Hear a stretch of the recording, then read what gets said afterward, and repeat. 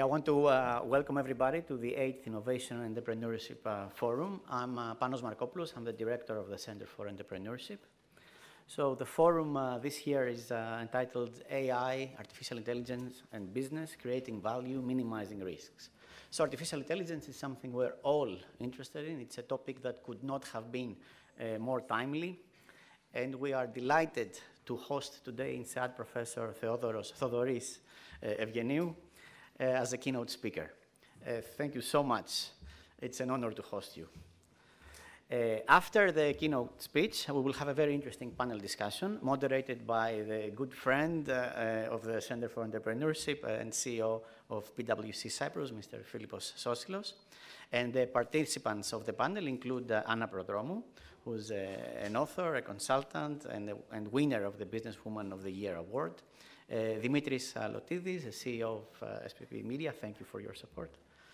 Xenia Miskouridou, our good colleague, professor at University of Cyprus, herself an expert in artificial intelligence, and of course, Professor Evgeniou. I would like to extend our gratitude to our corporate sponsors, and especially to our major sponsor and contributor and strategic partner of the Center for Entrepreneurship, the CEO of PwC Cyprus, Mr. Philippos Sosilos, as well to the Ministry of Energy and Commerce, thank you, Mr. Fotiavi, who is a major sponsor of the Cyprus Entrepreneurship Competition. Now, about the Cyprus Entrepreneurship Competition. In the afternoon, after lunch, we will be hosting the finalists of the Cyprus Entrepreneurship Competition. We will have the opportunity to watch presentations from amazing teams this year, teams that are both in the initial stages as well as teams in more advanced stages of their startup journey. We will have more to say about this after lunch, but I promise you this, the quality of the teams this year that are selected from a record number of applications will make you feel a little bit more optimistic about the future of the island. I would now like to ask the rector of University of Cyprus, Professor Christofidis, to deliver a few remarks.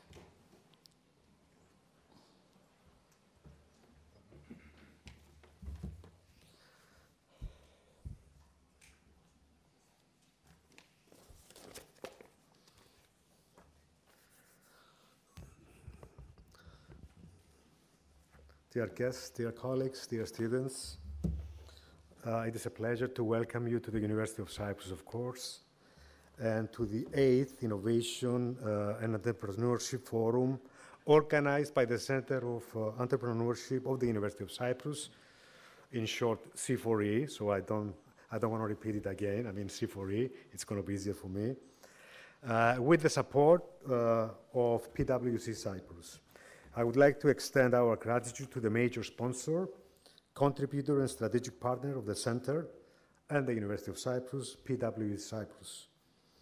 Since its establishment in 2015, the Center reached out to the university community seeking to identify needs, expectations, and opportunities regarding innovation and entrepreneurship.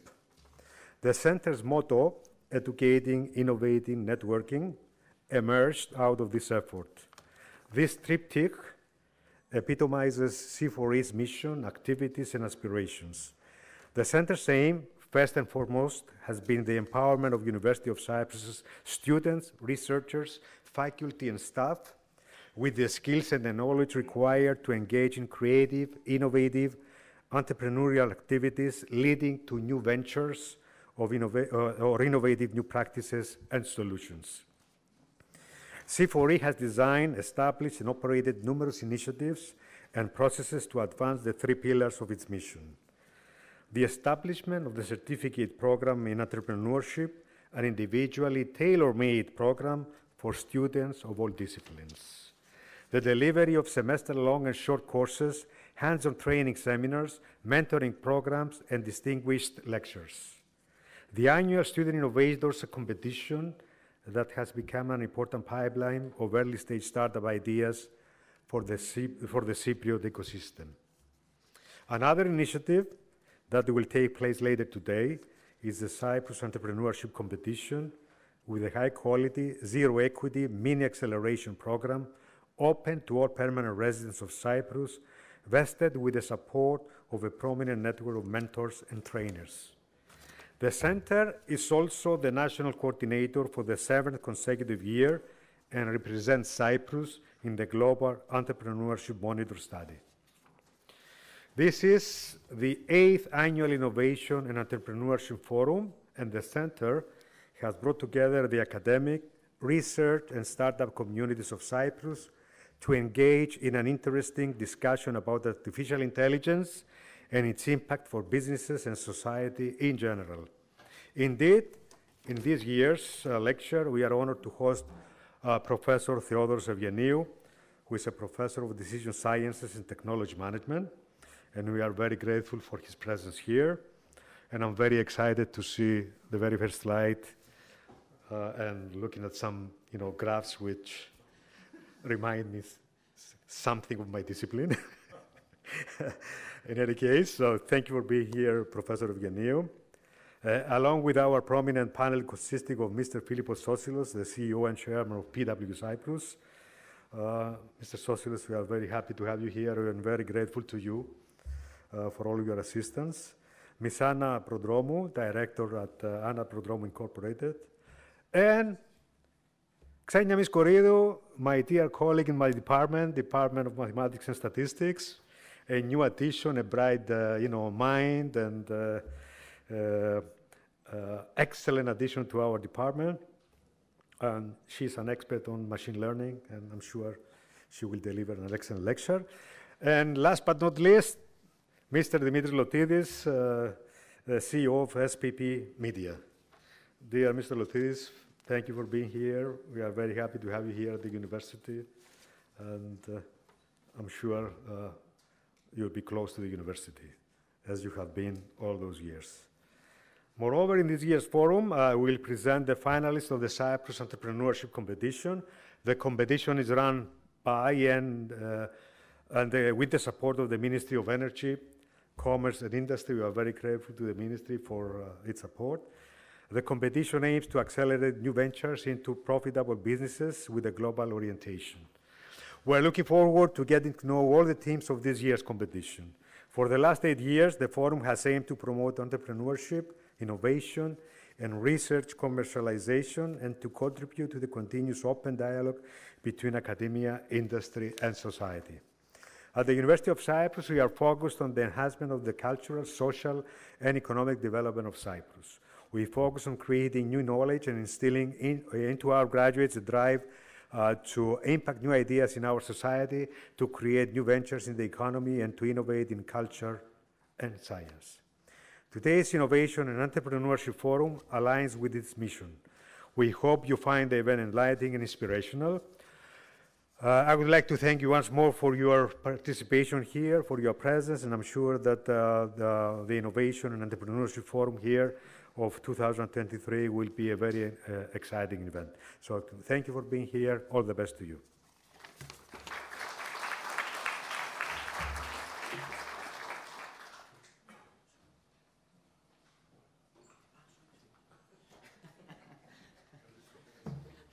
I would now like to ask Mr. Philippos Sosilos, the CEO of PwC Cyprus, to deliver some remarks also.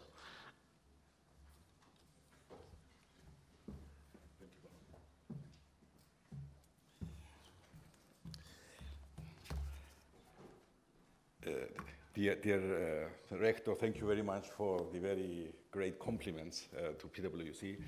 Dear friends, let me say that it is with great pride that we indeed see ourselves as a strategic partner to the University of Cyprus at large with scholarships and other activities, but specifically to the Center of Entrepreneurship. And it's true that it is for the full 8 years that we have been supporting this Innovation and Entrepreneurship Forum. As those of you who have heard me speak as PwC, but also in various forums, you know my passion for how Cyprus can achieve an amazing potential and how we have contributed to the development of the vision for Cyprus, Vision 2035, and how for that vision to come to life, we need all stakeholders in the ecosystem to really work together. So I am a passionate believer that if the private sector and through entrepreneurship within the private sector, but with great inspiring minds in academia, but also research and development, public sector, and all the other stakeholders, society at large, we can achieve great stuff. But we need to work together. And I think this forum is one of the great examples where great minds come together and inspire each other and spark each other and create new value, which is fundamental and foundational to the ability that we can have as a country to fulfill our potential. So innovation entrepreneurship is very much at the heart of new value. Artificial intelligence in itself is at the heart of new exciting forms of creativity and innovation.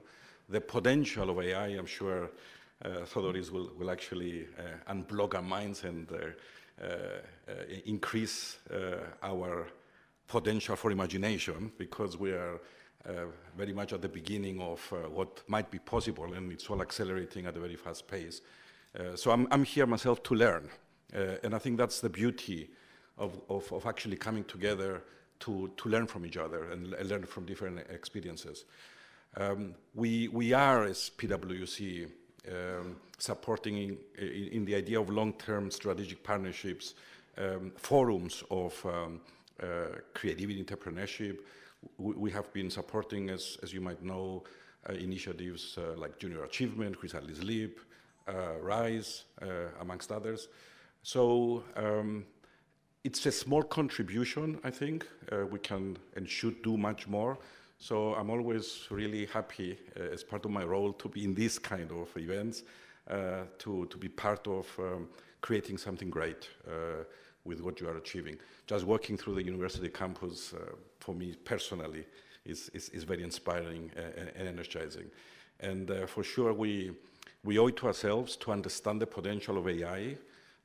Generative AI, it's an evolution step change within AI that creates, as we know, huge potential. And I hope that we will leave today's forum more informed, more excited about how we can, as Cyprus, be part of that creation of new value and the race for competitiveness as country, to be part of where the globe is actually moving towards. So thank you very much for organizing this. Thank you very much for keeping us involved. And I look forward to a productive conversation in the panel after we really get lots of good additional information from Thodoris. So enjoy the rest of the event.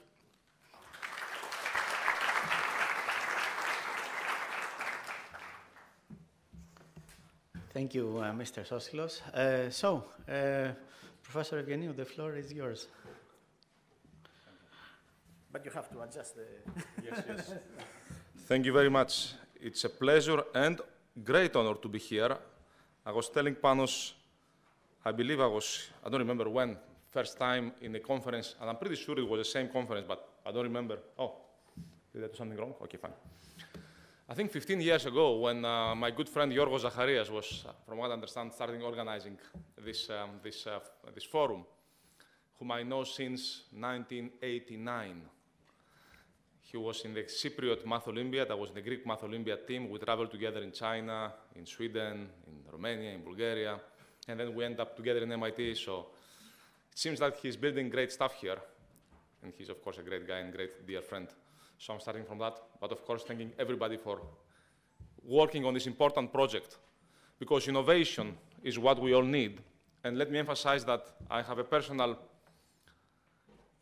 somehow wish that we, and when I say we, I don't mean only Cyprus or Greece or even Europe, I mean the world, for which Europe and Greece and Cyprus are part of, innovate in a balanced way. And I start from that because, as we will see and as we know, the center of gravity these days is in US and China, and some UAE even, and some Singapore and some here and there.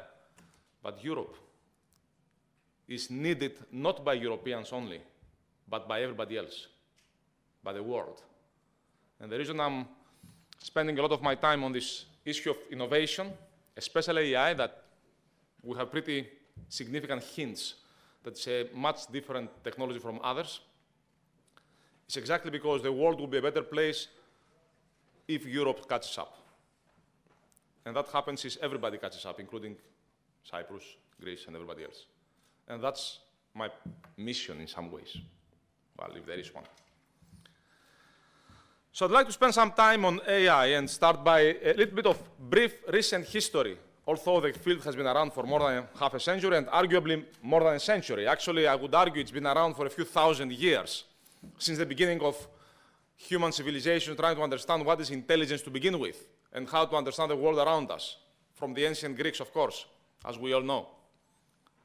However, the recent field of technology has been half a century, and the most recent one, 25 years or so, and the even more recent one, about 10, 15 years, and the last one, the latest one, about 1 year.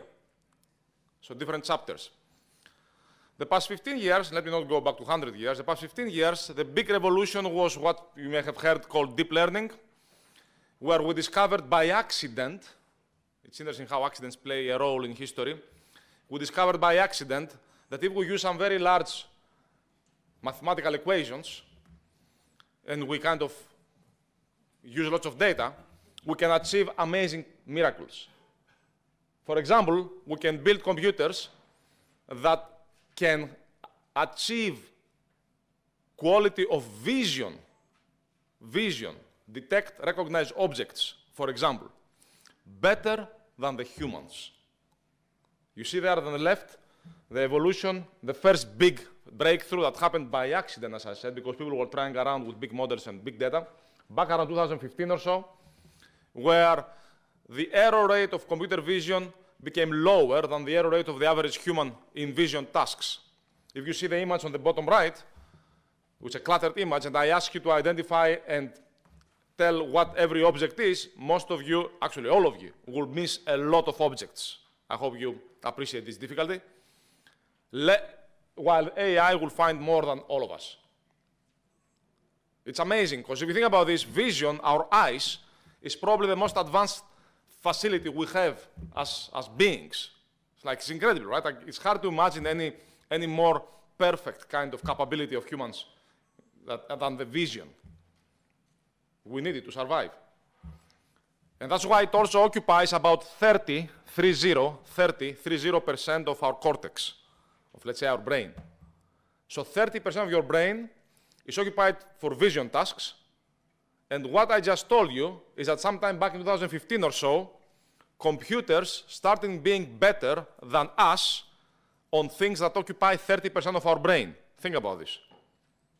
30% of our brain is already dominated by computers.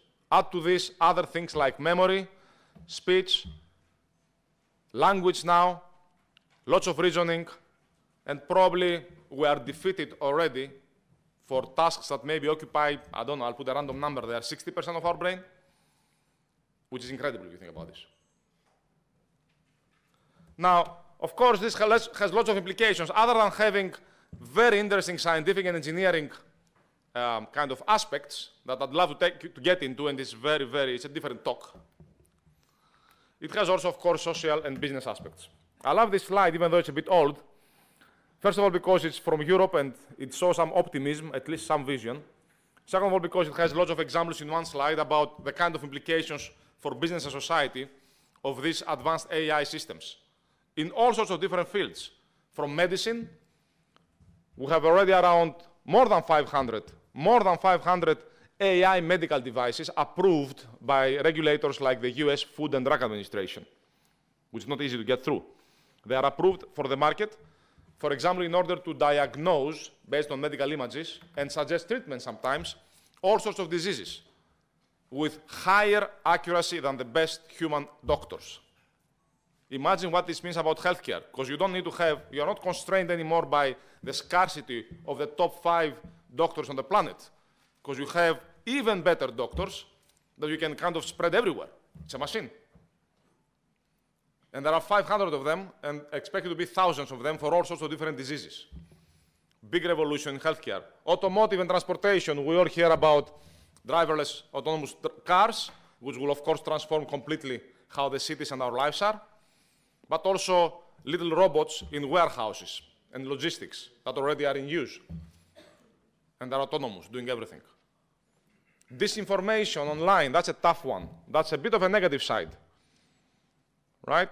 It's an issue that has to do with lots of the potential risks that this technology can create, including messing around with our political systems and our beliefs, which is a significant issue. And then, of course, even agriculture. Agriculture with kind of drones, if you have big enough farms, or other economic ways to do things better, business opportunities, of course, that can kind of 24/7 supervise animals, plants, and give them personalized water and pesticide 24/7. Each of them exactly what they need, with no human interference. Imagine the optimization that's happening there. Energy. One of the most fascinating ideas I've heard is the concept of the Internet of Energy, or energy of Internet, one of the two always confused. What's the idea there? Think about the following simple example. We all have electric cars a few years from now, let's say, electric vehicles. They are parked in our parking lot. Your car is late at night, 3 a.m., and your car has no battery. My car is next to it, has battery. And my car is connected to my phone, therefore knows all my life, much like your car knows all your life. That's easy. And my car knows that I'm traveling here, and I'm not going to be back until 2 days from now. My car knows this. So your car raises a hand and says, I don't have battery and I need some battery for 7 a.m. because my driver needs me. Anybody around can give me some energy. My car raises a hand and says, I can give you because from what I see, my driver will not be back until 2 days from now, so we'll figure it out later. Thank you. How much do you say, at what price? I don't know, 10 cents for whatever. The car next to me says, hey, wait, I'll give you 2 for 9 cents. And the other guy says, oh, wait, 8 cents. And then there is a bidding war, like online advertisement bidding, all automatically while we are sleeping or traveling. Now take this and generalize it to energy trading, storage is a big missing technology. Once we electrified and we can store and we can connect, this energy internet is possible.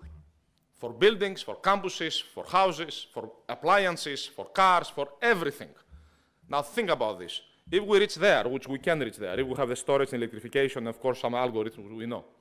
If we reach there 10, 20, 30 years from now, how much more efficient will our energy consumption be and supply and demand match? Think about this. Probably 10 times more.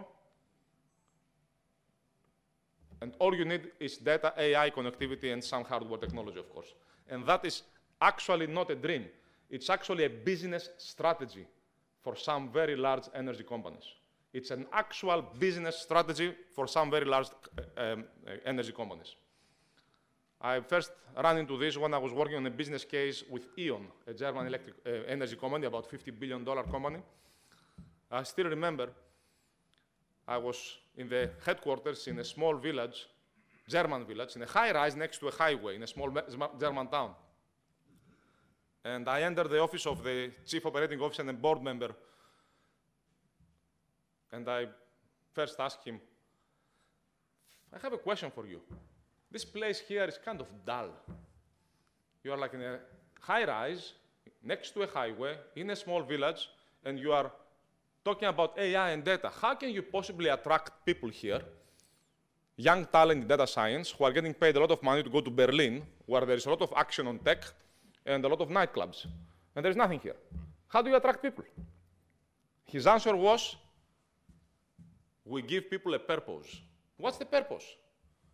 Energy transition. Wow, and what does AI have to do with this? Well, our new strategy is that we want to become a coordinator of the energy internet, what I just described, the Google of the energy internet, basically, or whatever you want to call it, coordinator. That's a business strategy.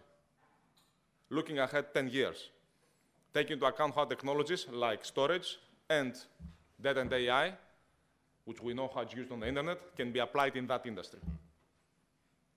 It's today and not tomorrow. And then we have the stuff that happened the past year, which is fascinating, which takes us to a whole new world with a whole new scientific field that some people call it artificial neuroscience. It's a fascinating field. Actually, if you look at this online, the technical term, I highly encourage you, especially those studying, to look for a technical term, mechanistic interpretability. Mechanistic interpretability is a term that came out less than a year ago. I like the version artificial neuroscience, it's the same thing. It's booming in universities as we speak. I'm pretty sure it will become the big new science. And what's the idea? Well, what's the idea of a science? Science, physics, chemistry, biology, what are they about? A science is you have an object of study, the brain for neuroscience, the universe for physics, the body for biology, and you study it with theory, experiments, hypothesis. Hypothesis, experiment, theory, to understand. That's how we got physics theories, right? That's what science is. So this artificial neuroscience, or mechanistic interpretability, as they call it, has an object of study, for which you have a theory of what it does, you do experiments, and you hypothesis, testing, experiments, theory, you understand what it does. Like we understand what the universe does, and physics, and neuroscience, and all those things. And it's called artificial neuroscience because the object of study are these very large AI models like GPT-4 and large language models that we don't know what they do. So let's study them. Let's see what happens if we go inside this model and change some parameters, dissect the brain of the AI, if I call it that way, and see how the behavior will change, for example. And these are actual methodologies with math and experiments that are happening as we speak. It's the new field. Keeping science aside, and by the way, as we do this, it's not like a brain where we cannot dissect the human brain, right? You cannot go there and do experiments with human brains. Here, you can do as many experiments as you like with this brain. You can go and change parameters and see what it does. As many as you like. So this science will go really fast. And we will be able to understand pretty fast how these things behave and how to control them. And as we understand those things, which are trained on data we generated, our language, our biological data, our speech, our images, we may even understand more about the human brain itself. Because we have a digital twin of that. It's not really a twin. It's not at all a twin. Something that learns from what we generate. And that's a fascinating new scientific field that has, of course, implications of science and technology and engineering. Now, let me go back, however, to the business implications, which are already here today. This is a short list, 2 months ago or something, from Sequoia. I'm sure the list is triple now, of Gen AI startups. You see startups all over the place. Healthcare, sales, marketing, design, prosumer stuff, entertainment, co-pilots. A keyword these days, co-pilot, means human plus AI doing something together, like a co-pilot. And all those things are expected to create enormous economic value. Now, of course, the numbers can be pretty random numbers. For example, here is some estimates from McKinsey Global Institute, on the economic value created by Gen AI and AI. Gen AI is the blue one, and the black one is a traditional AI. Now, the blue one, plus minus a couple of trillion, right? Trillion, not billion, trillion. Let me just remind you that the global economy is about 100 trillion. 100 trillion is the global economy. 2025 is the US economy, roughly. I don't know what Cyprus is, actually. I know Greece is around 200 billion, but I don't know what's that. Surrounding? Okay, surrounding. Yeah, it's like a few AIs around. Yes, whatever it is, but still, a few billion. Here we're talking about trillion, just to put some perspective. So the annual new economic value created, estimated to something around 4 trillion. It's a range there. On top of the 10, 15 trillion from AI, the non-Gen AI part. This is about, what is that? If we go to, let's say, a range of, in the last line of let's say, 20 trillion, 17 to 25, let's say 20. 20 trillion is 20% of the global economy. 20 trillion is like 5 Germanys. 5 Germanys every year. Can you grasp this? Of course, this is plus minus some trillions, right? Some rounding errors. But where is this value coming from? Is it a hype? I'm curious whether, I saw there are 2 stock prices, the red and the blue. I'm wondering whether anybody can recognize. They are overlaid, but they are from different time periods. They are just over 2 years, as you see, August to August, twice. but different years. I don't know if anybody can guess what companies these are. These are stock prices of two companies. I'm sure you know the companies. They look kind of similar, right? Kind of similar. One is NVIDIA. Exactly, and what's the other one? Sorry? Cisco. Cisco was fueling the internet, for those of you who remember. Today, NVIDIA is fueling AI. Compute of the internet, what was network routers back then, was Cisco. Cisco was at some point, I think, the biggest company in the world, if I remember correctly, maybe second biggest, I don't know. Right? Cisco. And then 2000, what happened? It crashed. The internet crashed. However, even though Cisco has its own issues, the internet economy, more than, I don't know, 5 times, 10 times more increased since then. Take a look at the Amazon stock price. It's like if you see the Amazon stock price, it's down there. The green one. Do you see year 2000? Do you see the dot-com crash?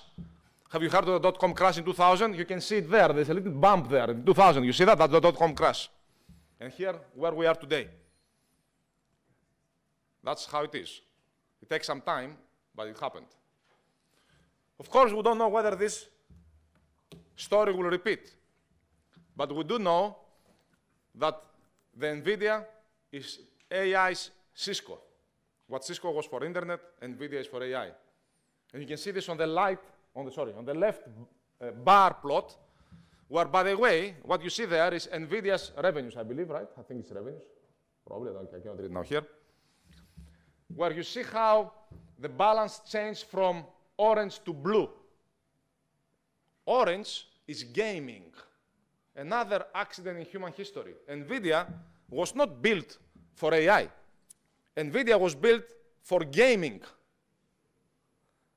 Games are video games. They have screens, right? You have to generate images very fast. Photorealistic images fast. An image is like a table of numbers, or maybe 3 numbers each. Let's say every pixel is a number, let's say, for simplicity. So it's a table, it's a matrix, as they say in algebra. An image is a matrix. And to do fast image calculations, changes, you need to have GPUs, graphical processing units, not CPUs, GPUs, that are very good at doing matrix calculations, because it's images and you do matrix calculations very fast. And that's how the GPUs were developed, for matrix calculations, back in, I don't know, 10 years ago or something, 15, from NVIDIA, maybe more than that actually, 20, I don't know how old NVIDIA is. So NVIDIA was built for games to do matrix calculations fast, to generate images fast. That's the history of NVIDIA. And that's why you see the orange was like the biggest one back then, right?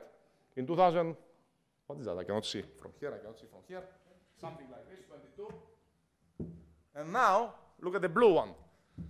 It's all about AI, which happens, deep learning, LLMs, GPT, happens to be an outcome of a series of matrix calculations by accident.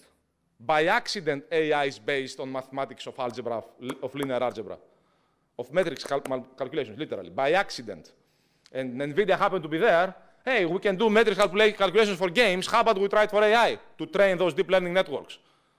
It works. Of course it works. And that's why NVIDIA is there, and that's why we have AI today, because NVIDIA, by accident, developed this matrix calculation processing units for games.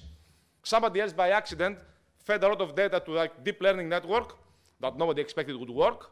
And we also, by accident, not so much by accident, we had a lot of data around. So put those 3 together and went up with GPT-4. It's incredible. And that's where we are. The next question is, where is the value coming from? Well, I gave you a lot of examples from different sectors in general for AI, from healthcare, from agriculture, from transportation, from everything, right? Energy. With Gen AI, we have new opportunities. One of them is, in a sense, an augmentation of our decision-making, or even of our creativity. The idea of copilots.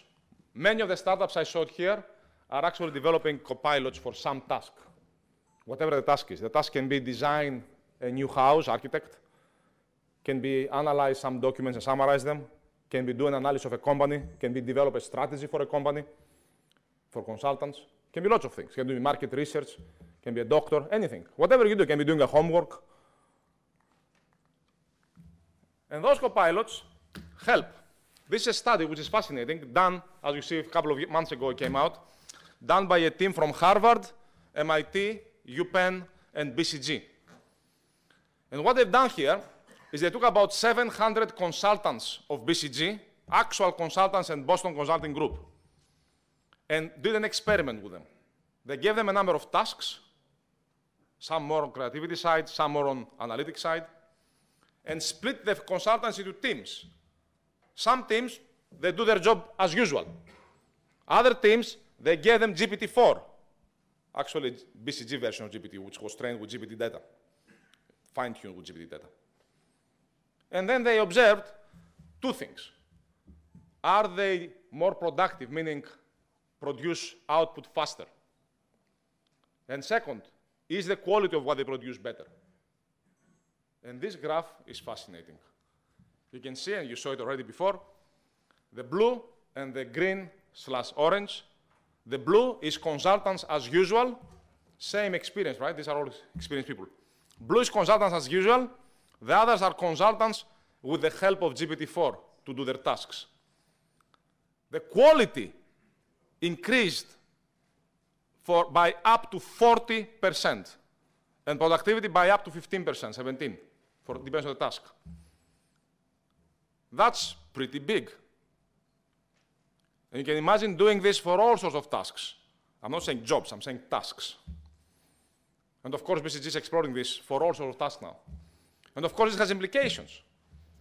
It has implications because, you have to understand for what tasks to augment people to do their job better, both faster and better quality. Imagine the value created if we can all increase our amount of output we produce for the same time, in the same time, by 20%, and the quality of what we produce by 40%, simply by using this copilot next to us. How much value will be created? You see where the trillions are coming from? And you can see this applying everywhere. Of course, interestingly, it doesn't work for all tasks. In some tasks, the performance was dropping. So we have to be very careful how we use technology. We have to understand what we are doing. So let me go to a few more cautious things. Many of you develop startups, and many of you work in businesses or governments, and you want to adapt those technologies. Probably after you saw this, I assume all of you are like, where do I sign up? I hope you are like that. Where do I start? How can I improve my and my teams and my companies and my country's productivity by 20% and quality by 40%?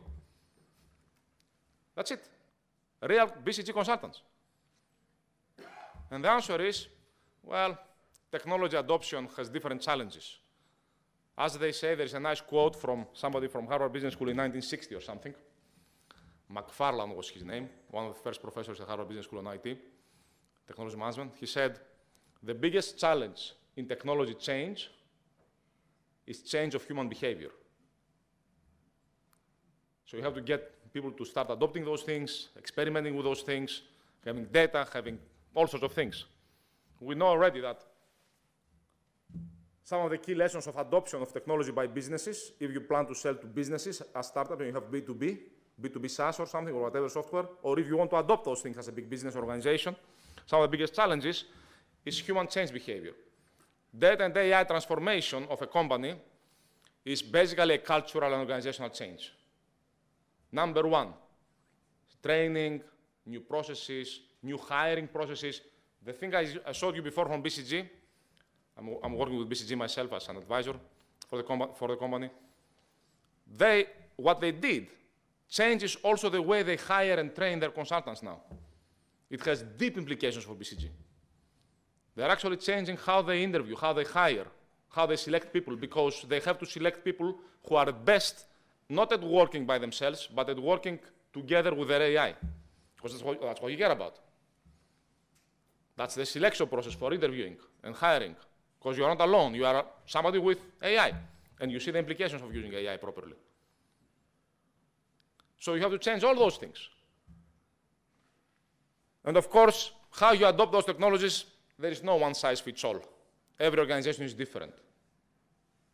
Depends on the maturity level, depends on the readiness, all sorts of things. You have to develop capabilities, Data, processes, data literacy, next one, right? IT, infrastructure, not necessary to engineering and links between the company, different units, while at the same time making sure you have some quick wins, because otherwise people get discouraged. And you evangelize the successes.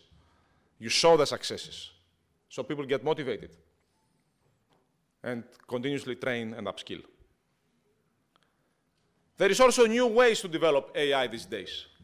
You've probably all have heard of foundation models. What's a foundation model? Foundation model is basically a very large AI model that does a lot of things, some of them better, some of them worse, but it's really powerful. Large language models and some of the vision models and image models and speech models coming out are foundation models trained on the whole internet, for example. They are trained on the internet, not on your company's data, not on your hospital's data, not on your government's data, but they've seen the whole internet. That's pretty smart. Imagine having read the whole internet and all the books humanity ever written. Those machines have read all that stuff. And then you can take them and fine-tune them, adapt them with just minor changes to your data and your context. And that's why they're called foundation models, because they are the foundation that you then fine-tune and adapt to your own applications with your own data, which is not very difficult. So you take this big brain that we all share, and there are about 10 of them on the planet, OpenAI, Anthropic, Google, Alibaba, Baidu, I don't know, Amazon, bunch of other, Grok, what's it, X. That's it, 10 of them today. Well, there are lots of large language models, about 3,000 large language models out there, which many of them are open source, of course, and there will be a lot more, but the commercial ones are roughly that. They cost a lot to build, the big ones, the other ones less. And we can use them, all of us, for different applications. Now, a couple of more things and I'll stop. We've seen the potential, we've seen examples of value creation, we've seen examples of applications, we've seen challenges of adopting those technologies in organizations, we've seen new ways to develop innovations. But here are some extra stuff. This is a slide from a good friend of mine, Jan Lechel. For those of you interested, we are publishing tomorrow an article on the OpenAI story, which is about governance. I know some of you are maybe not yet ready to read about governance, but in some of you, I'm sure you are already very much read about governance and the governance failure. So Jan is a good friend and old INSEAD alum. Look at some of the numbers here. 2023, NVIDIA is expected to totally sell about 500,000 GPUs of those high-end GPUs, H100s. Look only at column 2 and 4. So Germany is about a $4 trillion economy, France about $3 trillion economies. Remember the numbers I gave you before? Out of the 550,000 chips used to fuel AI, even though Germany is 4.4 out of 100 trillion, 4.4 trillion is 4.4, 4.4% of the global economy, it will use only 2% of the global GPUs. And France, even though it's 3% of the global economy, it will use only 0.2%. And you can do the calculation for Cyprus and Greece, I'm sure it's close to 0. Where is most of the GPUs used? Of course, the US. And of course, they stopped trade. They are banned in China. So they have the oil. And you see how bad Europe is. It's punching 2 to 10 times, Germany 2, France 10, and I'm sure others 100, below its weight, while the US is punching 2 times above its weight in terms of using GPUs to develop AI and fuel their economy and change their society. That's a problem. That's a serious problem. And then there are other problems, new risks. This is a report by the US National Security Commission on AI, chaired by ex-Google chairman and CEO Eric Schmidt, that came up with this report about 2 years ago or something, about all sorts of risks this technology can create. Geopolitical risks, many of them, but also others. New bio risks, disinformation, interference in elections, cybersecurity risks. new social media propaganda, of course, etc., etc. These are some of the risks. And that's why we have regulations coming in. Oops, what did I do here? I did something. That's why I have regulations coming in. Of course, Europe is leading that. If you can't innovate, regulate. Or if you regulate, don't innovate. I don't know which one is which, anyway. With lots of things coming out, including the EU AI Act, that, of course, famously is delayed. Interestingly, now China is ahead of Europe. And the executive order of Biden is ahead of Europe also, in some ways. You have the China, US, Europe, all of them actually regulating in different ways. You can see here some of the keywords. This is an interesting slide. These are keywords coming out from the Biden executive order for AI, the EU AI Act, and some laws in China about AI and generative AI more specifically. Of course, the Chinese ones are translated. You may want to look at these words, by the way, and see which words are obviously from Chinese regulations, which ones are from the regulation itself, from the text. For example, obviously, the word AI with social values, where is it? Somewhere. Where is social? There one. Socialist core values. This comes from the first two lines of the Chinese regulation for AI. AI has to have socialist values. If it suggests if it gives you an output, the GPT, it has to be socialist. Right? Social order versus social well-being. I keep confused which one is which, but social order and social well-being, one of them is European, the other is Chinese. Not American. The American one, you know which one it is? Those people are pragmatic. When you go to the American executive order, they talk about red teaming, which is a technical term. They talk about annotation rules. They talk about security testing. They don't talk about socialist values and social well-being. It's very interesting to see how this evolves. Let me close you with one last thing. As we speak, and as you see the impact and value of these technologies and the new scientific fields coming out, which are fascinating and philosophically interesting too, the world is moving at different speeds. Everybody's trying to understand how this will play out, what implication it has, especially as AI is a classic dual-use technology, civilian and military. And there are discussions already about how to kind of help harmonize the whole planet around how to develop and manage the risks of this technology. There are discussions about international institutions, a little bit like the World Trade Organization, the IMF, the World Health Organization, but for AI and data. Early days, maybe they will be folded inside one of those organizations, who knows? Maybe they will be separate, but we are getting in that direction. Because there is already tensions, obviously, and we understand the tensions between China and US, potentially. There are always tensions between somewhere and somewhere. That's why you have chip wars. This is a beautiful book, by the way, that shows the history of semiconductors and how it relates to defense and civilian. And that's why when at least we teach and discuss about AI, in the courses I do at Executive Education and MBA at INSEAD, I always cover a whole range of topics. From math and science, I talked about metrics, calculations, to IT issues, to organizational change,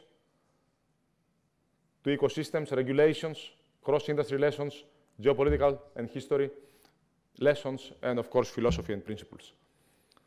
The education has to cover all those topics if we want people who come out from the universities to really holistically understand what these technologies are and what they can do for the world. I think I passed my time, so I'll stop here. I'll be happy to get some questions. Thank you.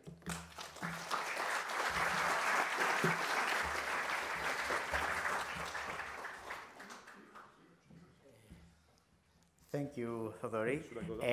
Actually, let's get the questions. No, you stay here. Let's get the questions as part of the panel. So I'll ask our panel to convene, and then we'll take, if we open it to questions, we'll never finish. I think most of you have like 3 or 4 questions each. So I'll ask our panel to convene, and then we'll take 3 or 4 questions that the panel will have the opportunity to discuss during their presentation, the discussions. So I want to ask Ms. Anna Prodromou. Δημήτρης Λωτίδης, Ξένια Μουσκουρίδου, and of course Evgenia, and Theodore, and yes. So the coordinator will be Mr. Philippos Osilos. Do you want to take the questions? Take 3 or 4 questions. Sure. Okay. You're going to introduce the panelists, or should I? It's up to you. No, just sit together. So Ms. Prodromou is an author, a consultant, and a winner of the Businesswoman of the Year award for Cyprus. Dimitris Lotidis, of course, is the CEO of SPP Media. Our own Xenia Miskouridou, a new faculty member in the mathematics department, and of course, Professor Evgeniu. And the panel will be coordinated by Mr. Philippos Osilos. Thank you, Pano. So we're actually on time with this smooth time management that Panos has just done. And I think it's right that we take the questions into the panel, so we give the opportunity to all our panelists to share their views and perspectives in answering the questions. And we really have 50 minutes, and what can we do with 50 minutes in this huge topic and the huge issues that you have brought up, Thodori, because I think by now it's very clear in my mind that we're talking about conditions of huge disruption across many industries. And you've talked about transformation. You've brought also the idea of the acceleration of that transformation that is taking place. I like that you keep talking about new value in the trillions and trying to understand value in trillions, and our questions will be around how Cyprus can tap into some of those trillions and how it can be relevant. Maybe a little bit more than a rounding error that Panos said. But I think at the end of the day, it is about imagination. It's expanding our dreams and ideas and of what is possible. Like you said, cars exchanging energy capacity. And at the end of the day, we're going to give to this panel a more sort of practical business approach.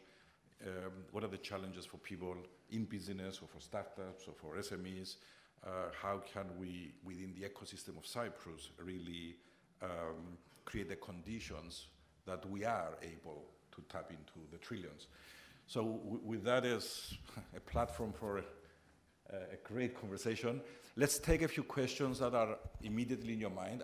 We're not going to answer them one by one. I'm going to try to capture them and inform our conversation as we go along. I already saw three hands, so let's start taking one. Yes?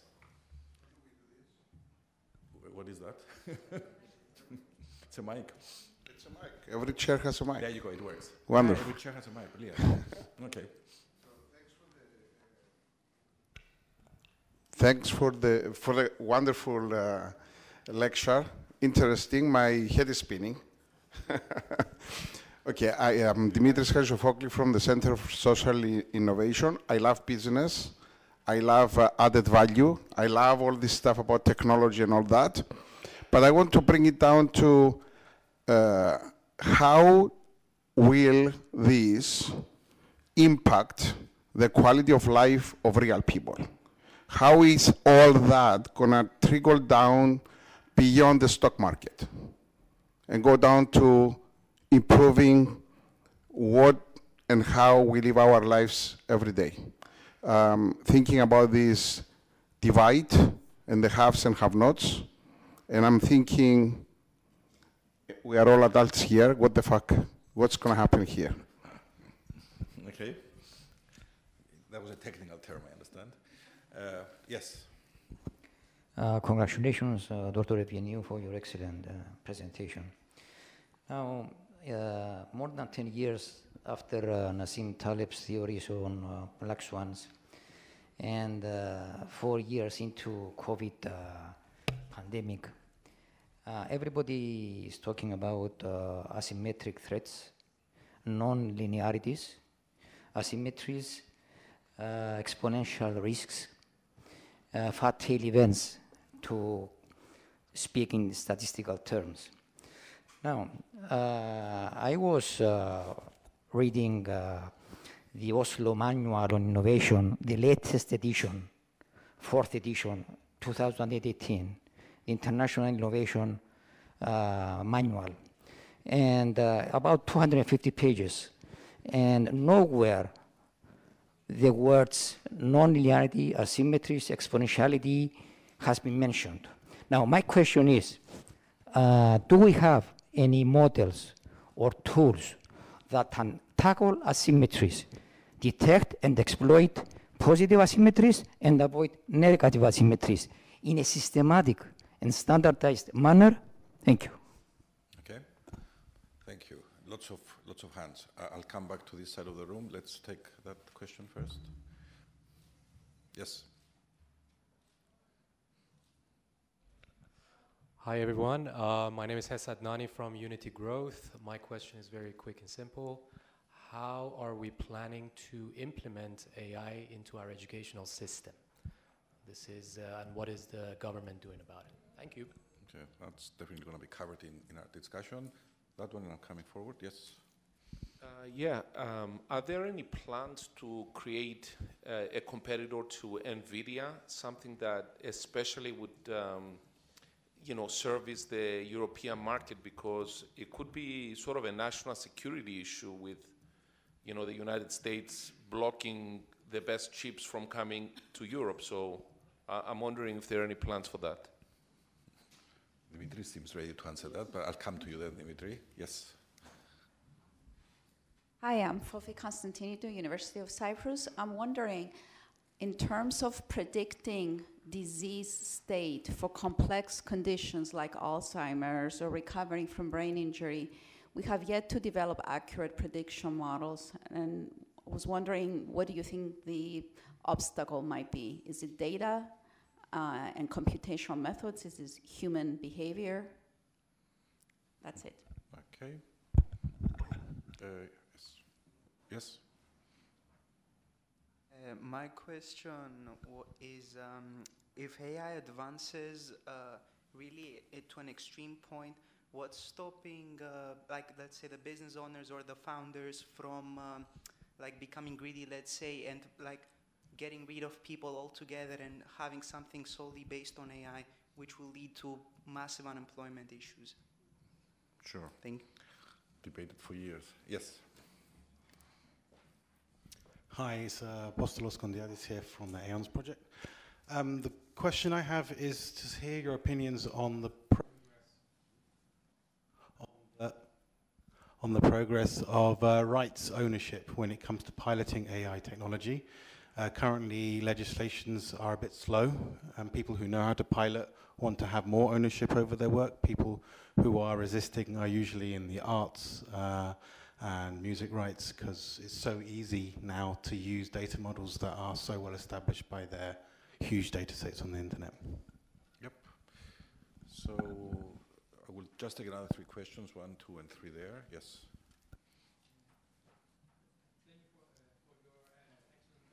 My question is, there is this big debate about open models versus closed models nowadays. So what is your take about it? Yeah, it fits to the previous question as well. Yes?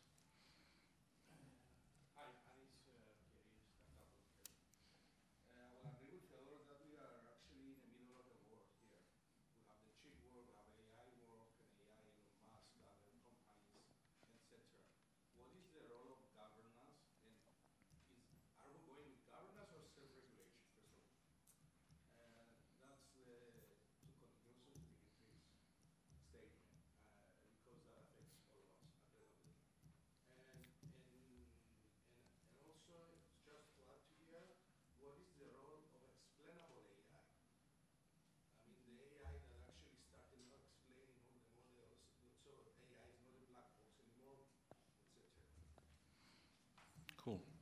And the last one, sorry, I said, there was okay, go for it. You look more passionate to ask the question. Okay, so my question is related to AI ethics. So whose responsibility do you believe that it should be? Is it just the government's, or it should be a common thing of governments and NGOs and businesses and also people like us, because it's in the end our data? And if it is mainly US and China, the ones who are having and producing AI,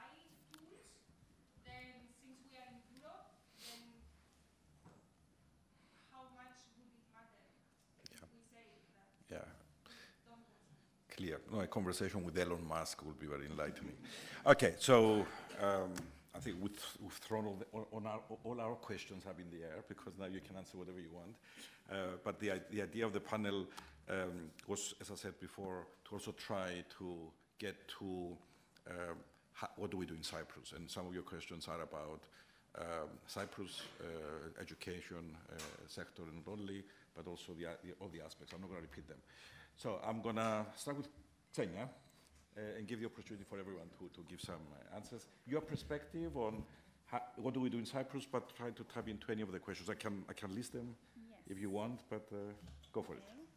Well, hi everyone. Firstly, thanks for the question, Felipe. And thank you for being here, and thanks the organizer for having me here. Well, I think I want to start by just reminding everyone just that AI is not new, and this is something that Professor Evgeny put very nicely there. It's not new, it's been around for ages. What is new is generative AI. So, and this, okay, there's been an explosion of things, right? It's in our lives, but this wasn't sudden, we just didn't pay attention. So AI is powered by data. Any industry then that, harvests all this fine-grained data can absolutely benefit. So yes, we can benefit in Cyprus as well. And we can list ways that AI can benefit Cyprus, not just traditional AI, but also generative AI. But then there's also the how. So what do I mean the how? We have to be part of this journey. You talked about ethics, you talked about transparency and things like that. I think as developers, we need to communicate well what the models are, how they work, what are the risks. We should talk about risks. We shouldn't avoid talking about risks. There is context. I think in every question that you all said, my answer definitely includes the word context. Not single method fits all.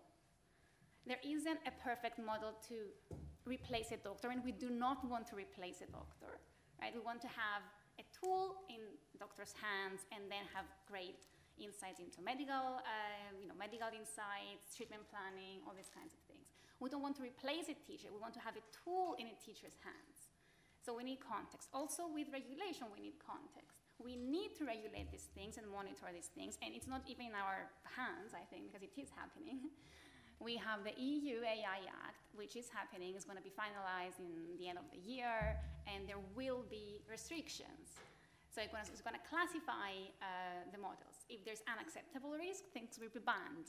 If there is high risk, there have to be, changes and stuff. So regulation is happening, if you're wondering about that, and this should happen, but always with context. It might change. We might need to change. Things are changing. So transparency, I think, is one thing that I really want to focus on. Transparency, how this model works, what data it was trained on, how was the data sourced, how it was validated, how it was pre-processed and stuff. So this is what I mean by transparency, and it touches upon explainability that Panis, you mentioned. We need to be able to explain what these things are, which means that we let's say as a government, the government should invest in education. People should know how these things work. I think a huge challenge is access to skill, education, access to skill, to knowledge. Direct funding of training, of PhDs, of postdocs, make sure that the curriculum prepares the students of tomorrow to be the business leaders of tomorrow. So for me, education is a key thing, absolutely plays a key role. Then there's access to data, there's explainability. I'm more than happy to talk about this more, but I want to give Thank you, Xenia. the chance to the rest. Okay, I'll conclude with Yes. my right section. So, Dimitri, your contribution to answer There the are some questions. interesting questions. Yeah. I have to address. I want to address. Actually, because it was a question about NVIDIA and chip making.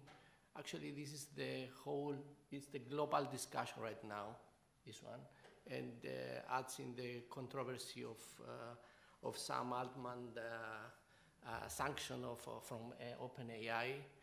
This seems to be the main issue because Sam Altman wanted to create from the back door a new chip and bypass NVIDIA.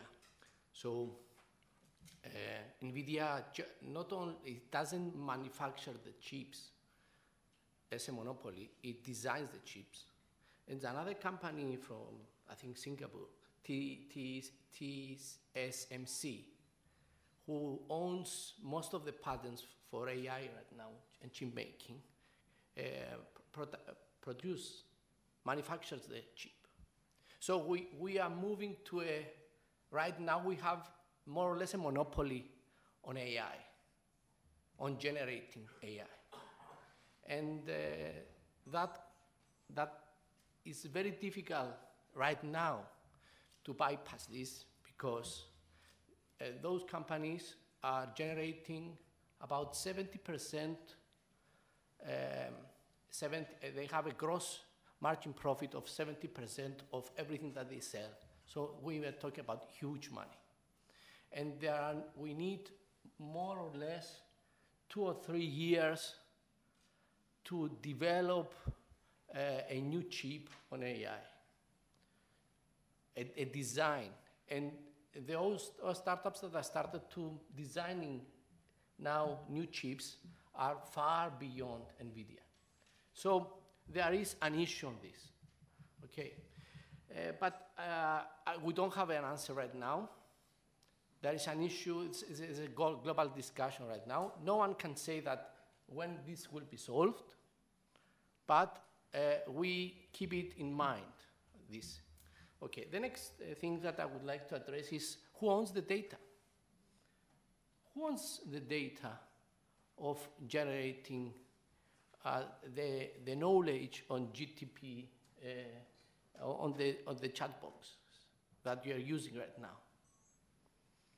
I mean, if I may have an example, if someone from the university tried to make an essay about, it's in the public sphere right now, about agamas and its environmental issues, okay?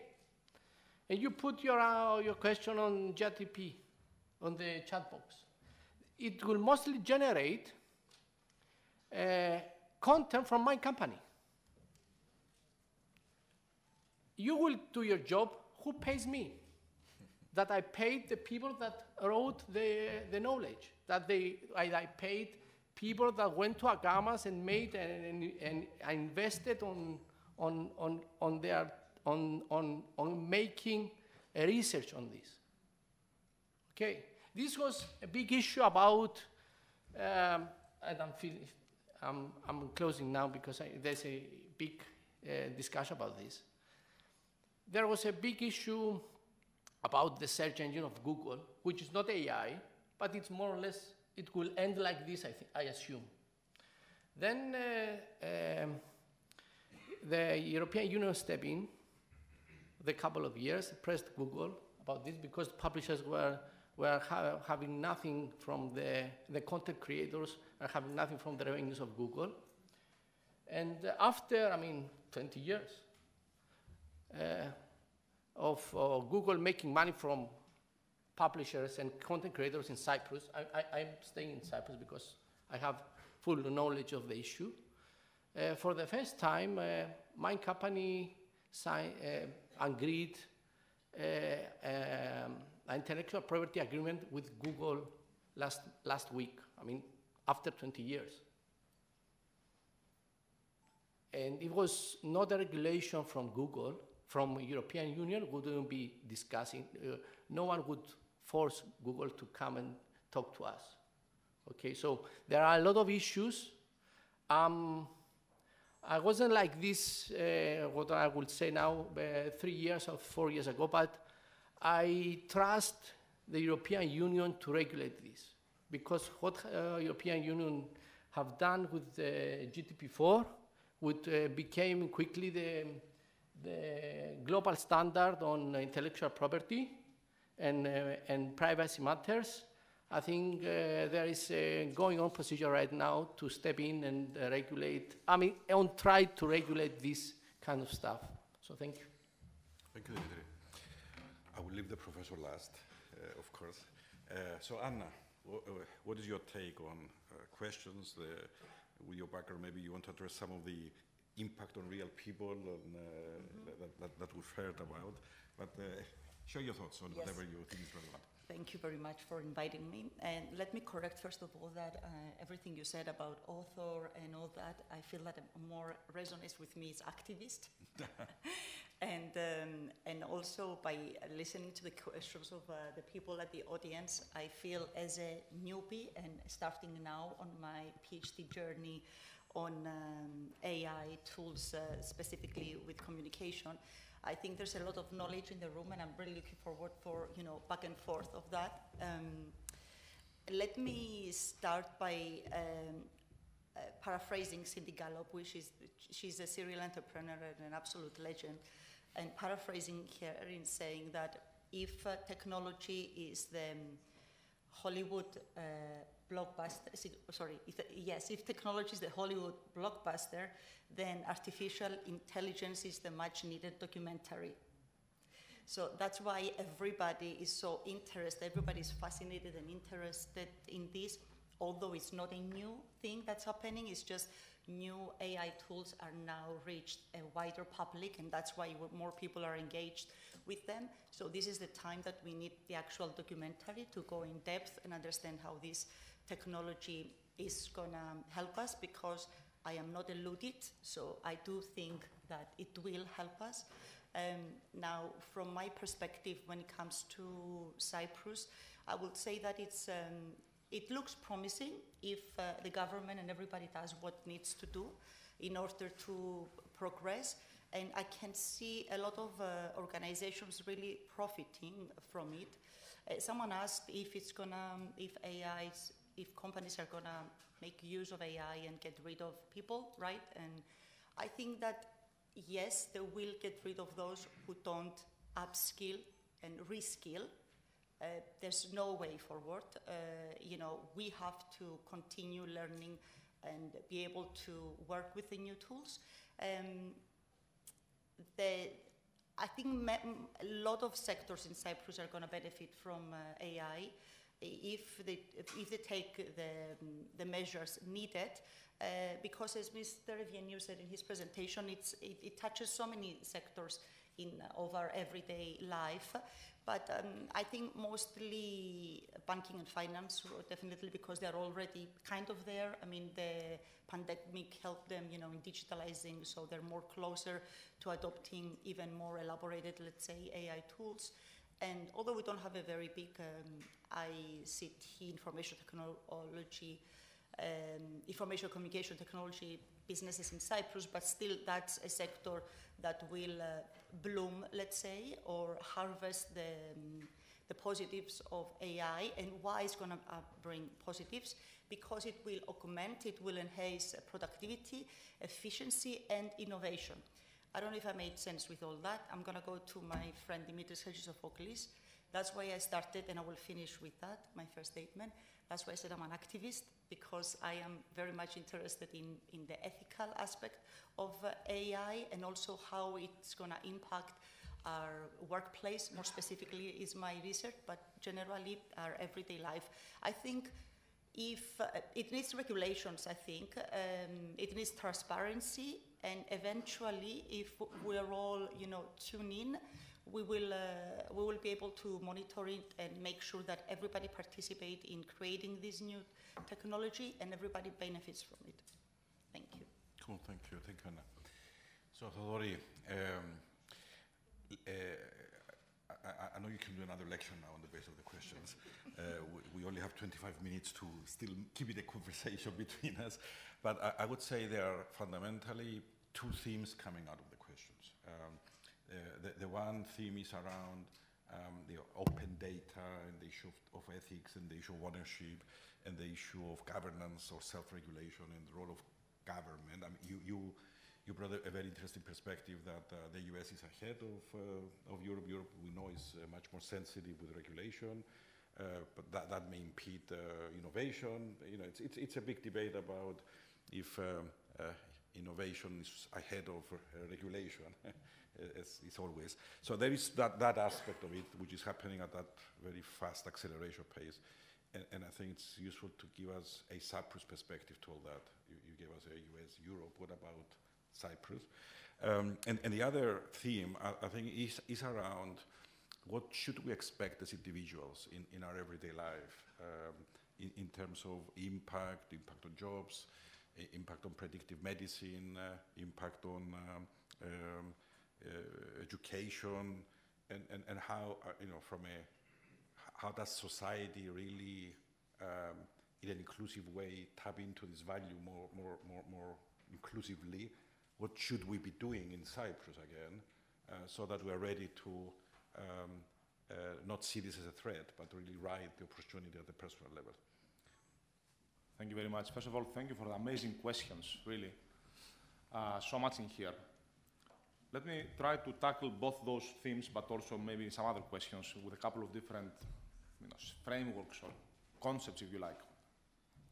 First of all, we should be very clear in our heads that there are two things we have to achieve at a high level: value creation and value distribution. Don't mix the two. Because if you mix the two, you may achieve none of them. So we have to start asking, how can we create value, first of all, and decide that part of the equation? And then we have to have asking, how do we distribute this value? Who appropriates this? Because otherwise we are stuck and we do nothing. That's extremely important. Great. This applies to many things, including the intellectual property, including to data privacy, including regulation, including everywhere. I'll give you an example which I don't remember, unfortunately, but I'll refer to the author of this example, or maybe one of the authors. It's actually not the author, there's somebody else. There is somebody that I highly recommend for you to check, a legend, in my opinion, of all these issues around law and technology. His name is Lawrence Lessig, L-E-S-S-I-G. He wrote a book back in 2000 from Harvard Law School, law professor, Harvard Law School. Code is law, or something like this. And first of all, he says that something very important thing, which is like our everyday lives and our economies and our societies are mostly constrained, back also to some of the risks somebody mentioned, by four key forces: social norms, law, economy, resource constraints. If we don't have the resources, how do we do this? And technology.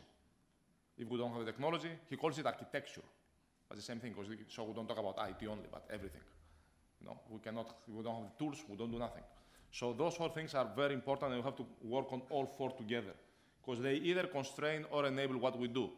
So we have to push culture, social norms, part of it is education. We have to push law appropriately, resources, economics, banking, all that stuff, funding, and technology innovation and adoption together. Let me go a little bit to the... Oh, and by the way, the story which I forgot to say that I don't remember anyway, it has to do with a story back in the US where, I'll get it wrong, I apologize for this, but it's well known, where at some point in the US they required some kind of copyright or something like this for American books, but they let the British books somehow less constrained because they want to protect the American authors, and the British are like, okay, who cares for them? What do you think happened? The market was flooded by British books. Right? A reminder of like how these things can play totally opposite directions we want. So we have to be very careful with this kind of effects. And by the way, some of the question about value creation versus value distribution is an economics question. An economist has to answer this question. Let me go a little bit now on both Cyprus, but also countries, but also more generally about advances in this space. Because we saw how AI can be used in all sorts of different applications, and as copilots or as autonomous. At the core of it, it needs data, it needs compute, and it needs people who can think what to solve with it, how to solve it, and how to implement it in a responsible, if you like, way and productive way. Data is critical. So, for example, you may want to consider policies around how to support data sharing in the country, potentially also in a safe way, obviously, potentially in privacy-preserving ways. There are many ways to mask your data and make them privacy-preserving. There are methods for this, technical methods, but also other methodologies. medical data, agricultural data, energy data, banking data, I don't know what, whatever is possible to do preserving, privacy preserving, and create open data sets for the country, for everybody to study. Critical, if you can do it properly, of course. Countries have been doing this.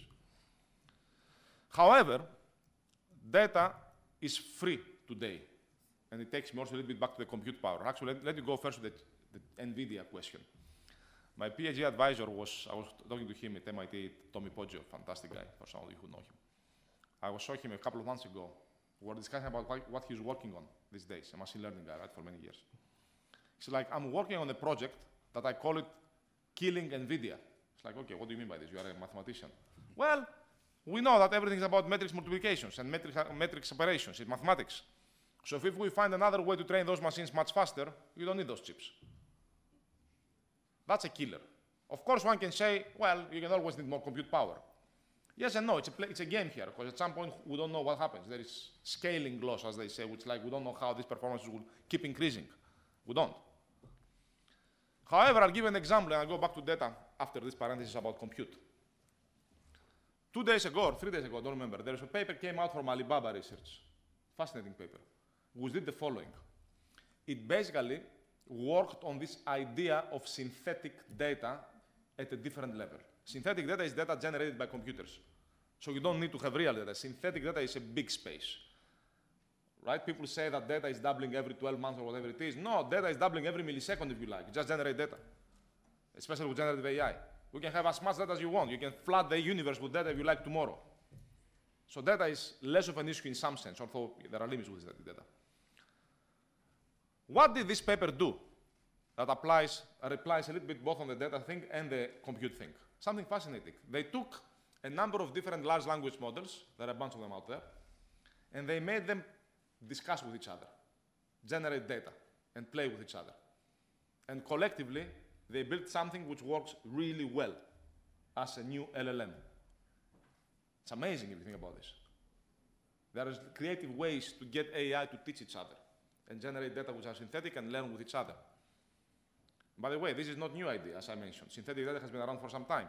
AlphaGo, you all know AlphaGo from DeepMind, that beat the best Go player, learned to play by itself by playing against each other, against itself. You just give the rules of the game, and then this plays with itself, generates data as it plays, and learns and becomes better than any human. That's the same idea, but not for languages, not for AlphaGo. And you can do it for other applications and have synthetic data. So yes, of course, you have to work on real data and create data policies and data availability in the country. You also have to consider synthetic data and how to combine and leverage AI to generate data which are useful. I'll give you another example, which is used already. You would like to develop for your business a marketing message, or for your party, government party, political party, a message for, let's say, somebody in a small town in Cyprus with specific demographic and education kind of background and specific interests, and you also know what this person is writing on Facebook because you see it, and you are wondering, what message should I give this person? Well, take GPT-4 or LLMs, plug in all the data and the text this person has written online from Facebook, give it as context to LLM, and ask it, what message should I give to this person? Interesting. So you can see how you can generate data and target things and understand. And this is done. This is not science fiction. This is done. Well, potentially. It's plus. Yes. And it's done for many ways. Going back to BCG, I was talking to my good friend Francois Candelon, who is an author of the study I shared with you. And I was asking him a question about the startup I co-founded, about how can we understand a bit market product fit in different ways. He's like, ask GPT. We are doing this at BCG. It's like, what? Okay, interesting. So, going back to AI, data, also synthetic, bypass compute sometimes as much as you can. And by the way, interesting, this paper came out from Alibaba, Chinese company. You know, necessity is the source of innovation. You don't have access to compute, you find another way. So that's interesting how this plays out. Yeah? Maybe doing them a favor by restricting them, and they come up with all those tricks. Who knows? And then, of course, human capital. And there are lots of things we need to know. We need to understand the basics about innovation, and I'm sure this is the right audience, and about business and society, and of course technical skills, and how to work with AI. A couple of other things, and I'll stop here, but I can keep going. Yes. So, on the risks and the explainability, we wrote an article with my co-authors from Harvard Law School. Again, as you see, I keep referring to Harvard Law School because we have to work with lawyers and economists and philosophers. Actually, this one with a philosopher also in the team. In Science magazine, it came out a year ago or something. The title of the article is Beware, be careful, of explanations about AI. And the argument is the following. In some cases, for example, cases which are high risk, high stakes, healthcare, for example, high expertise, healthcare, and the person is not an expert necessarily, us, the patients, you actually don't want to explain how AI works. That's riskier. I call it my mother's problem. Why? Because if my mother goes to any pharmacy and the pharmacist tells her, here is a pill developed by some herbs somewhere in the mountains of Icaria, and it keeps you young and fresh, my mother will believe it and will have even a narrative in her head that this is coming from Icaria. She will come back to me and tell me yet another story, and I'll be like, how do I explain this to you now? She thinks she understands because somebody told her a story. This is called narrative fallacy. And we can create narrative fallacies if we explain to people who don't understand sometimes those things, which creates overconfidence and eventually riskier behaviors. We may create trust because they think they understand, so they trust it. But trust can go against safety. It has to be trust and safety. So what's the answer? There are many answers. Instead of explaining, we don't know how these drugs are working. Does anybody know the chemical processes that these drugs work when we take a medicine? Nobody knows of us here. Maybe some doctors do.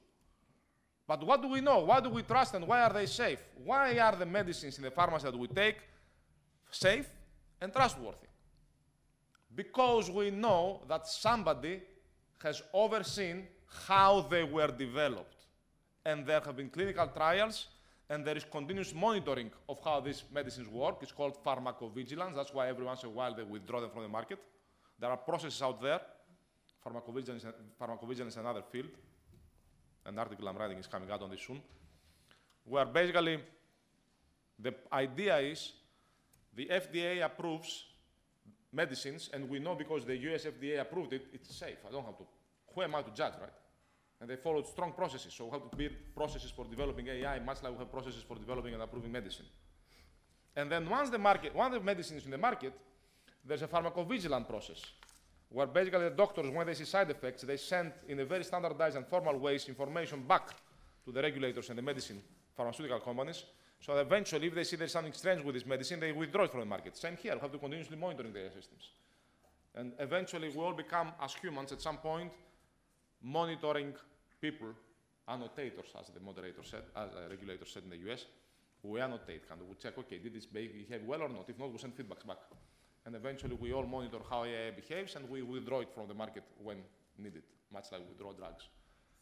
I'm not sure what questions I need to answer, but I stopped here. Well, I'm lucky I'm going to have dinner with you tonight because we can continue the conversation. I'll be sleeping by then, but yes. And Panos, which is another wealth of information. So in the remaining 15 or so minutes, I want to give as much value and airtime to my panelists to air their own perspectives into the aspects that we have opened up. So back to you, Xenia. Anything else you can contribute to this search for understanding? Well, I think maybe something like a summary would be, valued by the audience specifically. At least to my eyes, a summary. If we're going to say, okay, how are we asking the government to support in this? I'm going back to my argument before on education and skills. So I'm going to say access to the right skill and education. I think it's still important, which means the investment, the funding of programs, be open to foreign skill, and it means a lot of things.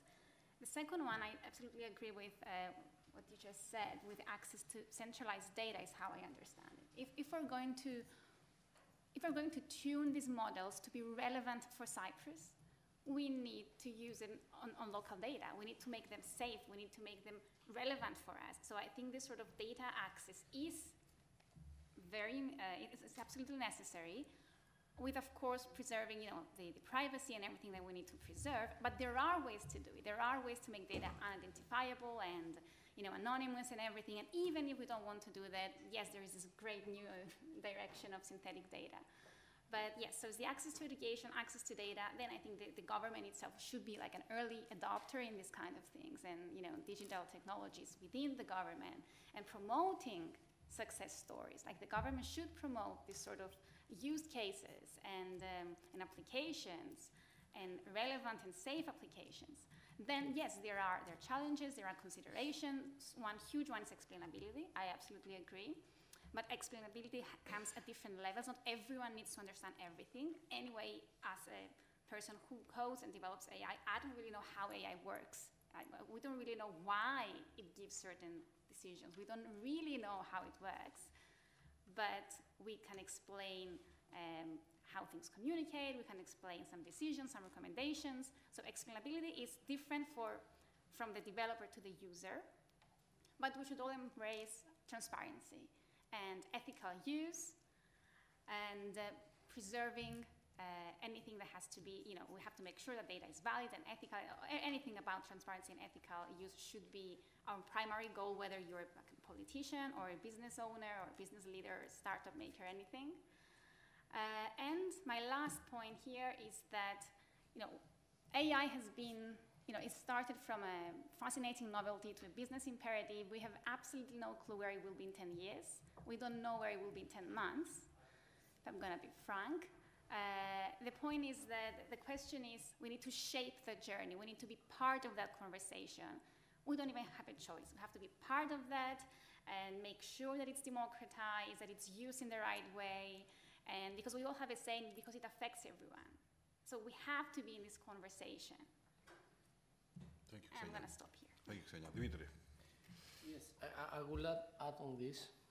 I think it's you should be having here also a government official, yeah. Because in a world that is moving so fast, when you have a so non-digitized education in Cyprus, and our digitalization of the government lacks so much, you cannot talk about AI before computing, okay? So we should be, all of us in this room, you should be talk and be a pressure group in our country to move things fast forward. We can't do anything else.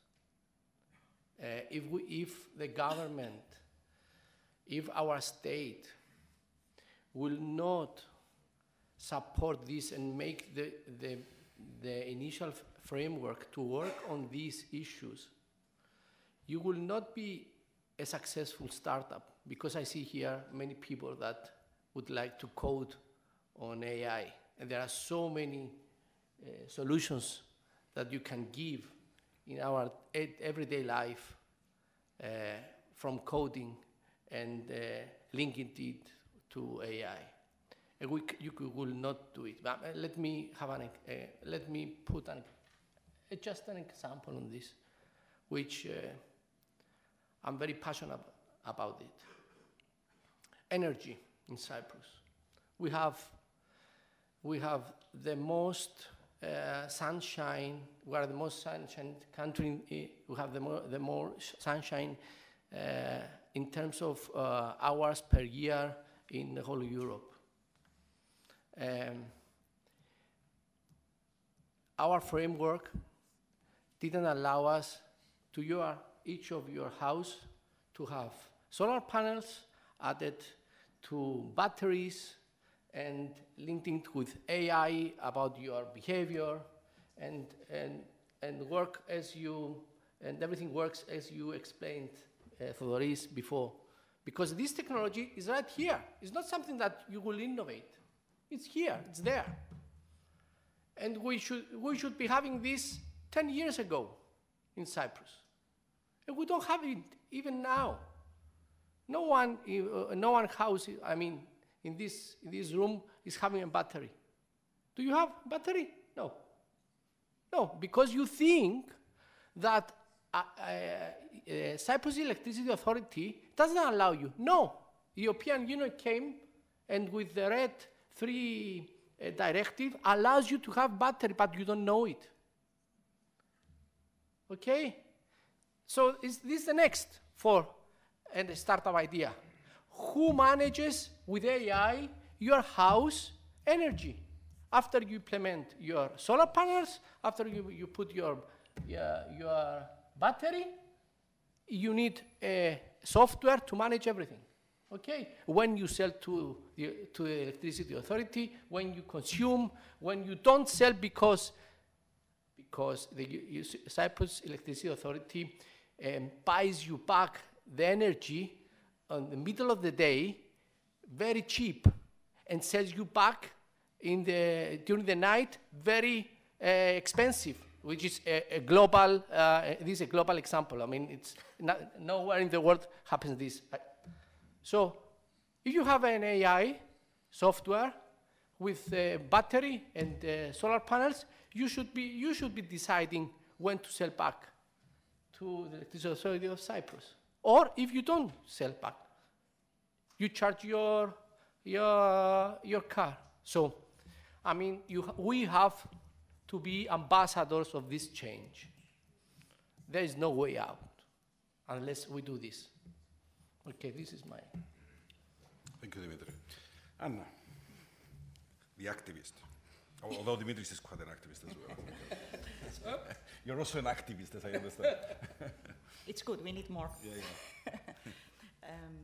Where do I start? Okay, first of all, I agree with the last statement that we needed a governmental official here, because without the support of the government, nothing can be done. I think they need to create financial incentives to companies to be able to adopt new technologies, maybe some tax discount, so they will be able to afford it. Also, there needs to be creating networks, not only with local businesses that maybe they can work together in either creating tools, not so much that, but really bringing in tools, or maybe adopting it to their needs in their businesses. There are many things. Some of these are already written in the A strategy for Cyprus. I have to admit that I'm not very hopeful of how many things are going to be done very, very soon, because everything is moving very, very fast. And there are a lot of challenges ahead. I think the biggest challenge is the fact that as humans, we are creatures of habit. So in order to change the way we think and the way we work, that is going to take time. And I go back to education. So it's not only investing in education, in the educational system, actually, which we're going to harness the benefits later on, but it's actually educating people, understanding what we're talking about on the level that they need to understand, so that they be able to, address their concerns and be able to adopt these tools. So I think there are a lot of things that need to be done. Nothing can be done on our own. Government needs to give incentives and regulations. The businesses have to be open and address, their employees' worries or concerns, and actually put leadership into practice. And us on a personal level, like really maybe educating, upskilling, and reskilling ourselves so that we can benefit from the brave new world. Thank you. That's it for me. Thank you, Anna. I'm tempted to give my own perspective as well. And I was thinking, so maybe I give my perspective, and then it will trigger some final thoughts for the panelists, and we finish with you as sort of final words of wisdom from you.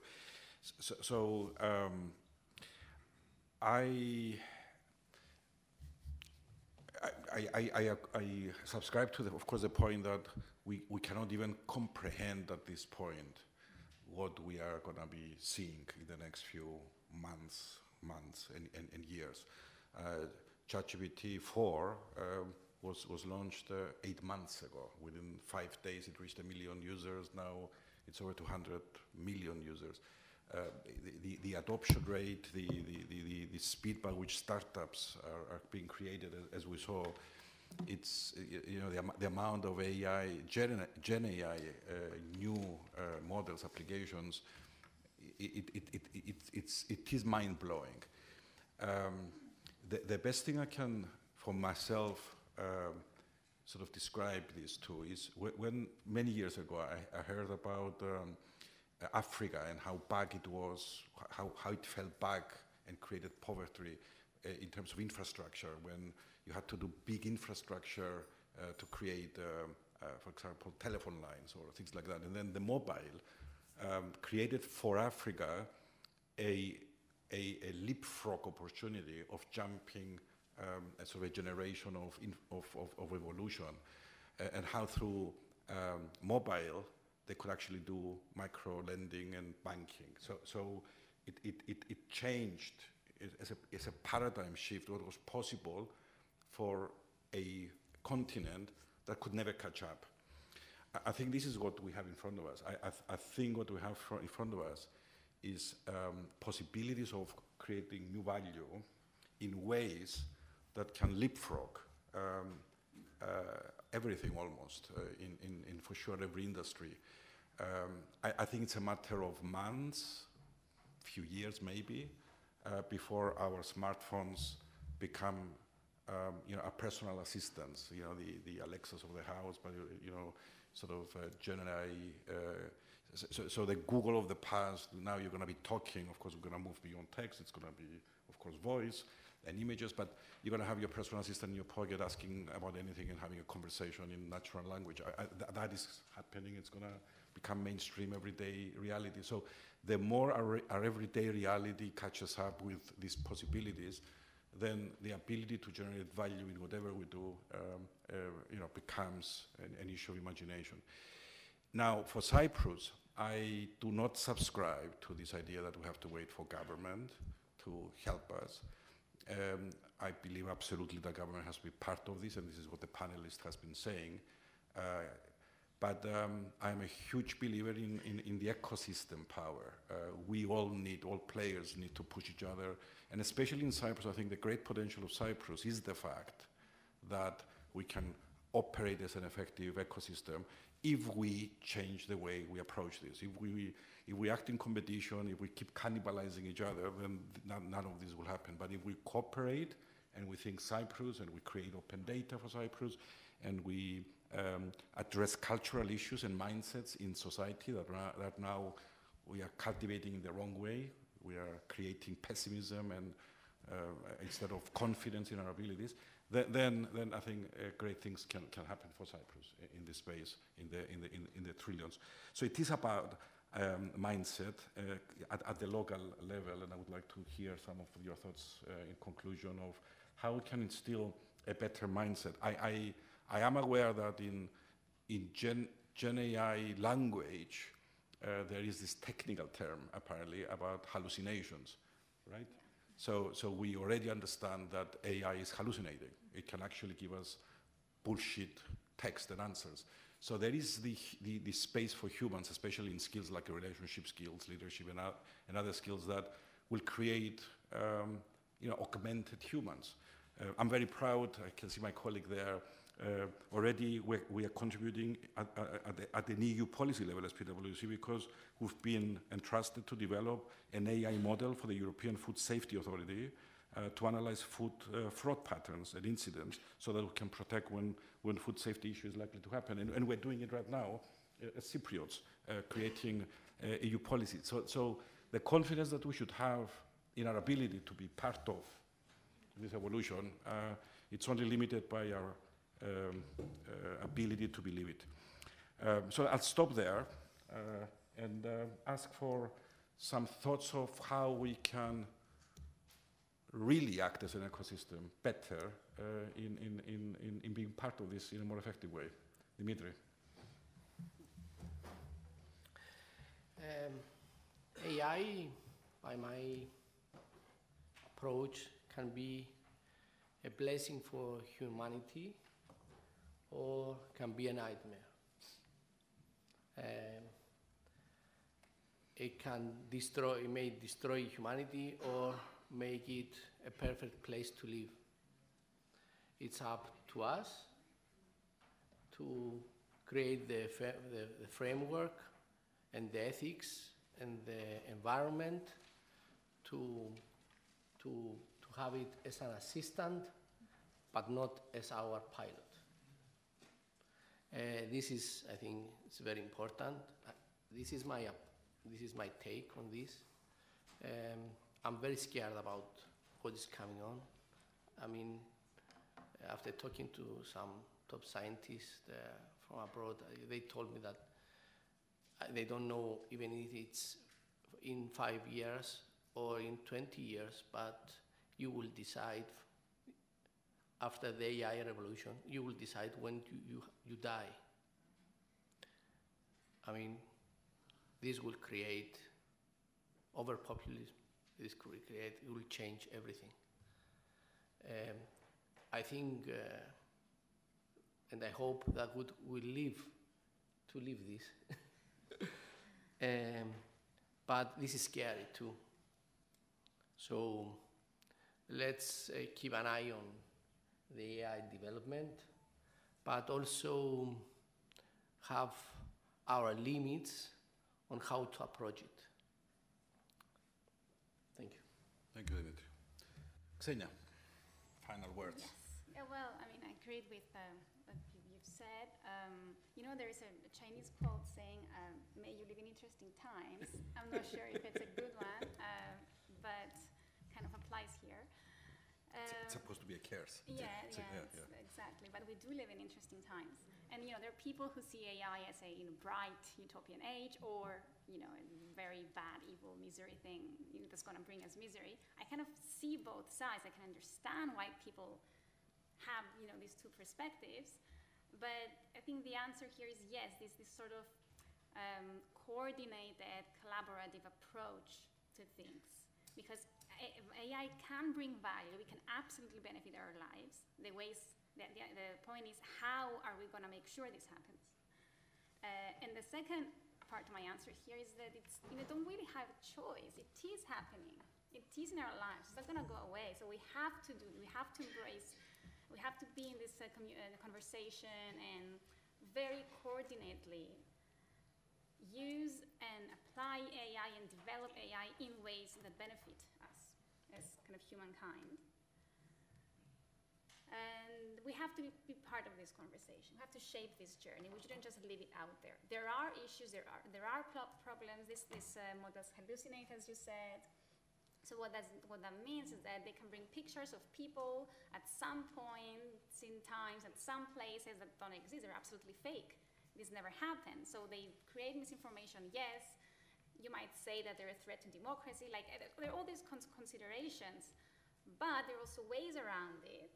There are ways to solve this. There are ways to approach them in the right way, to shape how we use them in our lives. So we just have to do it. Thank you, Xenia. Anna. I took notes. Good. In huge letters, so I don't use my glasses, so I can be able to read and see you at the same time. So it's a tool, okay? AI is a tool, it's nothing more than a tool, so we can either use it to benefit us or, if you say, to destroy us.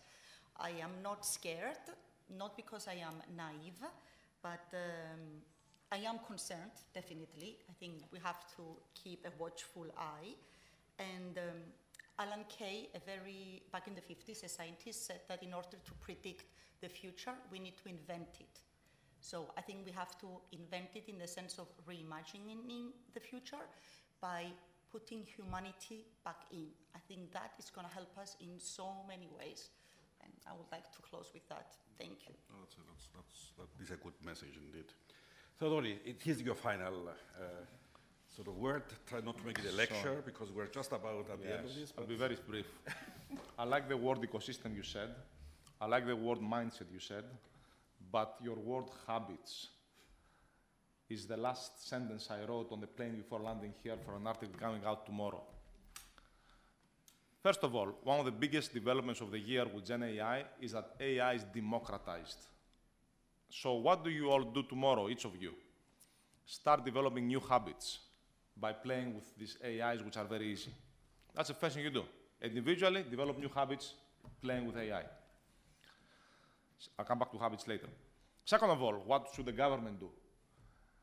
I'm going to direct you to share my thoughts about this to an article that was published in the Οικονομικός Ταχυδρόμος in Greece 3 weeks ago that I wrote with my good friend and colleague from ASOE, Yorgos Vikidis, professor at ASOE, on a proposal, five, six, kind of 7 ideas, I don't remember, proposal for the Greek national AI policy, which is, you can find it online. So, and I also have it on some slides here that I never went through because it was not the purpose of the presentation, which, by the way, the slides, feel free to post somewhere. You have them, so you can also see those slides, which are for the national policy for AI.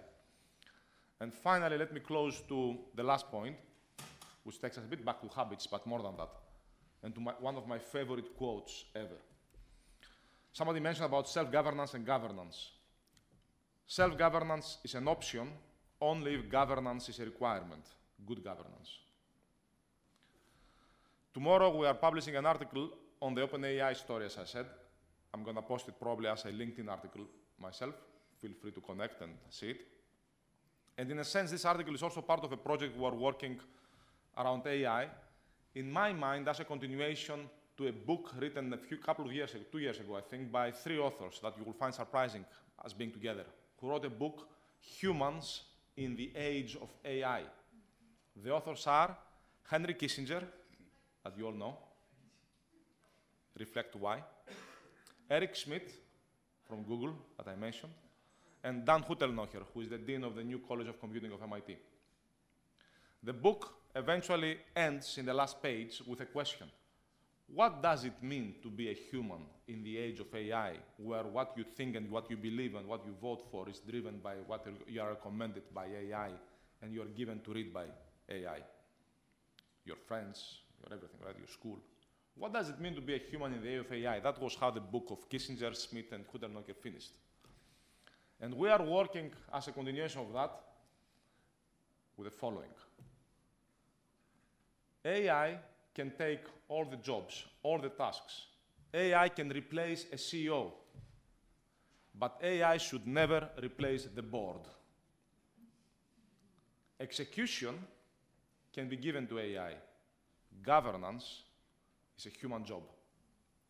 And let me close with a quote about habits that I was writing on the plane, which I'm very excited about.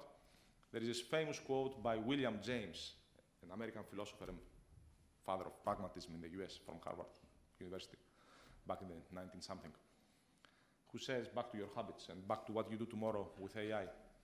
Habits, your habits, irresistibly, it's a beautiful word, take us to our destiny.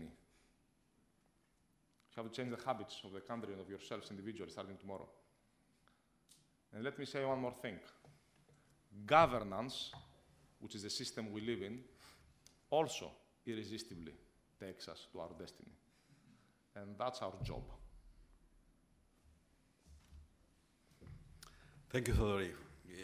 You did say philosophy is part of it as well. It's there. Absolutely. It's governance. I would disagree that AI can replace CEOs, by the way. I think they can. It can, but it should not replace the board. That's the point. Yeah, that's from a governance point of view. It should also not replace leadership, which is a human skill.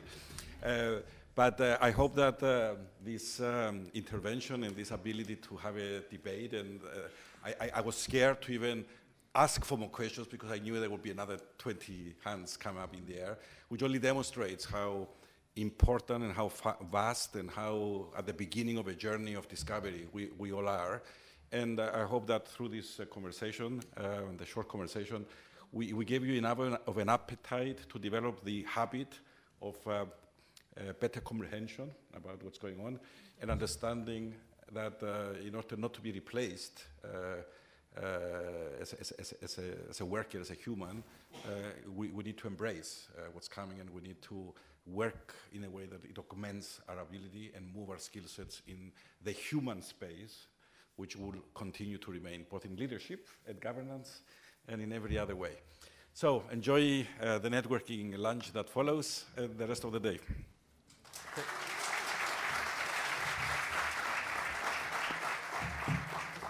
And thank you to my panelists.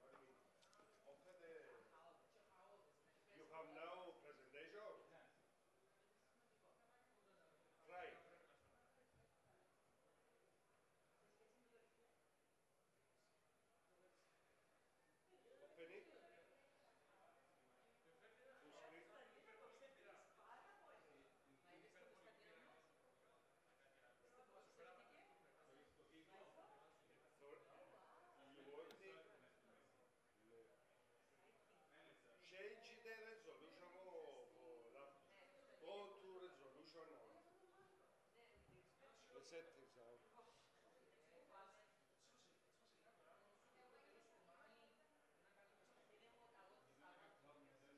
Screen resolution. Yes, there. Perhaps a screen resolution.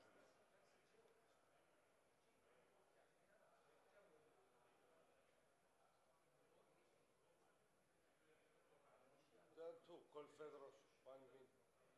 Screen resolution.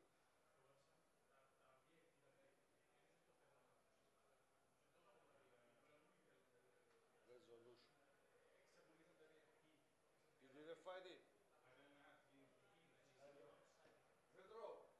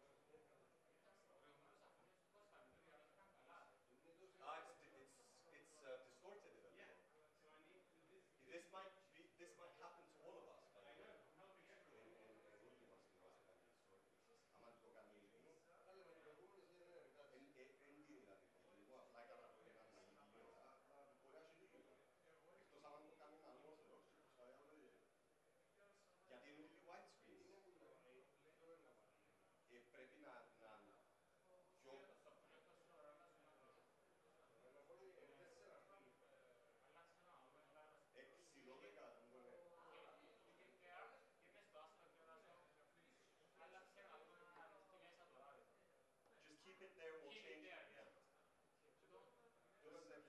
Try your presentation. So basically you change the aspect challenge.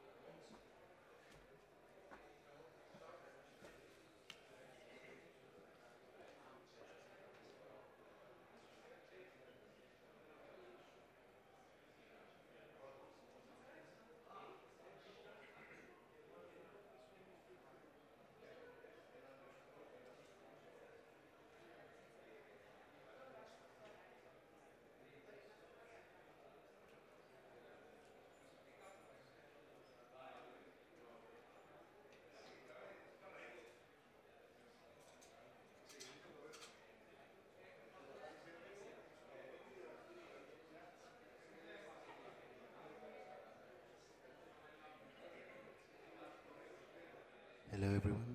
It's time to sit down.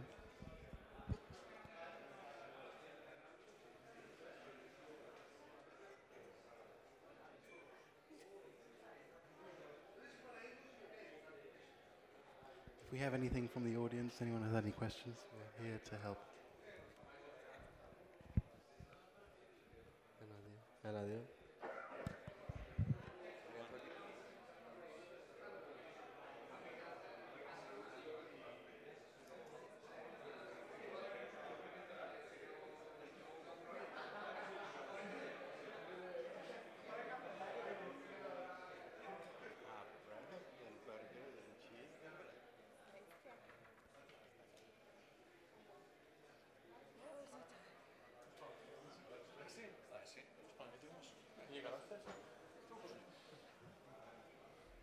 Εγώ είμαι κατεμένος στον εαυτό μου. Έβαλα αρκετά στοιχεία μέσα. Κάθε τι που δεν υπάρχει. Είμαι από μπροστά. Η ομάδα. Δόξα τω Θεώ. Δουλεύω. Θέλω να σε βοηθάω όσο έπρεπε. Ή αν θέλεις να γίνεται. Πιστεύω ότι αν έβγαλαν κάτι άλλο ήταν... It's gonna look stretched or it's gonna be stretched and cropped. And cropped.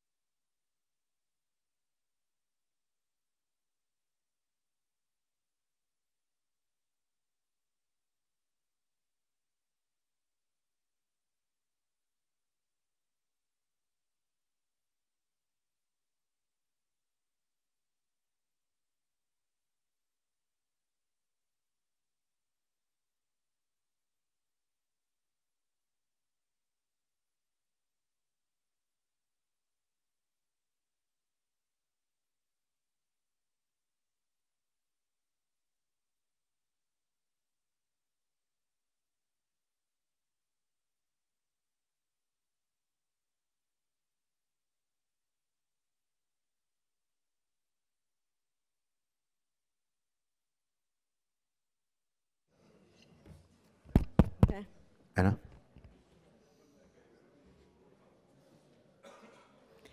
Hello, everybody, and welcome back to the second part of the 8th Entrepreneurship Innovation Forum. And in this part, we're going to see the 9 teams in the accelerator that took part, and we're going to announce the winner, first and second place.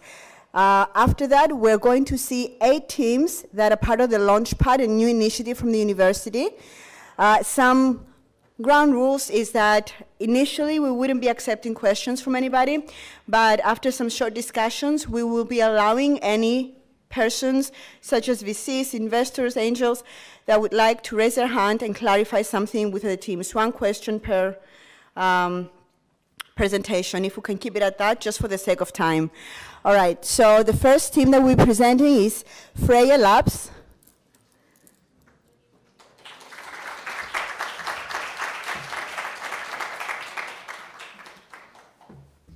Hi. Happy to break the ice and start off. It's an honor. I am Vas Joseph. I'm the co-founder of Freya Labs, and we want to redefine nutrition for the future. I'm also a storyteller, and this is the story of Mr. B. As you can see, Mr. B made many life choices, which are choices that we all make. These choices are the food, drinks, supplements, and medicine he ate. He partied hard and worked hard. That's almost all of us in here. Consequences. You think you make the right choices, but at the end what happens is you see your choices have some negative reactions with your health. That's your intestines, your psychology, your metabolism. And here's the reveal. That's me. I'm the one who made those choices, and I'm the one who paid for it. Freya Lab means a lot to me, not just because of what I'm doing as a startup, because I'm connected to it in more than one way. What is the problem we're facing? Well, my problems are also your problems. Statistics say that 70% of the entire world's population is suffering from compromised gut health. That's 70% of everybody in the room. It's huge. Additionally, 25% of the entire world has metabolic diseases, such as diabetes and obesity. And I don't know if you know this, but 40% of the entire world food supply is being wasted. We're not doing too good generally. We have a solution for this, and we want to address this problem by breaching the gap between medicine and food with our solution, which is functional food and beverage, which is clean label, 100% plant-based, has an extensive range to satisfy many needs and wants with different people. It has scientific evidence, so you're not just eating something which says it's helpful, but it's proven to be helpful, is local and global, and has the ability to disrupt the probiotic industry. We essentially want to make people's lives healthier and more sustainable.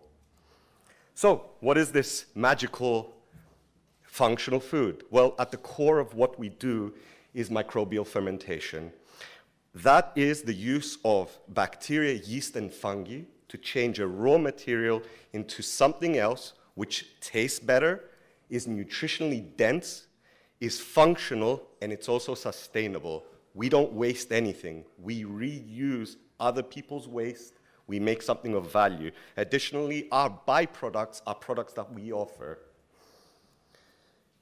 I don't know who knows our products. We've been offering them for a while. That's our functional chili brand. It's called Fire Alchemy. It's part of Freya Lab's solution. And we also offer some of our fermented vegetables. So it's basically alternatives that you use every day to address a problem. So instead of using a chili sauce that you find at the supermarket, why don't we give you a chili sauce that makes your life better? Additionally, we provide drinks which are healthy and sustainable and functional, alternative meats which are grown through fungi, and many other solutions. Who's seen Breaking Bad? That's me in our lab. It's a minimal viable lab. We created the entire thing so we can have a controlled environment where we clone our fungi and our yeast and our bacteria, and that's a chamber where, again, it's controlled the environment. This is our team. We're all dedicated to make this happen. We've all committed. I think it's about 200,000 hours that we put into this business. Little money going back to us. It all goes into the company, but we're all dedicated to make it happen. We have mentors from all over the world. They've helped us reach this point, and they will help us go forward. Jason White is the father of fermentation right now. We have his entire recipe and everything. And the person in the middle is my dad. He's a professional in the health industry. So we've actually defined our customers as well. We know who they are. These are repeat customers, and they fall into the following categories, which are the adventurous eaters, the health-conscious individuals, the environmentally conscious individuals, and culinary enthusiasts. We can satisfy many types of people with our solutions. Businesses which are interested in pushing our products forward, we've actually been approached by them, and they want us to help them. They want to push our products. Looking at the competitors, well, we're actually proud to be part of this range of competitors. There are many, but we chose the ones which represent us the most. The thing that the majority don't have is a lot of scientific evidence to back what they're doing is good for you, and that's what we want to do. Additionally, we want to provide a lot of options. So you see up there it says 300. We're not going to have 300 options immediately. What we're planning to do is have seasonal options. We create products using byproducts, and those products we can choose what works and what doesn't. We looked at the market as a whole, and we saw that the fermentation industry is 1.8 trillion. It's growing, and the plant base is 94 billion. And we intend to access 300 million in the Middle East and Europe. And you might ask us, how do you do that? Well, our family has a logistic company in Europe, which can send our products throughout the whole of Europe. And we have key people in the Middle East, both Dubai and Abu Dhabi.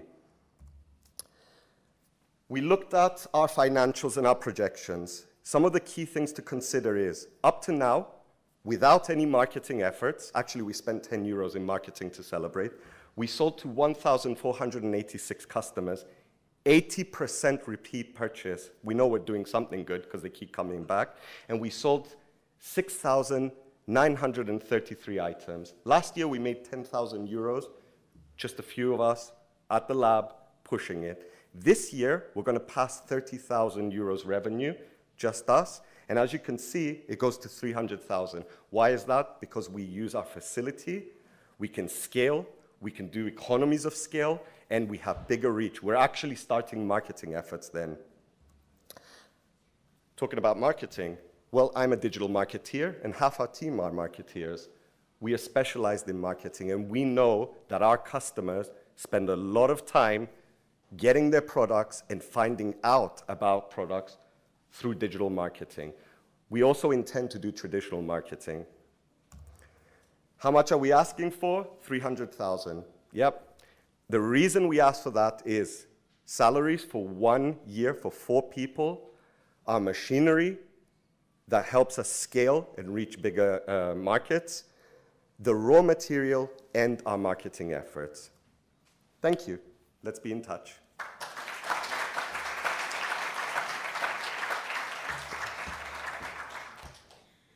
If anybody has a question from the group of people that I mentioned before, you're free to ask it now. Oop, there you go. This is my cheat sheet. Okay. Thank you, Vas. There will be a VIP event later that you get to interact with all the teams, so you can ask questions there if anything comes up. Thank you. Anybody who approaches me, I have some treats in the bag. So first come, first served. Just saying.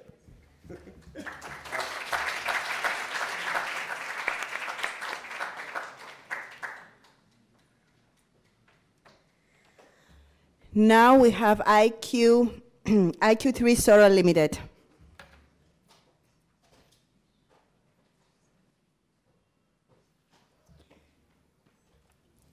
I don't know which of the two.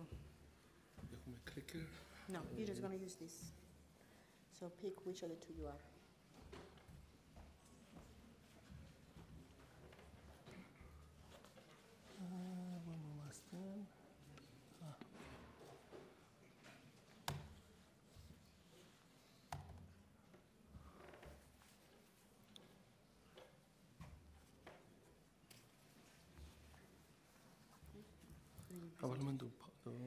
Presentation mode and go.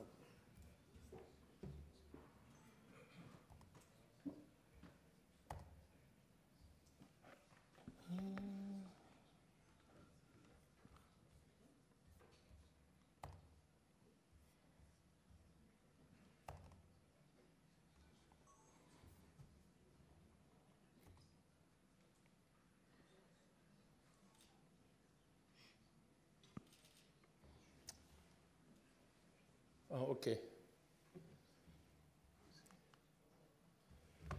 Okay, good afternoon, everybody. My name is Pambos. I'm CEO of IQ3 Solar, and I'm actually one of newly customers for Freya. So, the world is transitioning from fossil fuels to renewable energy, with photovoltaics slated to become the dominant energy source.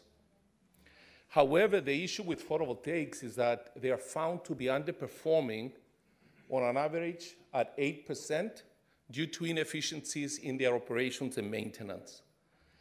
This is due to faults and degradations going undetected, not having a clear action plan to the operators, and not having predictive maintenance. We address this problem with our patented sensor that can detect degradation at about 5 times the sensitivity of traditional methods, along with our monitoring and predictive maintenance software that gets all managed through this cloud-based platform. The end results are presented to the user through a visual platform, along with actions for what they need to do in order to preserve their production. We are therefore providing the tools for early identification, planning, so that the operators can repair, maintain, and preserve the revenue.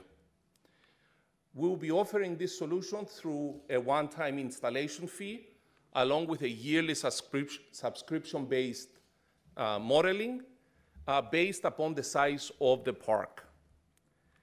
And if we look at, for example, a 3-megawatt park, just for instance, the Cyprus actually has about 600 megawatt of installation.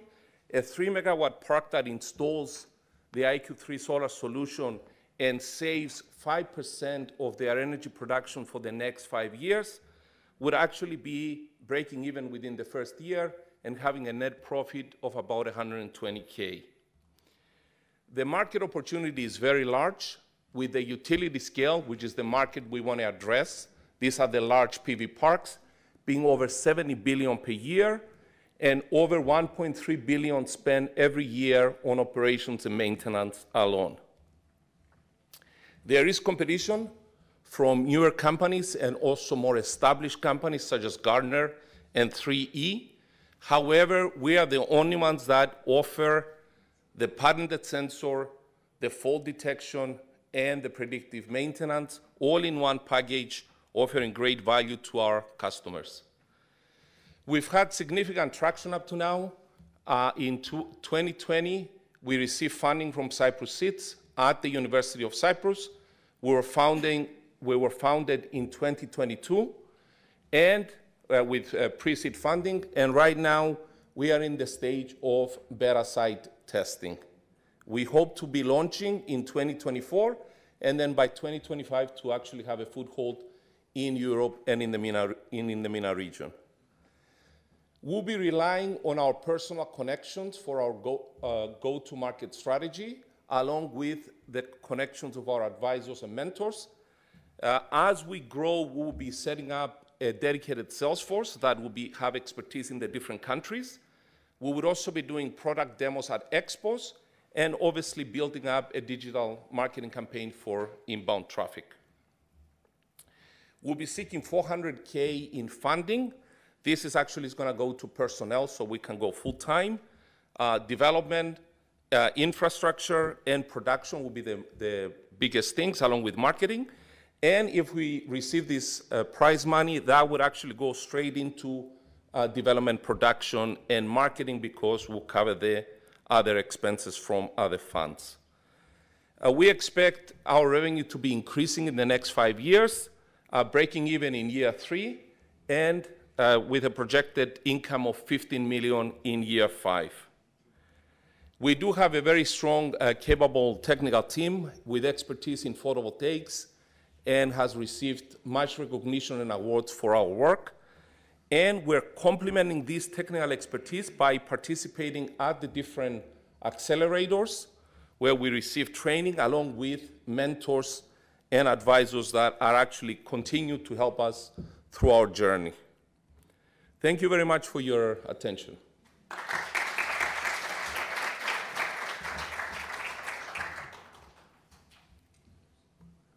Question. How much of the product is actually existing already, and why does it take you 2 years to be ready to deploy it? Okay, we are actually deploying by the end of this year, early next year. The sensor, we just placed the order for the next iteration. We have done actually already 2 rounds of iteration of the product. Most of the software exists, but we have to kind of put together everything in the platform. So the majority of pieces are there, and we are kind of assembling it as we speak.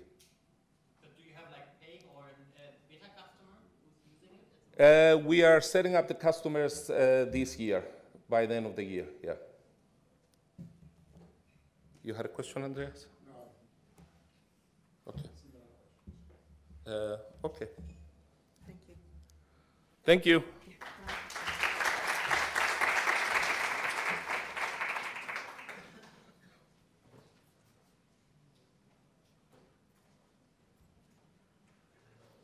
Design Inspiration Group.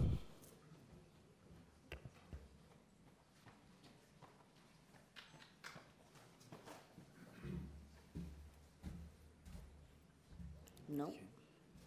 Yes, presentation.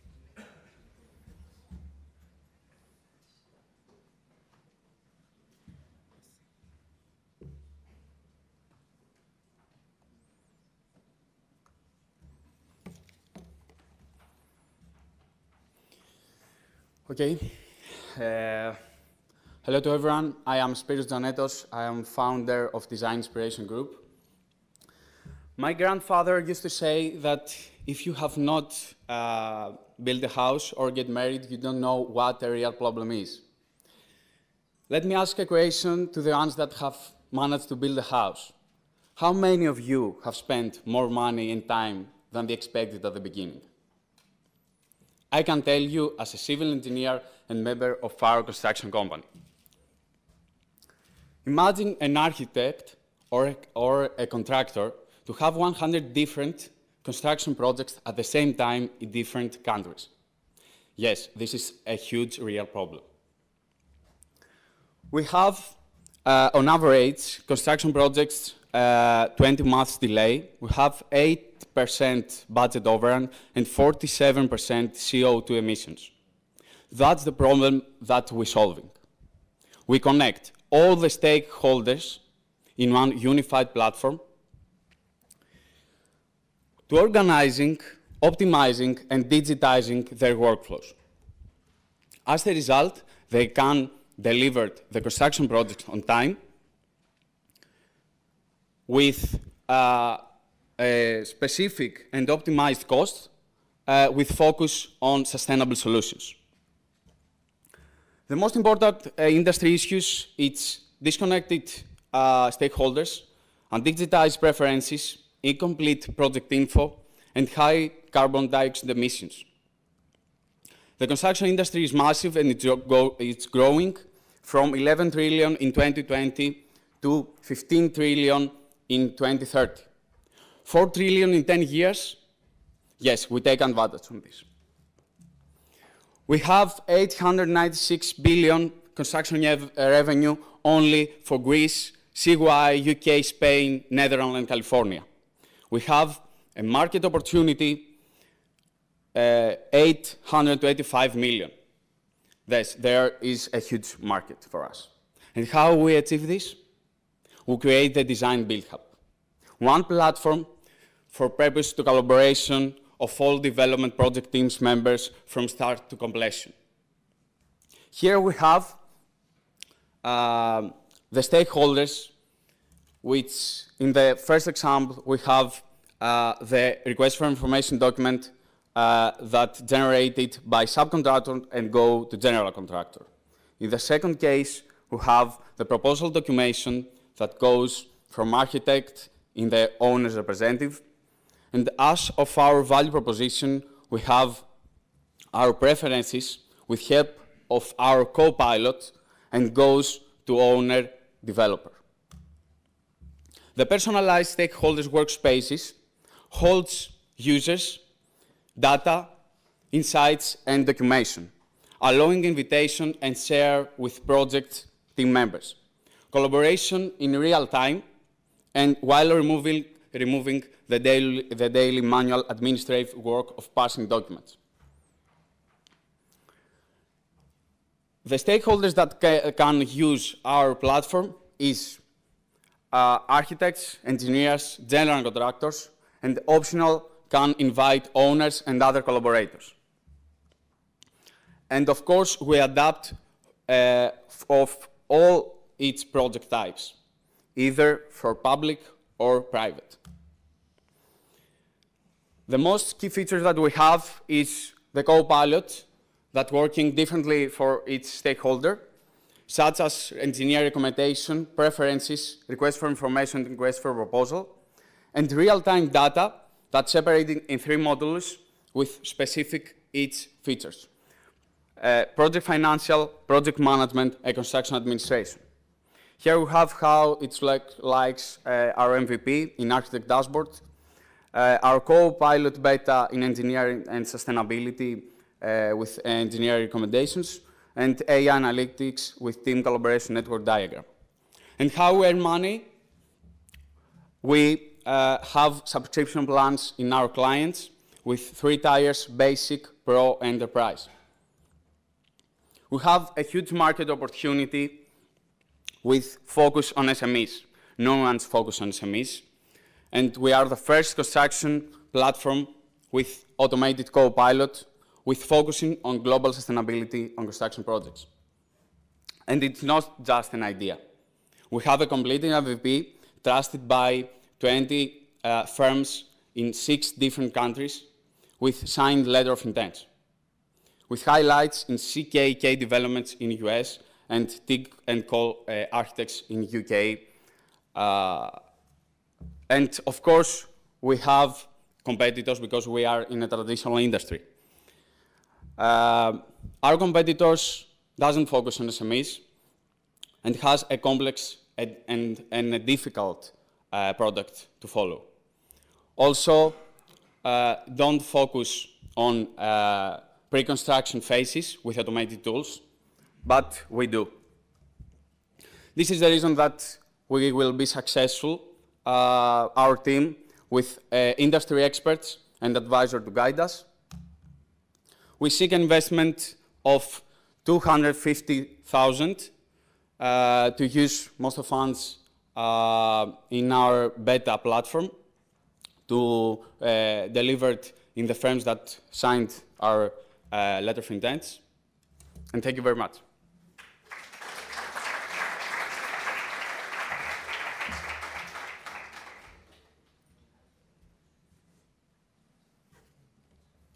Okay. Thank you. Thank you. Thank you. All right, next we have Multians, the creator space.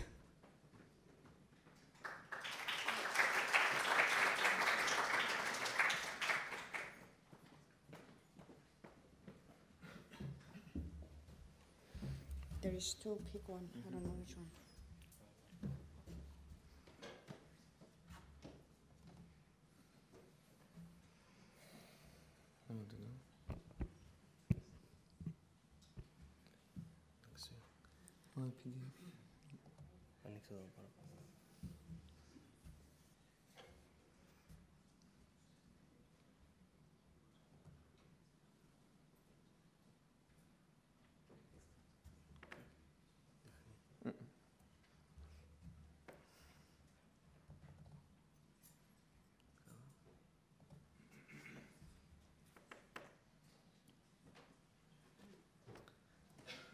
έχουμε κάποιο πρόβλημα. Απλά στο slide.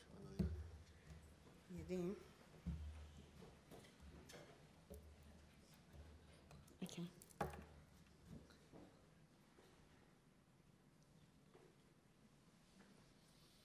Because you have to.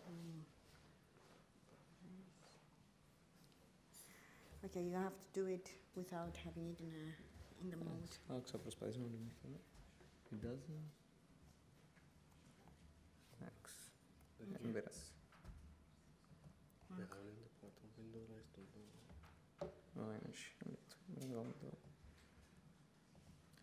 Thank you for your patience. We need 1 second.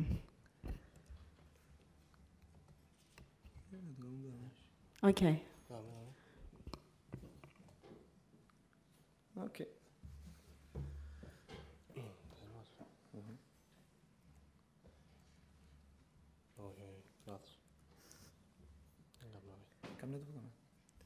Okay. Sorry, guys. Okay. Attention. Attention is the new economy, and creators know best how to grab attention. We are consuming content every single day, and behind that content, there are creators that are influencers, celebrities, marketeers, businessmen, farmers, workers. Anybody can be a content creator. Actually, 1 out of 4 people in this world are creating content for the internet, whether that's a TikTok video, a YouTube podcast, or a LinkedIn post. Creators that decided to be media entrepreneurs and are successful are now making millions, and they have changed completely the digital marketing landscape. Did you know that before the pandemic, we had 50 million creators? Now we have 160 million creators that are beginners. And out of those, 70% make 500 euros per year. It's a clear problem that beginner creators are struggling to find success, and this is the challenge we are trying to solve with Maltian's creator space. Let's take Maria for example, an accountant that wants to become a content creator, but she doesn't know how to start, what equipment to use, where to upload, how to upload, and most importantly, how to make money out of all of this. She's lost because there is a clear absence of a unified support system, and the market is oversaturated with tools and platforms. Maltians is not just another platform. It's an all-in-one solution for beginner creators like Maria, transforming them into media entrepreneurs. From creator community to skill academy, resources, tools, and work opportunities, Maltians is here to help anybody that wants to tap into this industry. Our platform generates revenue from 2 primary sources, from creators utilizing our products and services, and from businesses that are seeking to find creators in order to sell to them or hire them. Imagine Maltians as Tinder, but we are matchmaking businesses with creators, and while doing that, we are cutting down costs and time resources for our clients. We are ambitious. From 200 users we have right now to 16,000 users by the end of next year. And these are not just numbers. They are transformed lives within a collaborative and engaged community. We are projecting over 200,000 euros in revenue by the end of next year and 1.1 million euros in revenue in year 5. Without even launching our MVP, we managed to generate around 20,000 euros in revenue this year and matched 100 creators with businesses. Our vision is for every creator to be able to reach success. But who is behind this idea, you may ask? Meet Panagiotis Polemitis, the CEO and co-founder of Maltians, a worldwide traveler who managed to visit more than 45 countries by creating content. He's also a recruitment specialist in digital marketing, and whenever you see this guy, he has a new fun story to tell. Maltians wouldn't be possible without Andreas Papagiannis, the COO and co-founder of Maltians. He's an amazing film entrepreneur, knows everything about media tech, and most importantly, he believed in my idea. We are both creators, we know the struggle, and we have the solution. But we are not alone in this game. We have a team from we have a team that they are from operations to finance, to artificial intelligence, to design, to community management. They are going to be with us in every step we take forward in this business. If we win this competition, it will accelerate totally our game. We will literally fly, but yes, Andreas can tell you a bit more how we're going to use this 17,000 if it's going to happen. So the competition fund will break into 3 points. A good amount we go into finding and bringing the most valuable content from around the internet into our platform. The least amount we go into purchasing essential software like CRM, project management, AI tools in order to enhance the user experience for our users. And last but not least, the biggest amount we go into marketing. We believe and we know that daily content uploads and proper influencer marketing is essential for organic growth, but we need the capital to invest in order to be able to bring multi-ants worldwide and not just in Cyprus. Thank you very much. Thank you.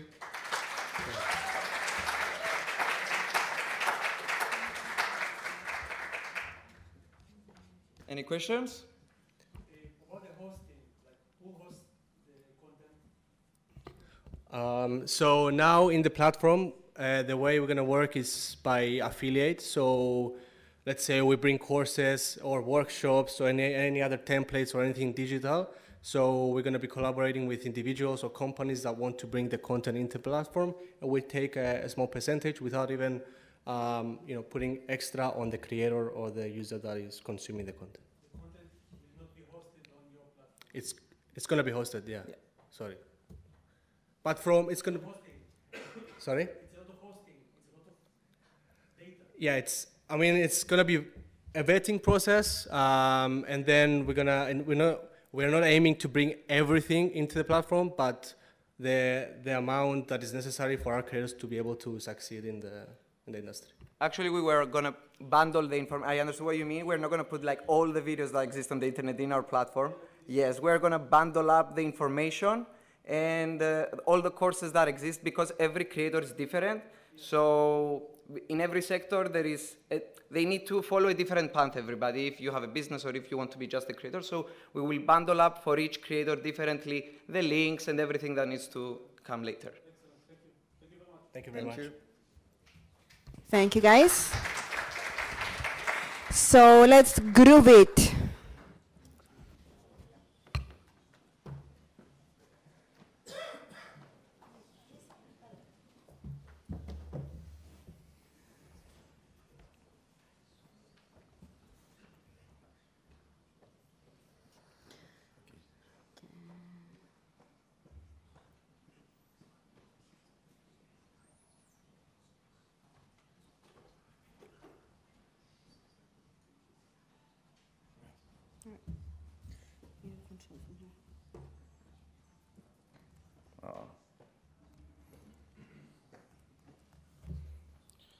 Hello everyone, my name is Iraklis Frangos and I'm co-founder of Groovit.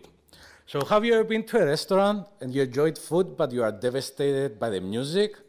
According to research, 50% of the customers will leave a store if they feel bothered by the song selection, and 39% of them will never come back. That is translated on the revenue of the business also. The right selection of music can increase sales by more than 10%, something that business owners seem to already know.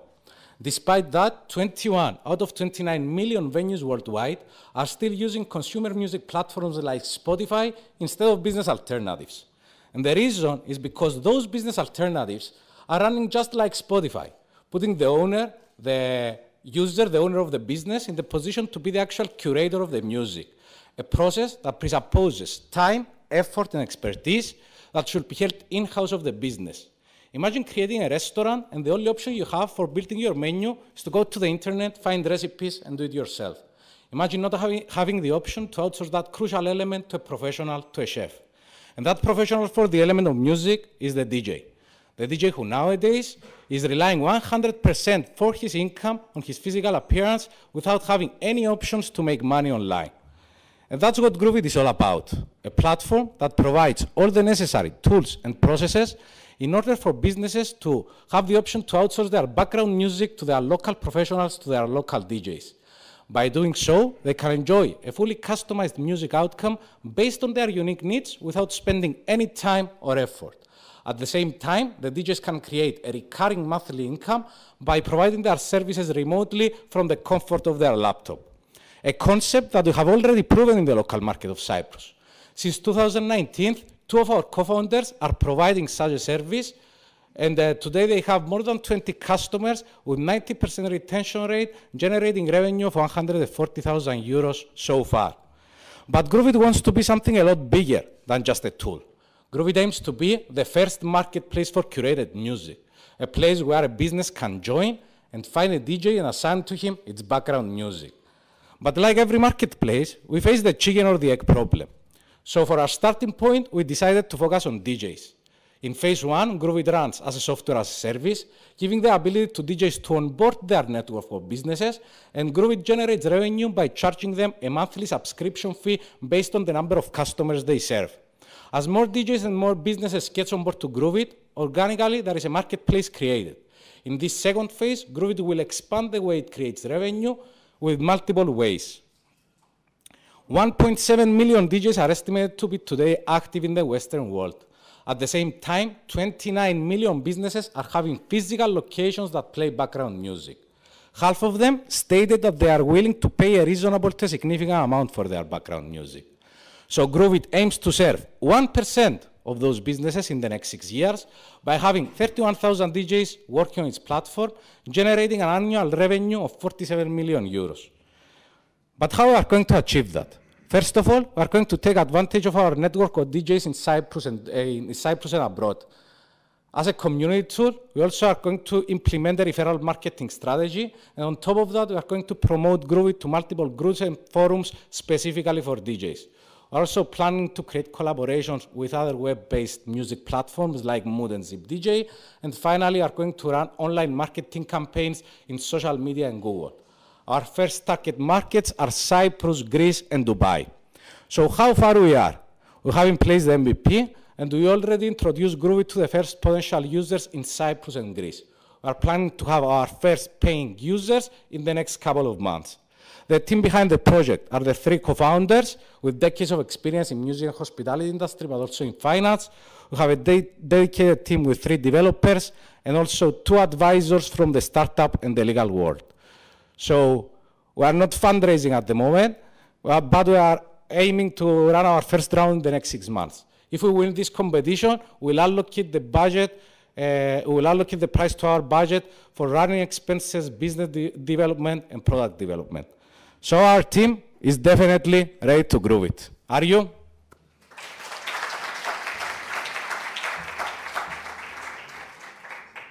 Any questions? Thank you.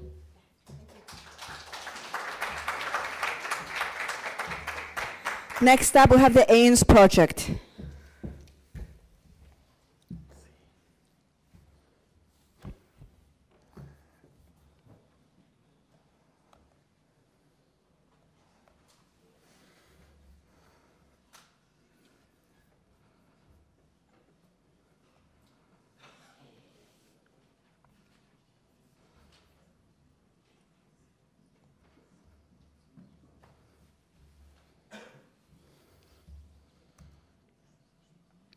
Hi, everyone. If you ever had the power to spin back time, where would you go? Hi, my name is Pos. I'm the Aeon CEO and creative, and I believe that protecting and understanding our planet's history is a vital part of building a future we can be proud of, and we hope you think so too. Aeons is an exciting educational technology startup that aims to empower millions through technology, making high-quality, low-cost knowledge accessible globally. Our first product is the revolutionary children's information tool known as Aeons, which is designed around expandability, neurodiversity, and accessibility. So why are we here? Well, we're here to address a major gap in early development, one where children have an inconsistent access to knowledge because of where they are in the world or how they're catered to by current educational infrastructure. Aeons wants to support parents who are looking for engaging ways engaging tools for their children at home, And for me, as a father and dyslexic, I find it especially important that these tools also cater for the 20% of neurodivergent users who need an accessible solution that they can engage with in a self-directed way. So, our solution, Aeons, the time-traversing history app for children. Have you ever wondered what it would be like to spin back time, to witness hundreds or thousands of years of history as it carves out our cities and peoples? Aeons visualizes history and geography information in a simple and intuitive way that champions nonlinear navigation and discovery, which has the potential to revolutionize information retention in young users.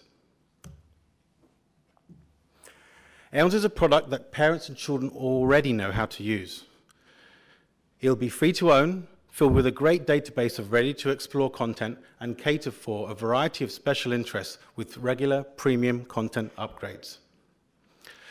We believe that users will also be extremely excited about the Aeons navigation system, designed to be constantly evolving to enhance accessibility to users on a wide range of abilities.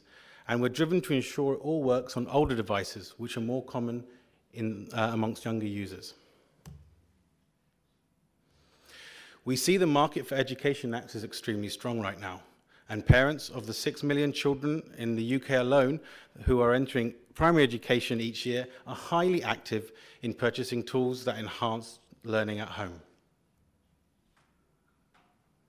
And Aeons will stand out in this market because of and have high word-of-mouth potential because of its low barrier for entry, coupled with its commitment to provide returning value to the child.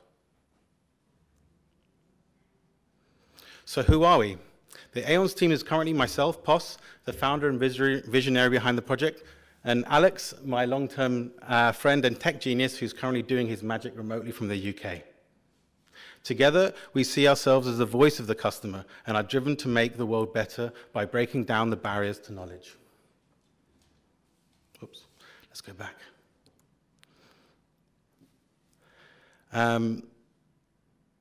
We will be excited to grow the team further in the new year and are looking for partners to help us build the Aeons brand and financing prospects. And after the prototype phase, we would also be happy to onboard an experienced CEO to help us drive the direction of the MVP and help us reach our later stage funding goals. Aeons will enter the market with a bang, quickly building an engaged user base that will support a freemium business model, converting users into paying customers with high-value premium content. Aeons has ambitions to grow further its content library with established content partners and brands whose data complements Aeons' ethos. And beyond the app ecosystem, we also envision shaking up new markets with technology collaborations that will help us reinvest those innovations back into the app and keep us ahead of the competition. The project is currently in a renewed development phase with an updated vision responding to end-user feedback from our early proof of concept build. We also have an extensive amount of work complete on the prototype content that has been derived from my family-owned children's history book publications, which sold over 350,000 copies. We plan to deliver the prototype in Q3 of next year and prepare the MVP for worldwide launch by autumn 2025, with an aggressive strategy to reach 2 million users by the end of that year. We are now ready to meet our partners for the pre-seed round of investment, and Aeons is looking for €604,000 to accelerate the growth of the team, production of the prototype, and perform extensive market testing. If you'd like to be part of the Aeons journey, we are ready and are happy to answer your questions. Thank you all for your time.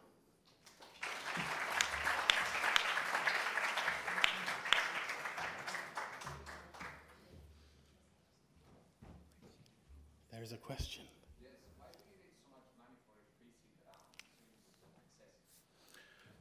So one of the biggest problems we have when testing out prototypes is not having enough market exposure. And one of the most important things for us is to make sure when we're informing our MVP, we're making sure we're hitting the ground running with all the information that we need. Whether or not it's changes in the team, changes to art direction, all of that will be informed as to where and how far we push the MVP. In addition to that, there's only a certain amount of the prototype we can test without a significant amount of early content, and although we have some progress in that, We think a lot of the feedback will be very dependent on having a semi-functional library of content already built in, which does take time and manpower.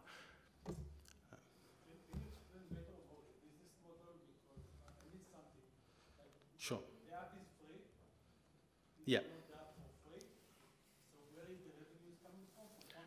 So the reason we're pushing on the freemium business model is we want to make sure that we give primarily access to as many children as possible around the world. That is our main goal. We will be aiming to convert some of those into paid customers by giving them speciality content that is either appealing to them or similar to their The content that you give them is something that you buy from third parties, not your. So we have two phases here in the yellow and red. We will introduce our own content. We're thinking about having 4 content releases per year.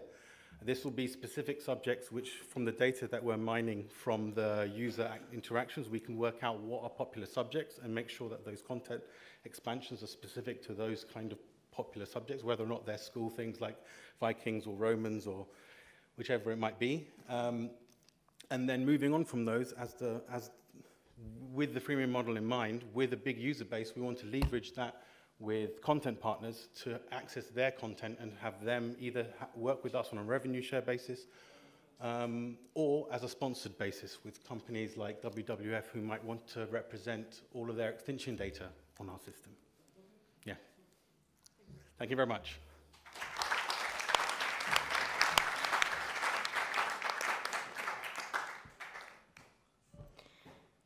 Next, we have bracelets.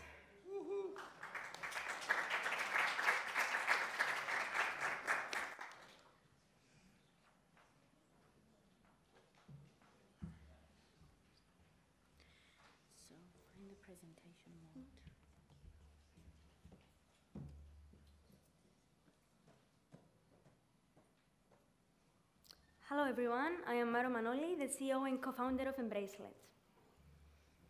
According to the World Health Organization, 1 in 100 kids is diagnosed with autism spectrum disorder. 40 to 65% of that have noise sensitivity. Now you may ask, what is noise sensitivity? When a person is being bothered, triggered, or even in pain due to certain noises. However, there is no standard set of sounds as to which sounds trigger each child with ASD. And parents are struggling to identify those specific sounds. And Bracelet is here to change that. The only application which identifies the triggering sounds and says real-time alerts and the presentation results to the parent or caregiver. Our mission at Embracelet is to revolutionize the way parents and caregivers support individuals with ASD by providing them with real-time alerts and insights. According to CNDC, there is a 200% increase in people with ASD during the 10 last years. At the moment, there are 75 million diagnosed cases with ASD. Embracelet's firstly target market is narrowed down to 80,000 people, as it is the ASD population in Cyprus and Greece. We will adopt a B2C business plan directly to parents or caregivers who have people with ASD, and will be required to pay a monthly subscription fee at €19.99 in order to view the analytics and hear the triggering sounds.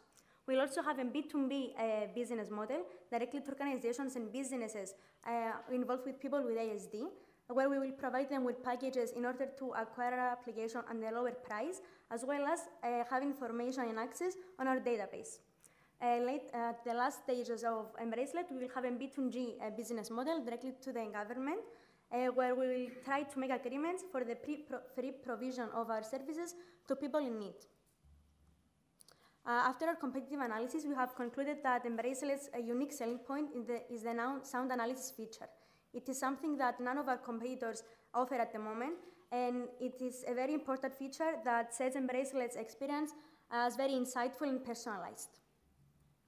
Now, let's see how it works. Bracelet will be an application downloaded on the parent's or caregiver's phone and connected to the smartwatch that will be worn by the person that has ASD.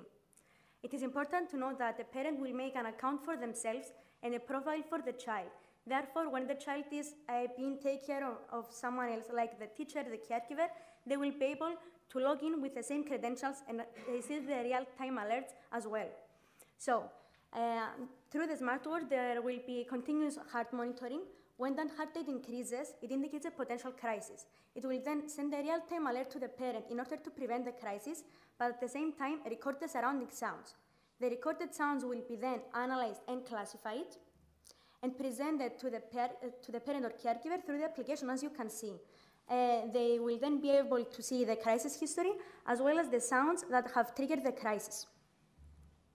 We have already established 2 partnerships with organizations in Cyprus, the Cyprus Autism Association and the Autism Practice Infinity Solutions, who have both already helped us and expressed their willingness to help us through the research, development, and the promotional stages of Embracelet. We also have 2 external advisors, Dr. Nefi Haralambous, who has over 20 years of experience working with people with ASD, and Dr. Mikaela Batsali, who is a resident doctor in child psychiatry.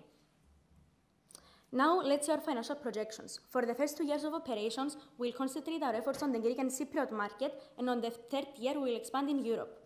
As you can see, based on that, we will be profitable during year 3. We are actively seeking for a 350% of investment, which will be crucial in covering essential expenses like salaries, marketing costs, and the software development, as well as maintaining a sustainable business during the first 2 years of operations despite the expected losses. Our team consists of 7 members with background in business, engineering, computer science, and accounting. Thank you very much. You can also connect with us through the QR over there. Thank you.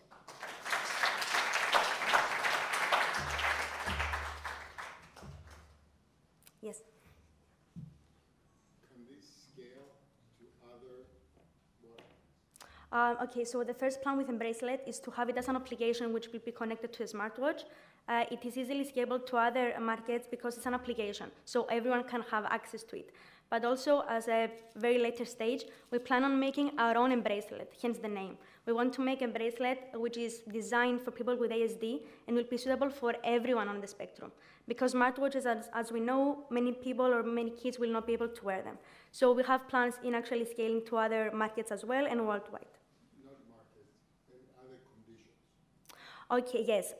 For people with epilepsy, this will be very helpful as well for the crisis feature, the real-time alerts and the crisis history in order to find maybe patterns on how to prevent crisis. Is this something that needs certification? Is it a medical device or is this a... No, it doesn't count as a medical device because the person will be wearing the smartwatch. But after then, if we make the bracelet, it will need the licenses. So you do not need certification for this person? No, because it's an application only.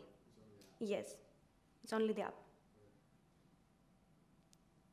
How much are you looking for? 350,000. Thank you very much.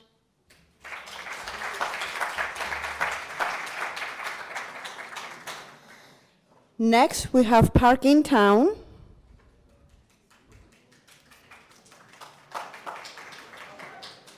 Oh, no, no. Πού είναι?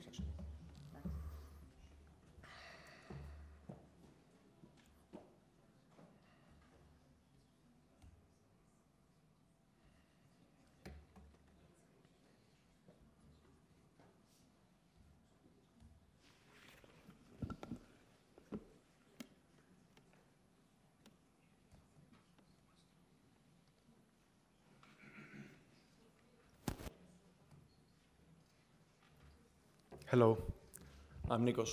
I'm the founder of Parking Town. I'm here to present you how we will make parking hassle-free. This is Alex. Alex loves to drive. But in the cities, the parking problem is getting worse and worse. And make Alex stay out of the city and also make businesses losing customers. Based on our research, we found that Alex and each one of us we're losing 200 euros and 35 hours per year, plus the additional psychological stress. Besides the existing solution like Google Maps navigation, which is great, getting extremely messy and unreliable on the last mile parking information. This situation calling us for a solution. We aim to develop an application that help drivers to save time and money by allowing them to find, choose, navigate, and pay in contactless, while at the same time parking owners they can increase their revenues and offer better customer services. This is a win-win situation for all, even for the cities, reducing the CO2 emission and the traffic congestion in our cities. To help me understand why we will use the product, please, like Alex will do every day, please raise your hand if you have 3 euros in coins in your pocket right now. Great, those two, you are the lucky. Everybody else needs Parking Town to find available parking spots and pay in contactless. The market size in Cyprus is approximately 950 private parking places. Our segment market is 220,000 users, aged 24 to 45 years old, and this is creating a market value of 10 million euros. We aim to get 25% on the year 3. We believe that we stand above our competitors by unifying all the parking places in a city under our platform, offering useful tools and unique features. We focus our analysis on 2 main factors: how the drivers can pay and what are the available features right now. By evaluating these features, we figure out that Parking Town is the leading smart parking platform at the moment. Our application will be for free. For free, every user can download it and find and navigate any parking place in the city. We offer real-time availability and the ability to pay in contactless with a 50-cent fee per transaction. And we have our premium service allowing the drivers to pre-book their favorite parking place for a 2 euros fee, transaction fee. This is ideal for busy professionals or families who is looking for time and convenience. Talking now about our business model, let's dive deeper to our financial projections. We aim to get 2% of the market, serving 4,000 drivers year 1. By year 3, we expect to get 25% of the market, serving 55,000 drivers, and get 1.4 million euros as a net income, and expand our business activities international. Our plan to go to market has 5 steps. The first step is to test our MVP.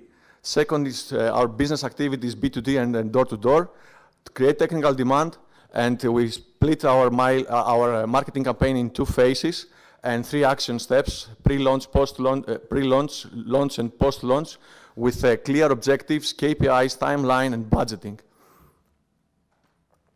We are a team of 5 experienced and ambitious professionals. We have delivered the first smart parking system, public smart parking system in Cyprus, and one of the biggest projects in Europe. We know the competitive landscape. We know how to build effective, scalable systems. We know how to drive effective marketing campaigns.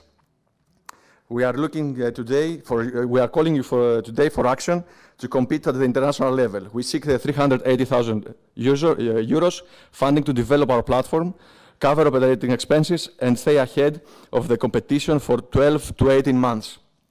In return, investors will receive a stake in our company, enhance drivers' lives and the life quality in the city centers, and profitably revolutionize the private parking industry in Cyprus and abroad, promising that Parking Town will become the norm.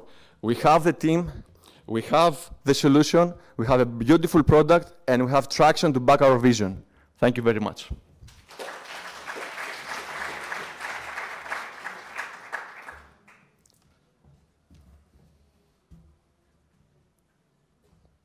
I'm just curious, how easy is to actually onboard these parking lots? A lot of them very kind of unregulated, wild, the way they charge, the way they actually work in a non-transparent way. Can you give us a little bit? Yes. The parking industry has 2 approaches. It's the private approach and the public approach. Right now we have 3 types of parking businesses in the market. We have the fully automated parking places, which are very few. We have the semi-automated places where you need coins in order to get inside. You cannot, if you have 10 euros cash on you. You cannot get inside. And we have the parking places that is a gentleman in the entrance and waiting for you for the ticket. This is why that happens.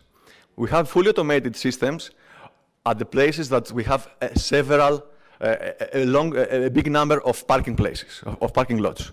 All the rest parking places are approximately, on average, so in our calculations, 37 parking lots per parking place. That makes it very difficult for these individual companies to invest in expensive automation system in order to have this regulated, let's say, pricing. From the other hand, is the public sector, where they have right now the investing money. Actually, we did the first public smart parking project, and right now the public sector competing more the private sector.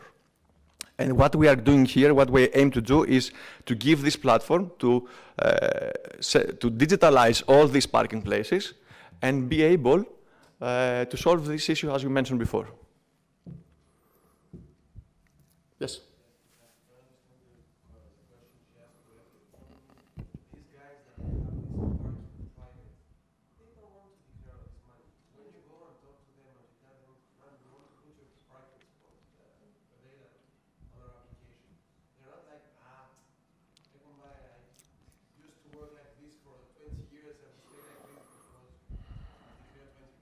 Yes, this is normal reaction. Our job is to change this perspective, and for this reason we use this business model in order we look the private parking owners as partners, and we don't asking something from them on return, just to sign up in our platform, and then we run everything else under our platform. So like this, they don't have to invest, they don't have to spend money to be digitalized, and from the moment that they will do it, they will realize the benefits and be the norm of smart parking in the market. Thank you. More questions can always be asked later at the event outside once we finish, just to keep the time. Thank you, everybody. So going to the last presentation of the Accelerator program. After this presentation, we will be announcing the first and second place awards, and then we're going to have 8 presentations from the first time program that we launched, the Launchpad, which is teams that I think for the most part already have traction and they're at a different part of their journey. So we now have play task.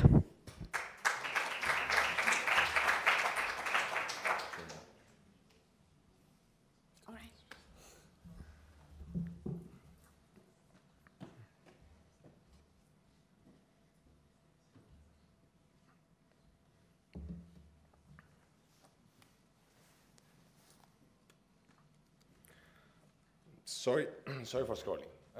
It's pretty addictive, as we know. Haven't we all seen kids, though, have mindlessly scrolling and scrolling in their phones and wondering, where is this path actually taking us? Did you know that 1 out of the 7 years of a children's childhood is spent in front of a screen?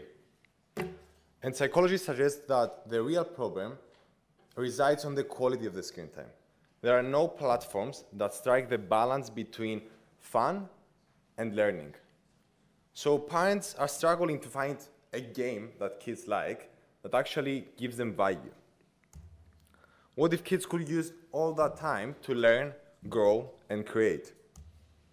I introduced to you Sparkfield, a mobile game that blends education in gaming seamlessly, while also maintaining virality features such as uninterruptible competition and social interaction. And the cherry on top, parents are going to love it because they're going to have parental reports on their kids' growth and progress, and also a way to interact and challenge them. In our world, kids can set up a lemonade stand and gain financial literacy. They can embark on quests with social and ecological value. They can play our lab's mini games and gain valuable skills and coins. But most importantly, they can engage in our for each season competitive challenges where the ultimate winner is going to be the champion of the world. Our MVP challenge is a kart racing game where kids steer through the course, and as you can see, they can answer questions without interrupting the fun. Answer correct, and you gain a boost and a reward. Answer wrongly, and we're going to tell you where you went wrong so that we can turn every mistake into a learning opportunity. The team behind is a game developer and a corporate lawyer. We are two passionate individuals where we've seen the digital transformation of our childhood, and we want to bring the solution to the next generations. The global gaming market, as you know, is huge. It's currently at $300 billion, and the global K-12 educational market at $720 billion. But what you didn't know is that the global educational games market is at $11 billion and projected to grow at $93 billion in 2030. Sparkfield stands at a unique position in the industry, as most of the games right now focus either too much on education and becoming teachers' tools, or too much on gaming and giving no educational value. There is no platform such as Prodigy. Prodigy stops gameplay to give education, and then after the kid answers the question, needs to continue. Or Powers, that lacks the social interaction and the competition. Sparkfield can become the only parent-approved viral gaming platform that kids actually enjoy. Available in Play Store and App Store, Sparkfield follows a freemium model with a subscription at $6.99 per month that gives parents the parental reports and extra rewards for their kids. And we also implement in-app purchases and non-intrusive, kid-friendly advertising. For our go-to-market, we are targeting millennial tech-savvy parents that are looking for a solution for their children's screen time. And we're reaching to them by growing our own community, providing them with tips on their kids' screen time, and also collaborating with famous parental blogs and parental associations.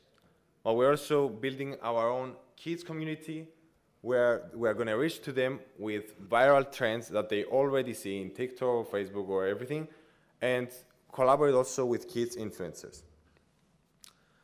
Our game has been shaped from the experience that we got from the programs we participated the past year, from our proof of concept, from our young siblings, but most importantly, from our alpha stage testing, where 20 parents along with their kids came and tested our MVP.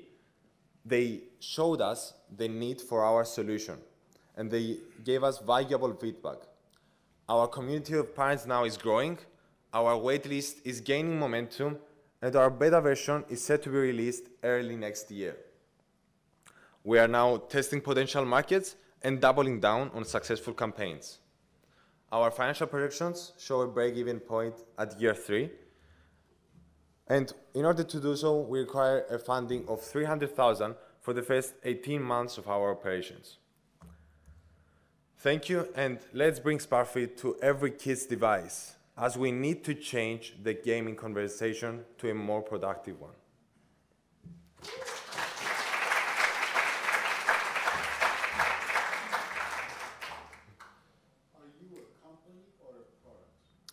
We're a company. Playtask is the studio behind Sparkfield. Sparkfield will be our main focus, our main product, which is the educational game. One game, and as we are going to follow steps like Minecraft and all those companies that also created other experiences. We want to create experiences with the same focus, but our game is our sole product for now. Thank you. Thank you.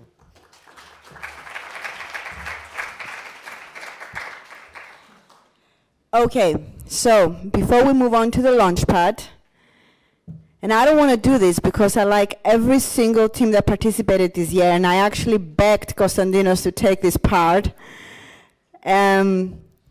Yes, you want to? No? All right, so we have to announce the top 2 places. And like I said, every single one of them, if they were competing against anybody else, maybe. But all of you guys together had a tough competition this year.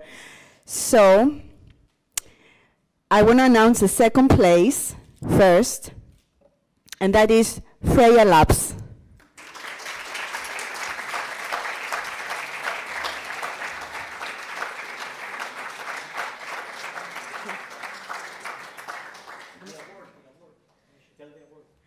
The award is €3,000. Hopefully can go towards the machinery.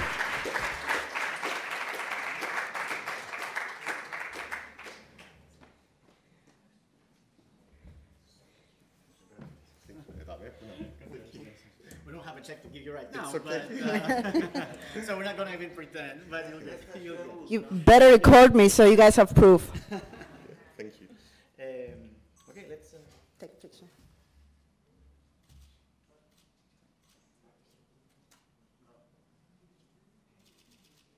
And again, for this award, I want to thank the Ministry of Energy and our sponsor, Philip Ammerman, who also co-funds the awards this year. Thank you.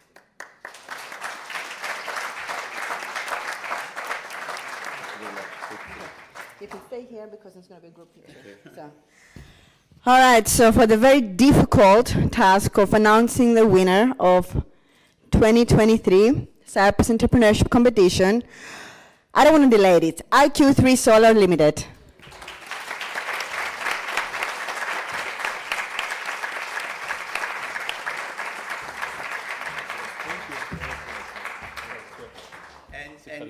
And this award is for 17,000 euros. Congratulations, very well done. The quality of all teams was amazing this year. This feedback we got consistently from mentors and judges. We really launched the event, and we're looking forward to even higher heights next year. Yes. Thank you very much. Can I just say one thing? Yes, absolutely.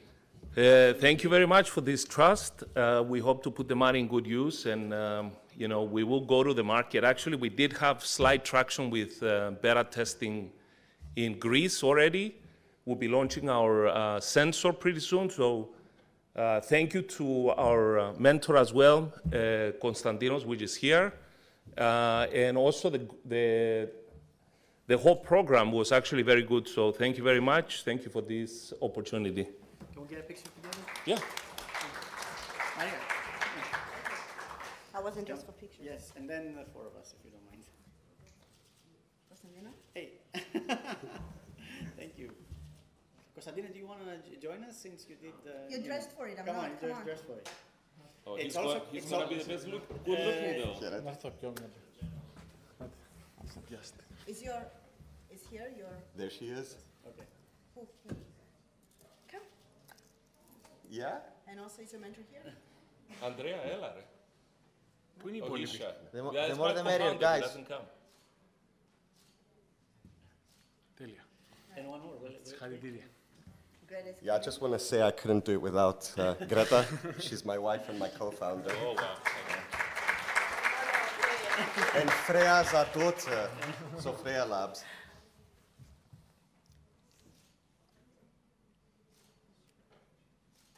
Thank you. Very good. Freya. Ah, Freya. Thank you so much. Thank you.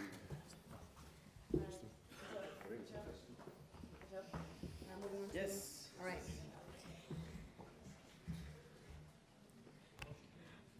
Okay, so we're going to move on to the launch pad. You're going to have to give me a minute to find the schedule. I need my glasses. So first we have a favorite Tech Limited. Costa, Dino, Costa.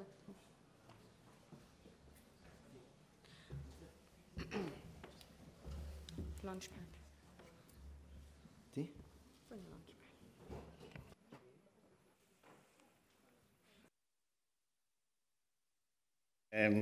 To correct an omission, I really want to thank the mentors and the judges this year, and also Mr. Andreas Kouparis, who did an amazing work going through the nitty-gritty details of the team's business plan this year. So, thank you.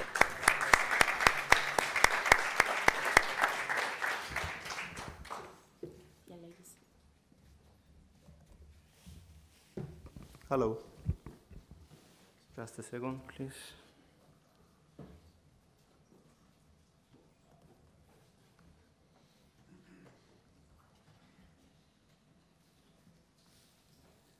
All right. So, hello everyone. I'm Dimitris Kyriakou. I represent the Tech Limited, which it basically means to invent technology. I'm a biologist by trade. I finished my PhD here in the University of Cyprus, and I was always frustrated with the poor execution of my results. So that's not just my problem. This is a global issue that is characterized as reproducibility crisis, which basically means that most of the publications that are the base for drug discoveries are rubbish. So, in fact, 70% are not reproducible, so we cannot use them. And that leads to $28 billion loss each year, and that's only for USA. And this delays drug discoveries up to 10 to 15 years. So, as an example, RNA vaccines that most likely some of you have used are based on 150 publications for 15 years of research. So that is a great technology that we are going to use for cancer therapy. So do we have to wait 10 to 15 years in order to advance this technology? In our opinion, no. In our opinion, we should accelerate the research by automating the everyday procedures in the lab. And in order to do that, we have created a robot that is called Angel that is going to automate the everyday laboratory procedures in order to increase consistencies in global life science research labs.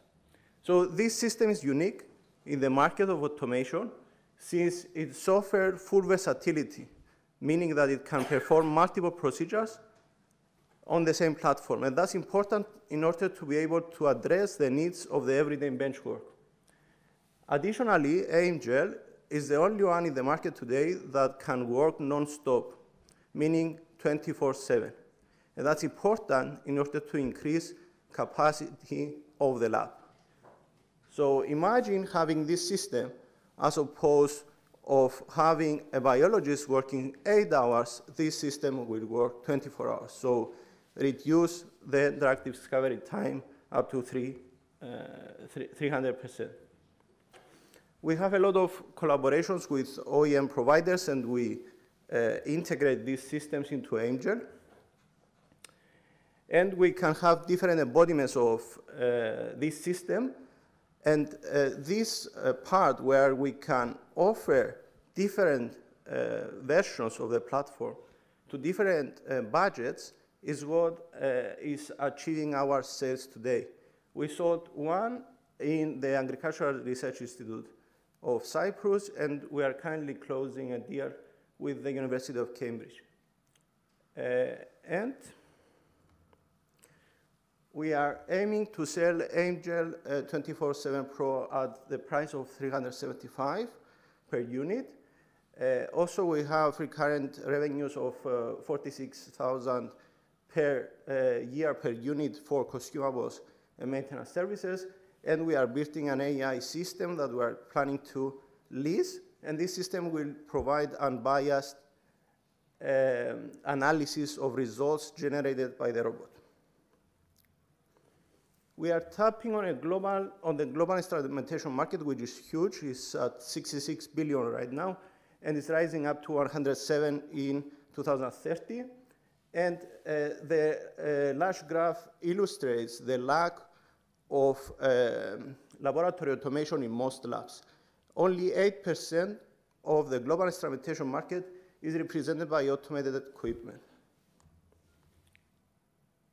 So the reason for that is because of our competitors are targeting to automate a single procedure with a single device. So that cannot address the everyday needs of the biologists that need to change the procedure all the time.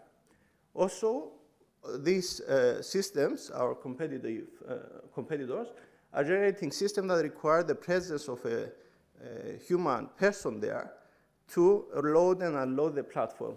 Our platform is autonomous. It can work 24 hours without human presence. And this is our progress. So I'm going to move forward. We're aiming to sell 6 devices next year and increase our sales up to 400 devices in 5 years. And we're aiming to raise in total 272 million, sorry, I wish it was billion, million in 5 years. So we are currently raising 2.5 million in order to establish our manufacturing facility in Germany and expand our distribution network across Europe, and also sell enough devices for the next 3 years in order to gain 22 million revenue. This is the team. We are experts in many fields, mechanical engineering, electrical engineering, and software engineering, and biology, and also and doctors in the advisory board. So, thank you very much. Feel free to talk. One question if anybody has a question, or we move on to the next. Yes. What is your core technological innovation or expertise that results in 10 times more productivity at 40% less cost? So the idea is that the robot is able to perform all the procedures with robotic accuracy, as opposed to the human that is doing mistakes in such amount where a biologist cannot replicate his own results. So the productivity comes with the increase in productivity comes with the fact that we increase consistency of results. And also the fact that it can work non-stop, so 24 hours as opposed to 8. Thank you. Yes, please. What is your gross margin on the sale of the device? Probably what's the terminal your target? Yeah, it ranges from the first year 30% up to 35% by scaling up. Yeah, once you scale up, it will be closer to the Yes, yes. For the maintenance subscription? So for the maintenance, I don't really know at the moment, but it's much more than that. It's patent? It's patent pending. Yes, in fact, we are against a patent from Theranos.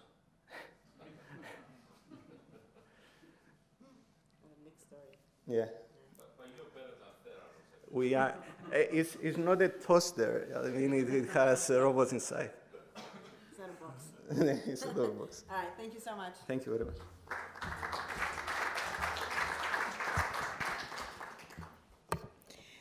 The next team is 2050 Materials.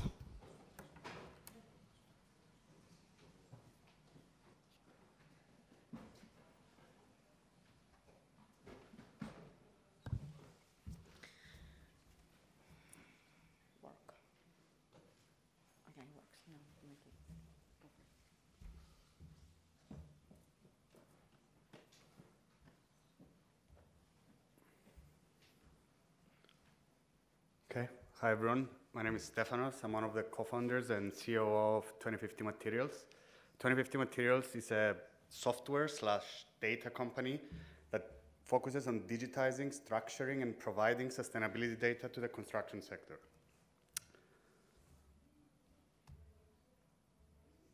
Why is this not changing? Okay. So why have we chosen the construction sector? The construction industry alone contributes to 40% of the world's emissions, and around 11% of that comes from the embodied carbon on building materials on its own, specifically. So what we do is we take the data that comes from the building materials and we digitize it, structure it, and put it in a way that enables data-driven strategies to reduce the impact of the sector. Here you can see how we envisage the future around building materials, where every building product out there must have an embodied carbon figure attached to it, similarly to how cost has been attached to each building product for the past however many decades that construction has been commercialized. So what's the problem with carbon data? Firstly, there are too many decision makers when it comes to making strategic or project decisions in the sector. When there is so much data that needs to be analyzed, and when combined with manual work, this is a recipe for disaster. By doing that, we ensure that essentially there is no way to track everything that's happening with regards to life cycle assessments.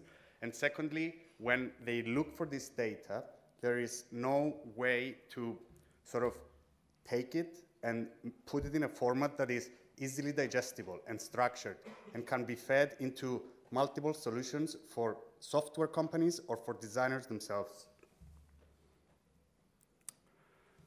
So here you can see a few of the different segments that we're serving in the sector. We're serving software companies that utilize our API to provide the data to their own customers. We have consultants that use the data again to enhance their services and the assessments that they provide to their own clients.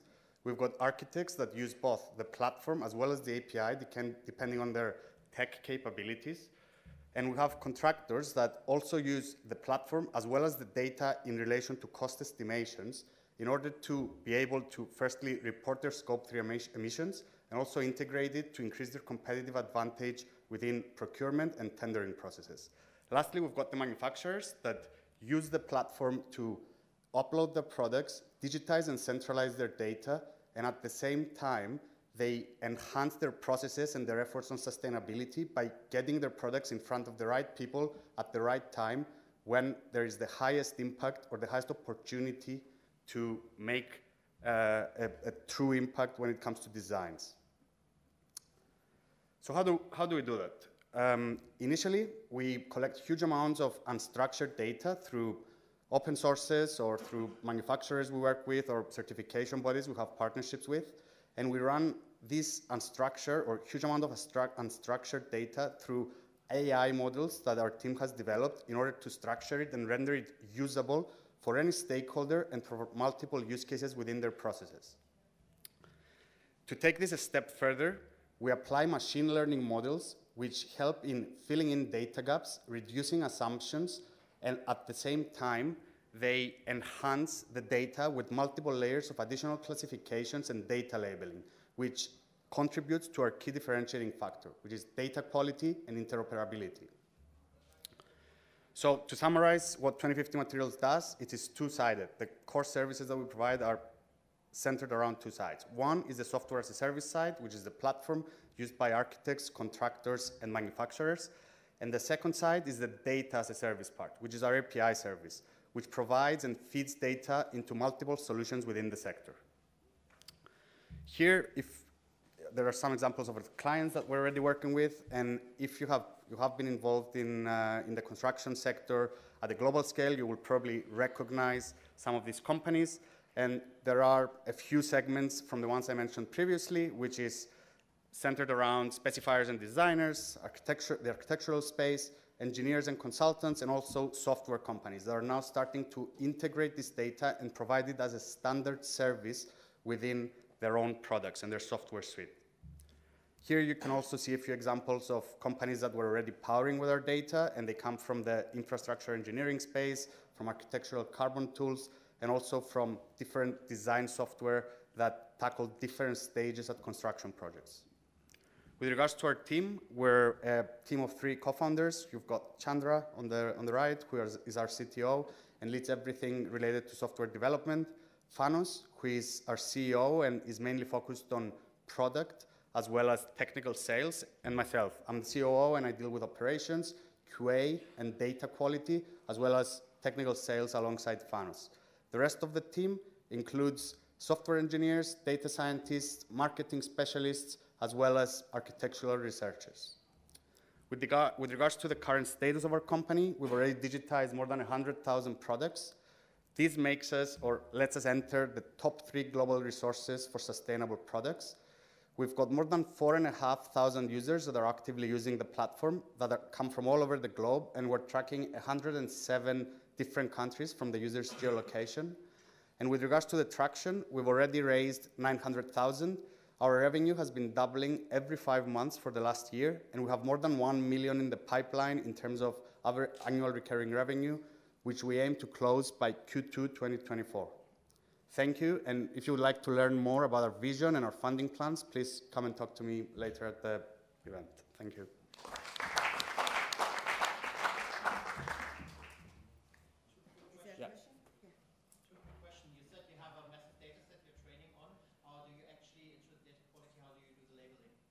So there's different layers that we add to the data. When you collect this data from lifecycle assessments, it's very fragmented, it's not digitized, it's not machine readable.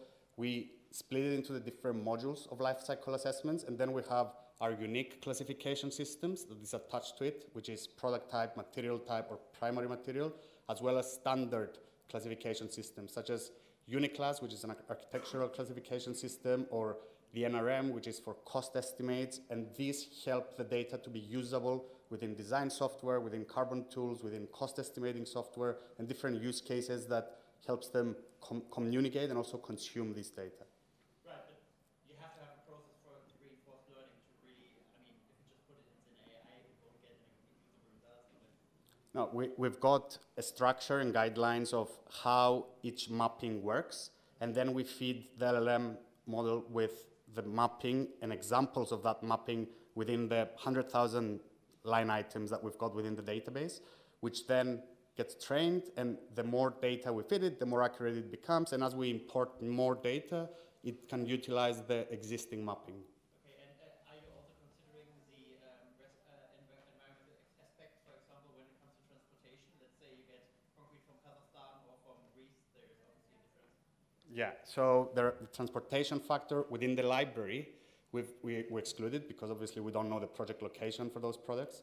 But when it comes to the tool side of the library, where we enable the users to create their project, input the location, input information about the project, then we calculate the transportation emissions both at the construction phase, but also an assumption for the end of life, when it leaves the site after 60 years, which is the time period.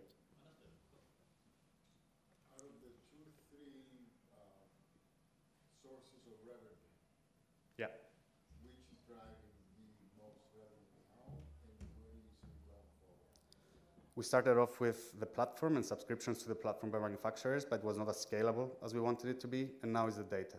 Yeah, it's the API, essentially. It's when you factor in the customer acquisition cost and the scalability and also the stickiness of the data, it's becoming a no-brainer for us, yeah. Data is driving it. Yes. Thank you very much. Thank you. Next, we have Atokes.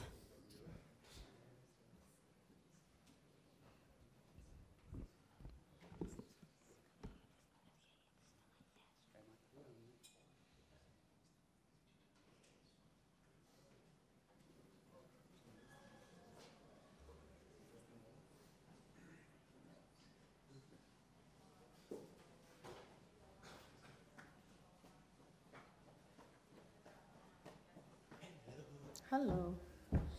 I think I did it. No, I didn't. No. I don't know how to use PowerPoint. Okay. Very good. Insert. I don't know as well. It's So if you get the option, it might be someone else has the same problem. So if you don't get the option, you can just proceed like this. Okay. Okay? Just. But I will proceed like this. All right. Hello, everyone. I'm Fotis. I'm going to present AutoCast. So, AutoCast is the first real solution to buy everything you want and pay for it in installments. In Cyprus, currently, you have an issue. In order to buy a product, you need either to have a credit card or apply for a loan. Credit card defies the purpose of having actually to buy something in installments because it locks the full amount on your credit card. You need to have the full amount anyway, so it doesn't work out. It defies the whole purpose. Apply for a loan. No one does it for a 500 euro phone or a 700 euros tablet or whatsoever. Like it's 3 to 4 weeks, 5 weeks maybe to get a loan approval from the bank to get all of this, to get this loan. So it's not a viable solution. There is one solution, is AutoCast Marketplace. It's actually the only solution where you can buy anything you want, you can buy it your way, pay it your way, online and instantly. The good thing is that we already have given more than 400,000 sales and credit in Cyprus up to now, which is amazing. The amazing part as well is that 99% of our plans are repaid, so everything is working smoothly. What's even more amazing is 40% of our customers are recurring. So basically they come, they pay, they repay their plan, and then they buy again. And also we have an amazing 5-star review, which is amazing. So I will explain how it works. Basically, you register to the website and you have a registration. Very easy, it takes a minute, you create your account, and then you connect your bank account to the website. Connect your bank account, it doesn't matter if you have Astrobank, Eurobank, Hellenic, Alpha Bank, Bank of Cyprus, it works with all banks. The registration takes 1 minute and we analyze all the data on your bank account. It can be scary, however, we know what is good for you to spend. Like we know that, for example, Andreas, who registered, can spend 200 euros every month without being in trouble. So we assign a monthly credit limit to all our customers, so all the plans we have for customers are individual and different for everyone. Once this is done, the user can go check out. He goes to the website like a normal website, he pays the first installment, this is done. Okay, we realized quickly that it's impossible to have all the products in the world in one marketplace. So we've implemented AutoCast Plus. Actually, more than 25% of our sales go through AutoCast Plus, where you have a product, let's say you want a drone that does something amazing, we don't have it on the marketplace, you just place it there, we put it on the website for you, and you purchase it in installments. So whatever you want, you can actually buy in installments. It can be a product, it can be a service, it doesn't matter to us. So how it works, what's the technology behind it? So we have a simple web shop, we have a simple e-shop. On this e-shop, we have created a credit assessment platform, which is the platform that are connected to financial institutions, are connected to InfoCredits. We do bankruptcy check. We check if you don't have unpaid checks. We do APN analysis on your bank account, as I said. We analyze all this. We apply our own formula, and then the monthly credit limit is assigned to the account of the customer. All the products are not ours. The products, they're from merchants based in Cyprus. We take them through APIs, we put it on the website, and everything works well for this. Then we have the payment hub. The payment hub is what permits you to actually manage your installment plan. So you want to buy something, it's 500 euros, you want to pay 400 up front, and then pay in installments of 10 euros, it's your thing. You want to repay everything, you repay everything. The payment hub permits you to actually manage your payments as you want it. We have a very cool team for the past years to create all this. 2 directors, myself and Alexis, 2 financial planners, which are very much needed, compliance, KYC/lawyer, Lucas, and 2 ITs that have been extremely busy. A big thank you. We have been recently purchased by Digital Tree. We gave 30% of the company recently. We are happy and excited to actually step in this new in this new era of AutoCAS. So hopefully you will start seeing much more of advertisement on the social media, so especially if you go on Kida and these kind of things that belong to Gita. I know it's time for me to leave, right? It's time for me to leave? No. Okay. That's it. So thank you. So I came here. I don't know. If you have questions. Okay. Go. There's also going to be time outside after we have a glass of wine. Awesome. Thank you, guys. Next, we have Anserobia.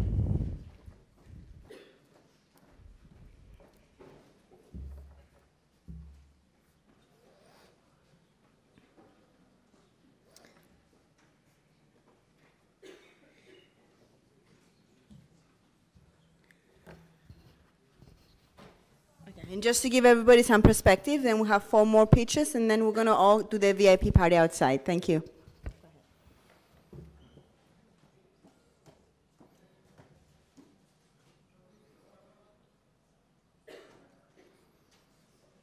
Hello, everyone. My name is Lefteris. I'm the founder of Anserobia, which I'm going to present to you.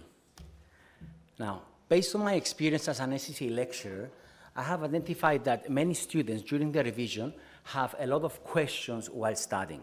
And what they do, they usually go to the internet and try to find an answer, but because there's so much information on the internet, they don't find what they're looking for. They could call up their friends, but not all of them know the answer. They have the option of their lecturer as well, but not all of them eventually do.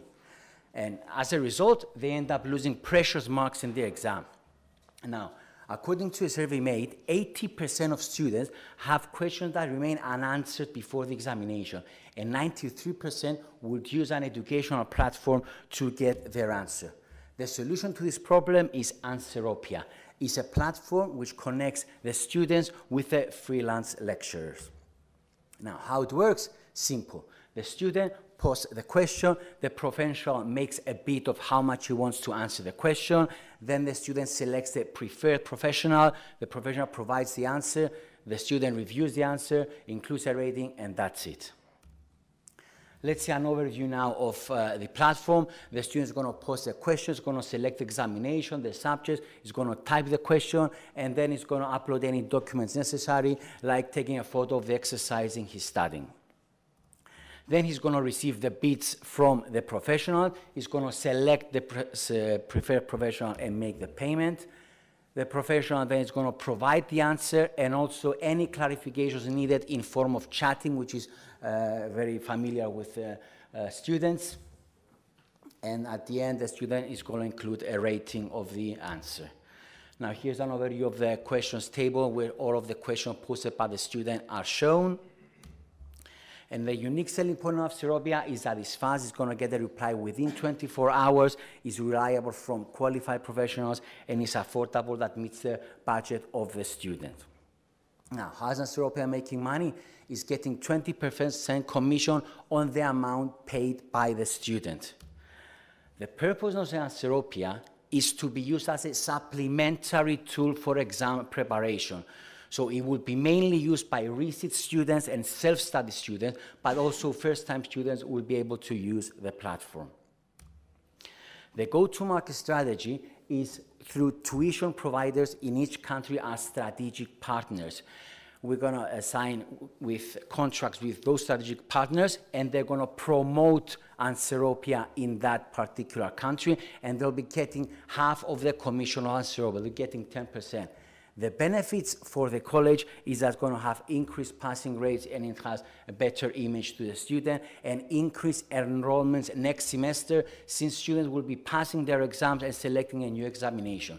Now, for Anserobia, it's going to have increased credibility, the benefit, because it's going to be promoted by a college, and it's going to minimizing the marketing costs.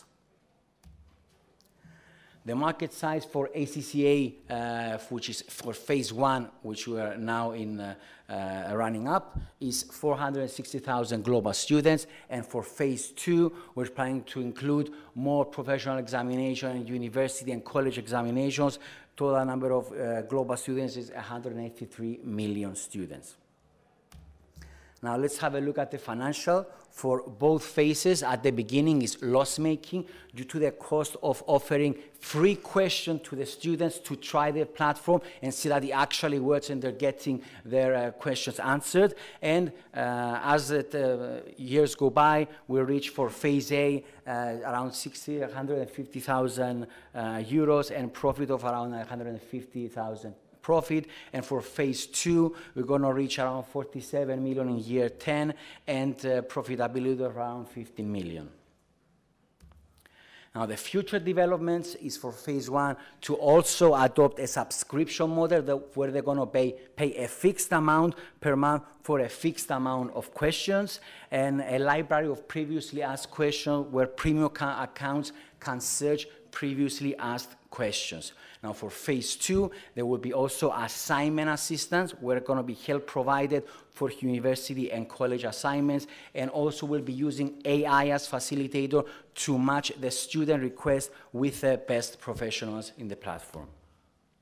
The investment requirement for phase 1 for marketing and further development is 70,000, and for phase 2, marketing and further development is 1 million. The team is comprised of myself with an educational background of 9 years of teaching experience, Elena with a business background of 10 years of corporate and accounting experience, and we're in discussions to onboard IT co-founder as well. Thank you very much for your attention. If you have any questions, feel free. Yes?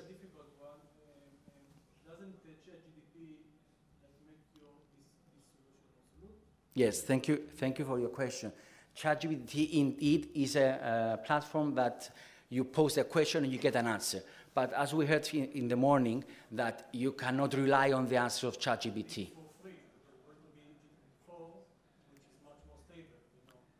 Yes, the answers are much better, but you also need a professional to review the answer to confirm that it's indeed correct. You cannot rely just from the ChatGPT, as we heard from the professor in the morning. Yes, the AI systems get a very good quality, but you cannot assure that is indeed the correct answer. And we have tried the ChatGPT. We posted some questions in the ChatGPT, and we received wrong answers, especially to numerical questions, which is not yet so advanced. Of course, as you say, it will, as years go by, get advanced. The AI get more advanced.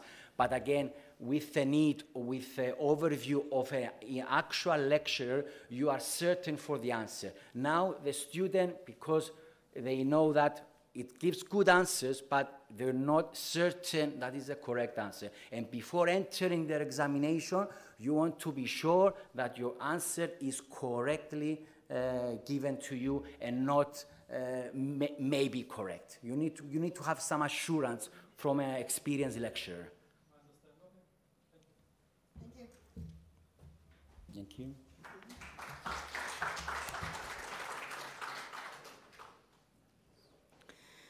So next we have Hello Radius.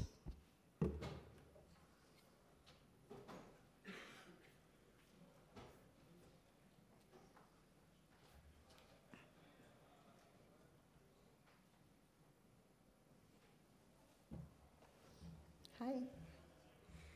I clicked. I don't know what's going on. Oh, fantastic.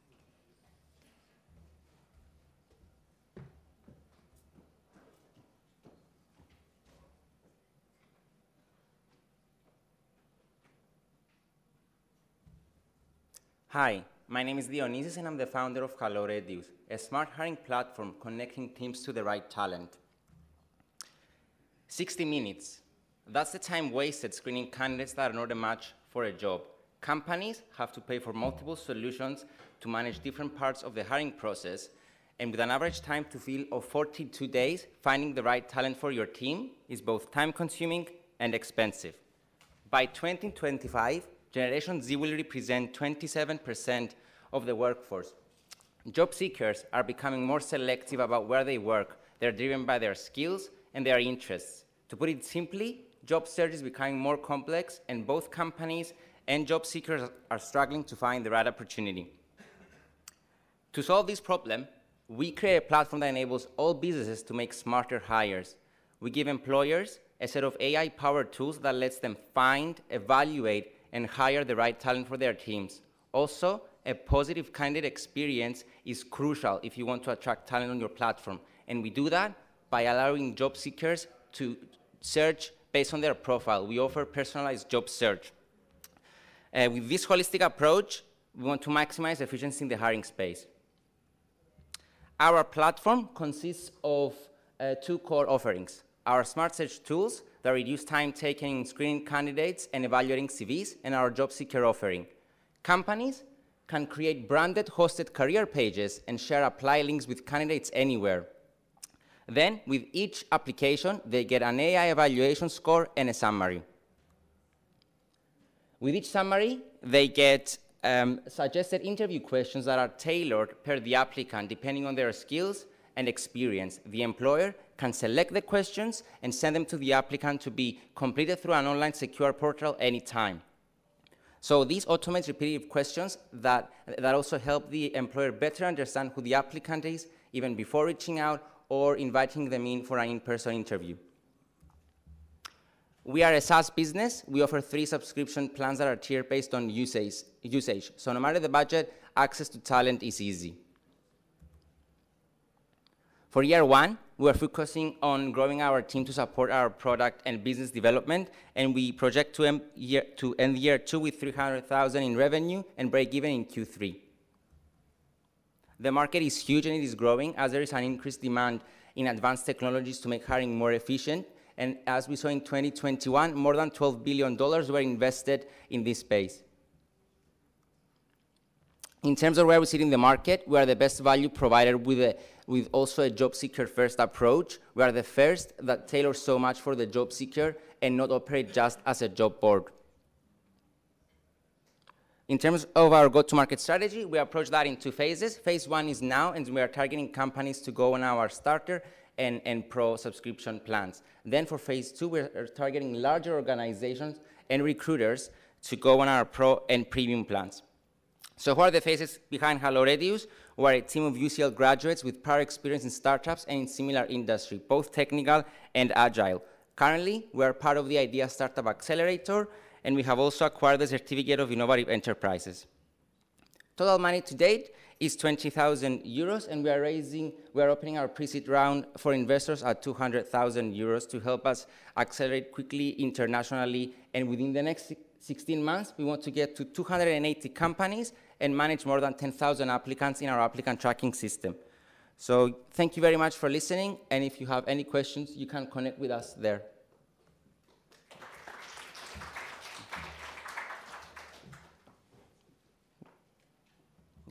Thank you so much. Moving on to Interstellar Innovative Solutions. Interstellar, hello. Inteller, oh my God. It's been a long day. Sorry, Inteller. Inteller Innovative. Where is the Stellar? Hold on.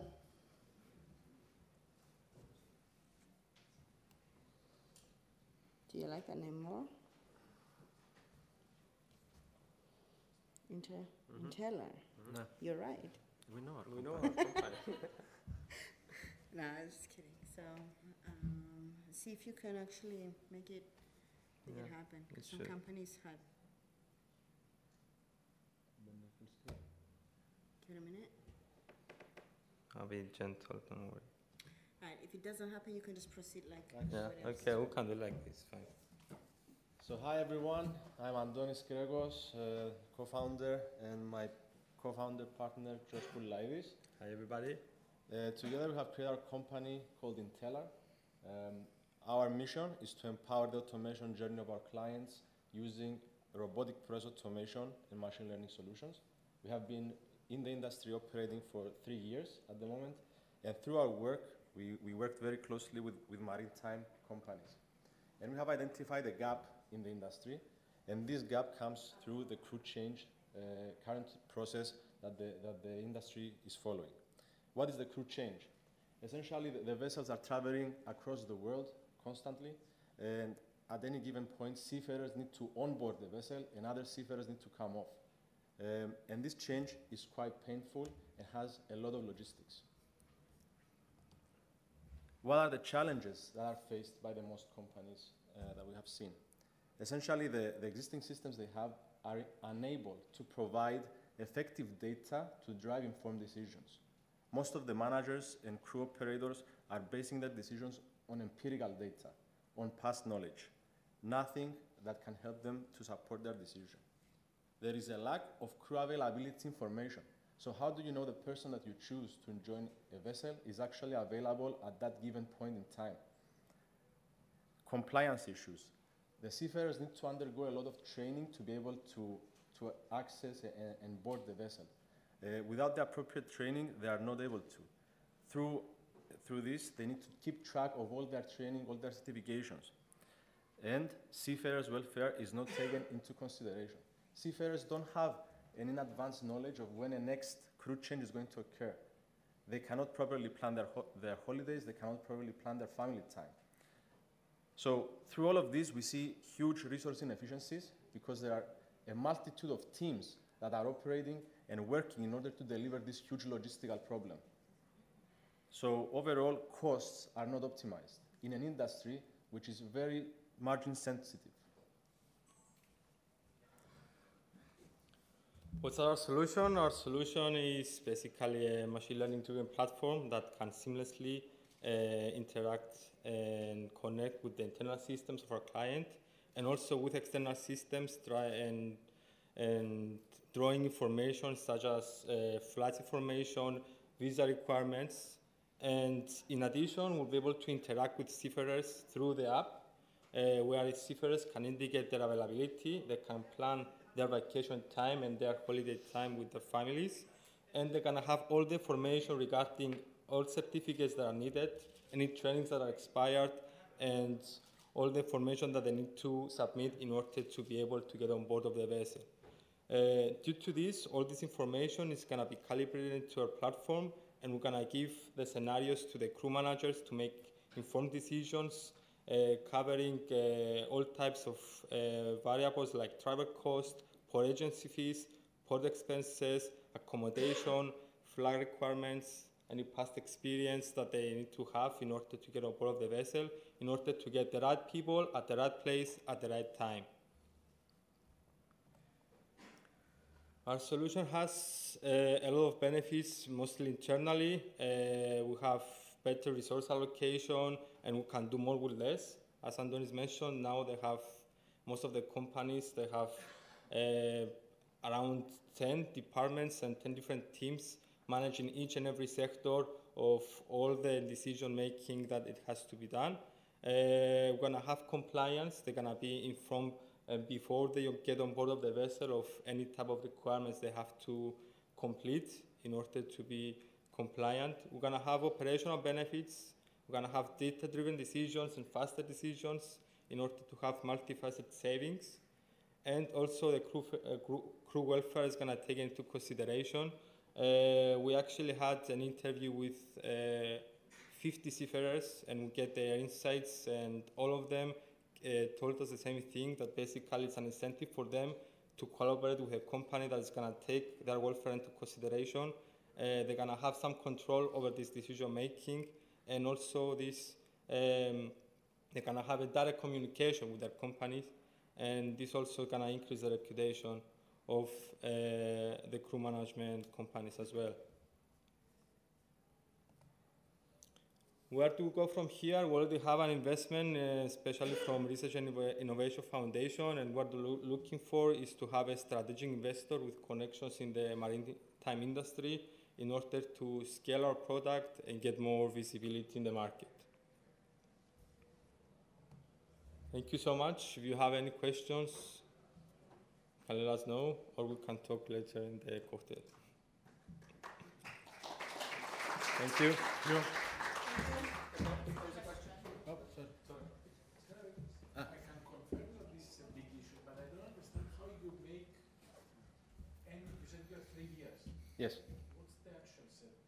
So, no, I mentioned we are already in 3 years in operation doing robotic process automation and machine learning solutions. We are optimizing internal processes of our clients. This is our core business.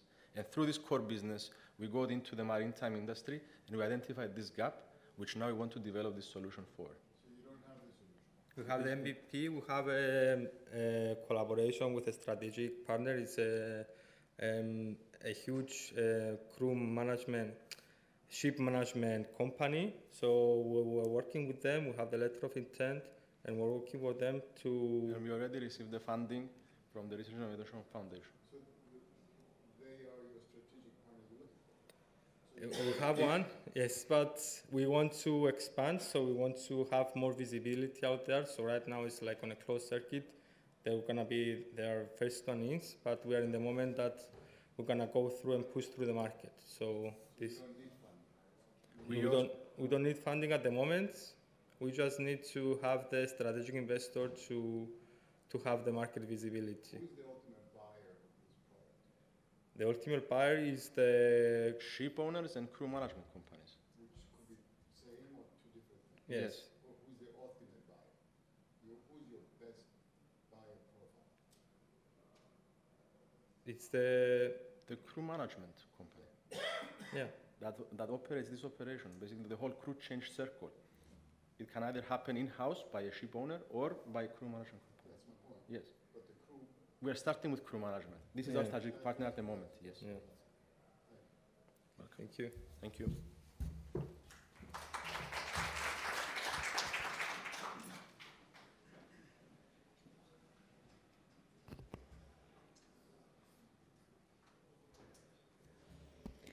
Moving on to the last two to present today, we have BitLoops.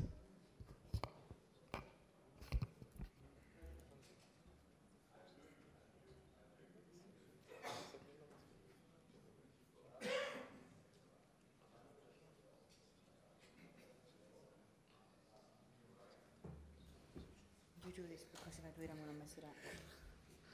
Let's see if I can.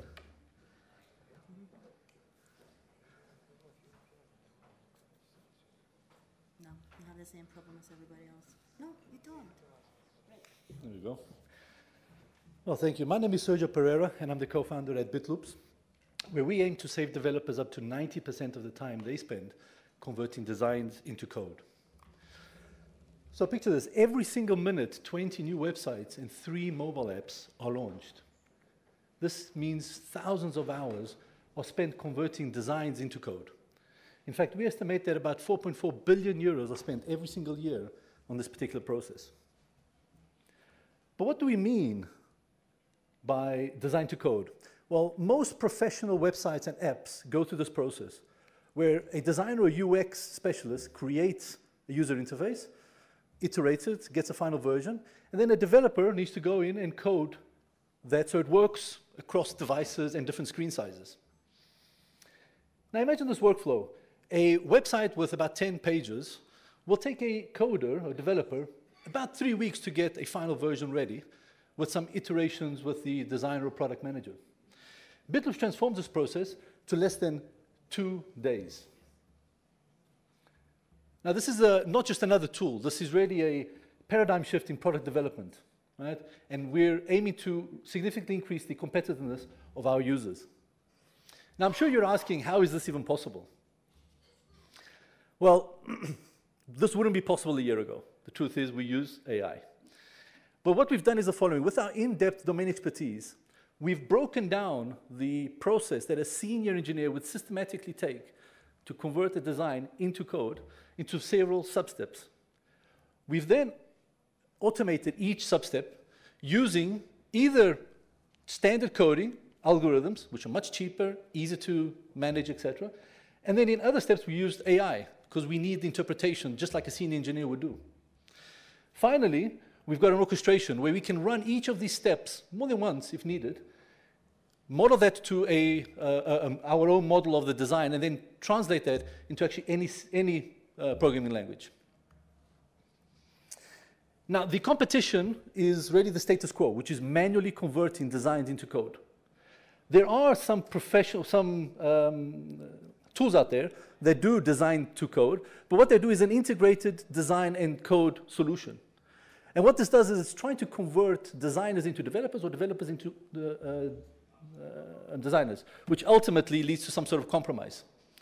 What we managed to do is build something that doesn't require you to use any new tool. It fits in directly into your workflow. You use Figma, for example, ask it to convert, and boom, it gives you well-structured, component-based code in your IDE.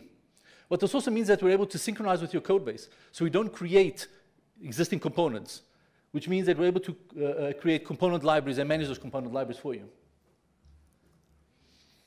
Now, large language module and AI, of course, fantastic, but we need to build some defensibility. And one thing to highlight here is that this is a deep tech platform. It's not a simple AI prompt over OpenAI. There are several layers of these steps and fine-tuned models across several of the substeps that I mentioned before. We've already submitted a patent, so it's pending with the USPTO. And one we're actually most proud of is that we've built our own development system where we're able to experiment with the different factors that are required for AI development in parallel, which means we'll be able to experiment much faster and quicker. Now, our business model is actually quite simple. We have a free trial. People will be able to test it out. The product speaks for itself. And then there'll be 3-tiered, depending on the type of user you are. But ultimately, it's a subscription. It's a usage-based model where if you need more tokens, you purchase more to convert more designs into code. Now, we do believe that BitLoops can significantly add value to our users, increase time to market, improve product development, lower costs, and ultimately become more competitive. Our ultimate vision is that BitLoops will be a default tool in any front-end developer's tool stack. And our ambition is to build a business generating about 100 to 200 million a year in 7 to 10 years from now. Now, the team is comprised of 7 passionate engineers led by 2 co-founders, where we both have both technical and business expertise, worked in several companies, and studied at Imperial and HEC. We have 3 founding members that joined us in 2021 from the previous company we worked at, the Free Now group, and we onboarded 2 additional engineers in 2022. So we're full-time at the moment, 7 of us. What's happening right now? Well, we've bootstrapped with 300,000 euros in outsourcing services. We've raised 135 from angel investors, 55 from grants. And what we're doing now is raising 500,000 in pre-seed to launch the first version, serve 3,000 customers, and generate €1 million in ARR, which we believe we'll be able to do in the next 12 to 18 months. And of course, we have a high-level plan for the following stage of development and growth. Thank you.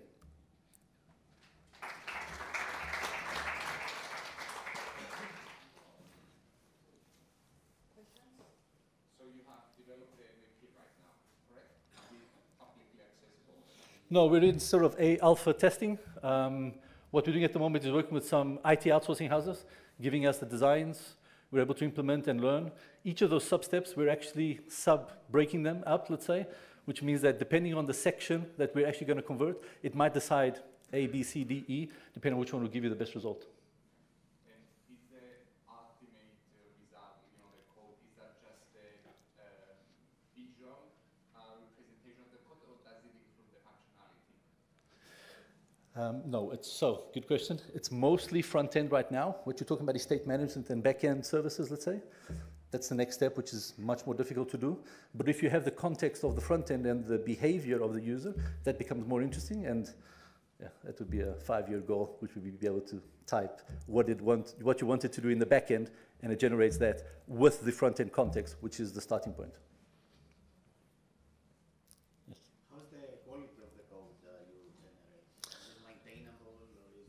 Perfect.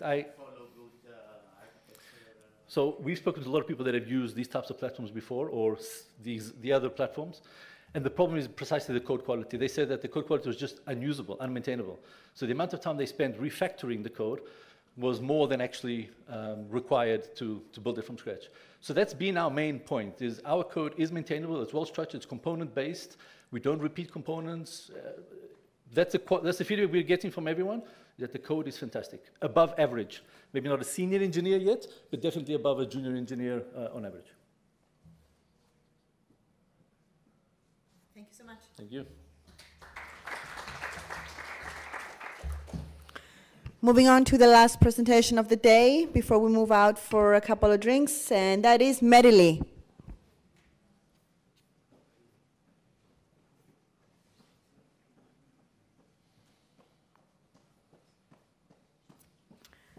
You are in Word document, so you... It's the...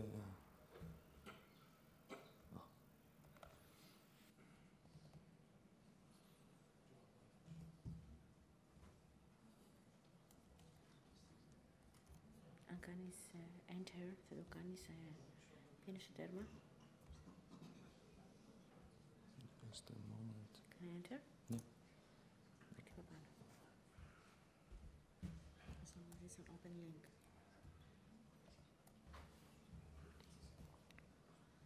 Perfect.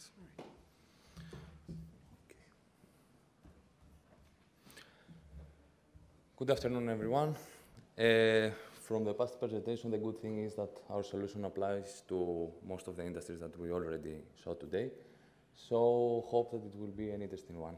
So, let me present you Medley, a revolutionary solution aiming to transform how the healthcare data are leveraged today. Our core mission is to revolutionize the way that customers and users use their data and how they control over them while ensuring not just safety and efficiency, but a deeply personalized experience. Today, data is fragmented, and currently ownership is a challenge.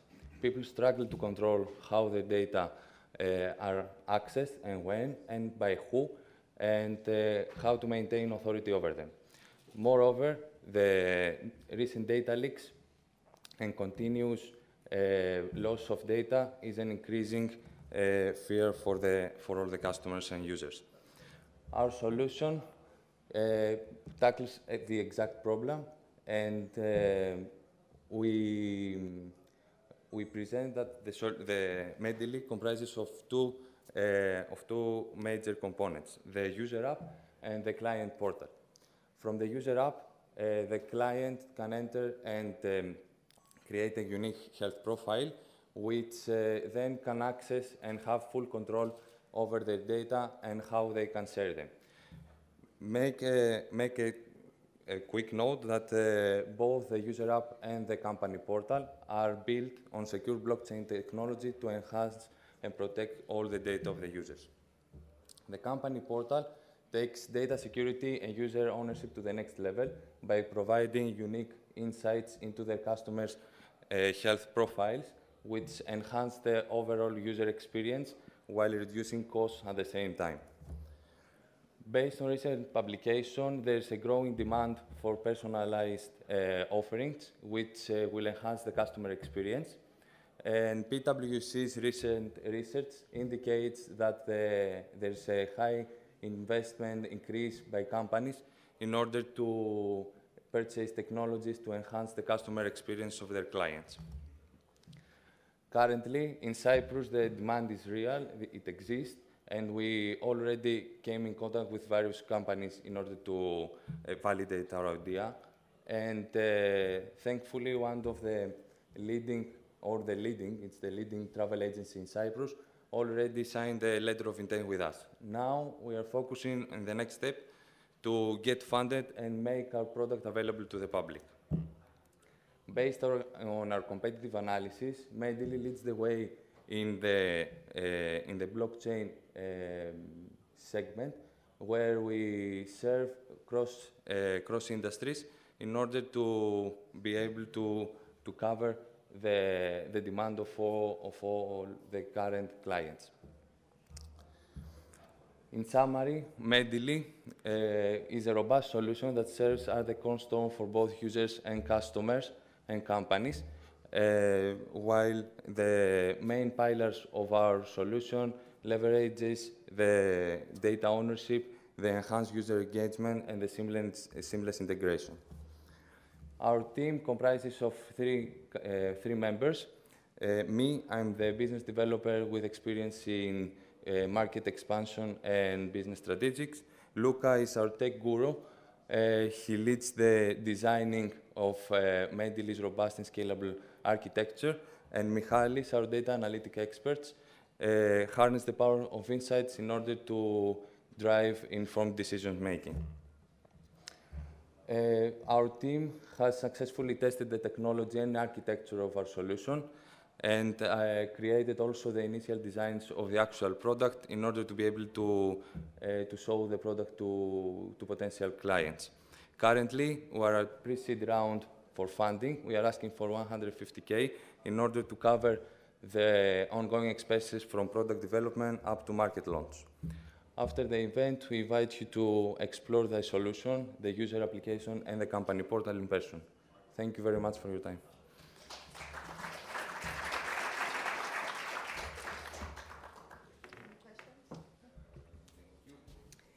All right, this concludes today's forum, and thank you everybody for coming. We'll meet you outside for a glass of wine. That rhymed. Daniel, see, I can do it, no? No.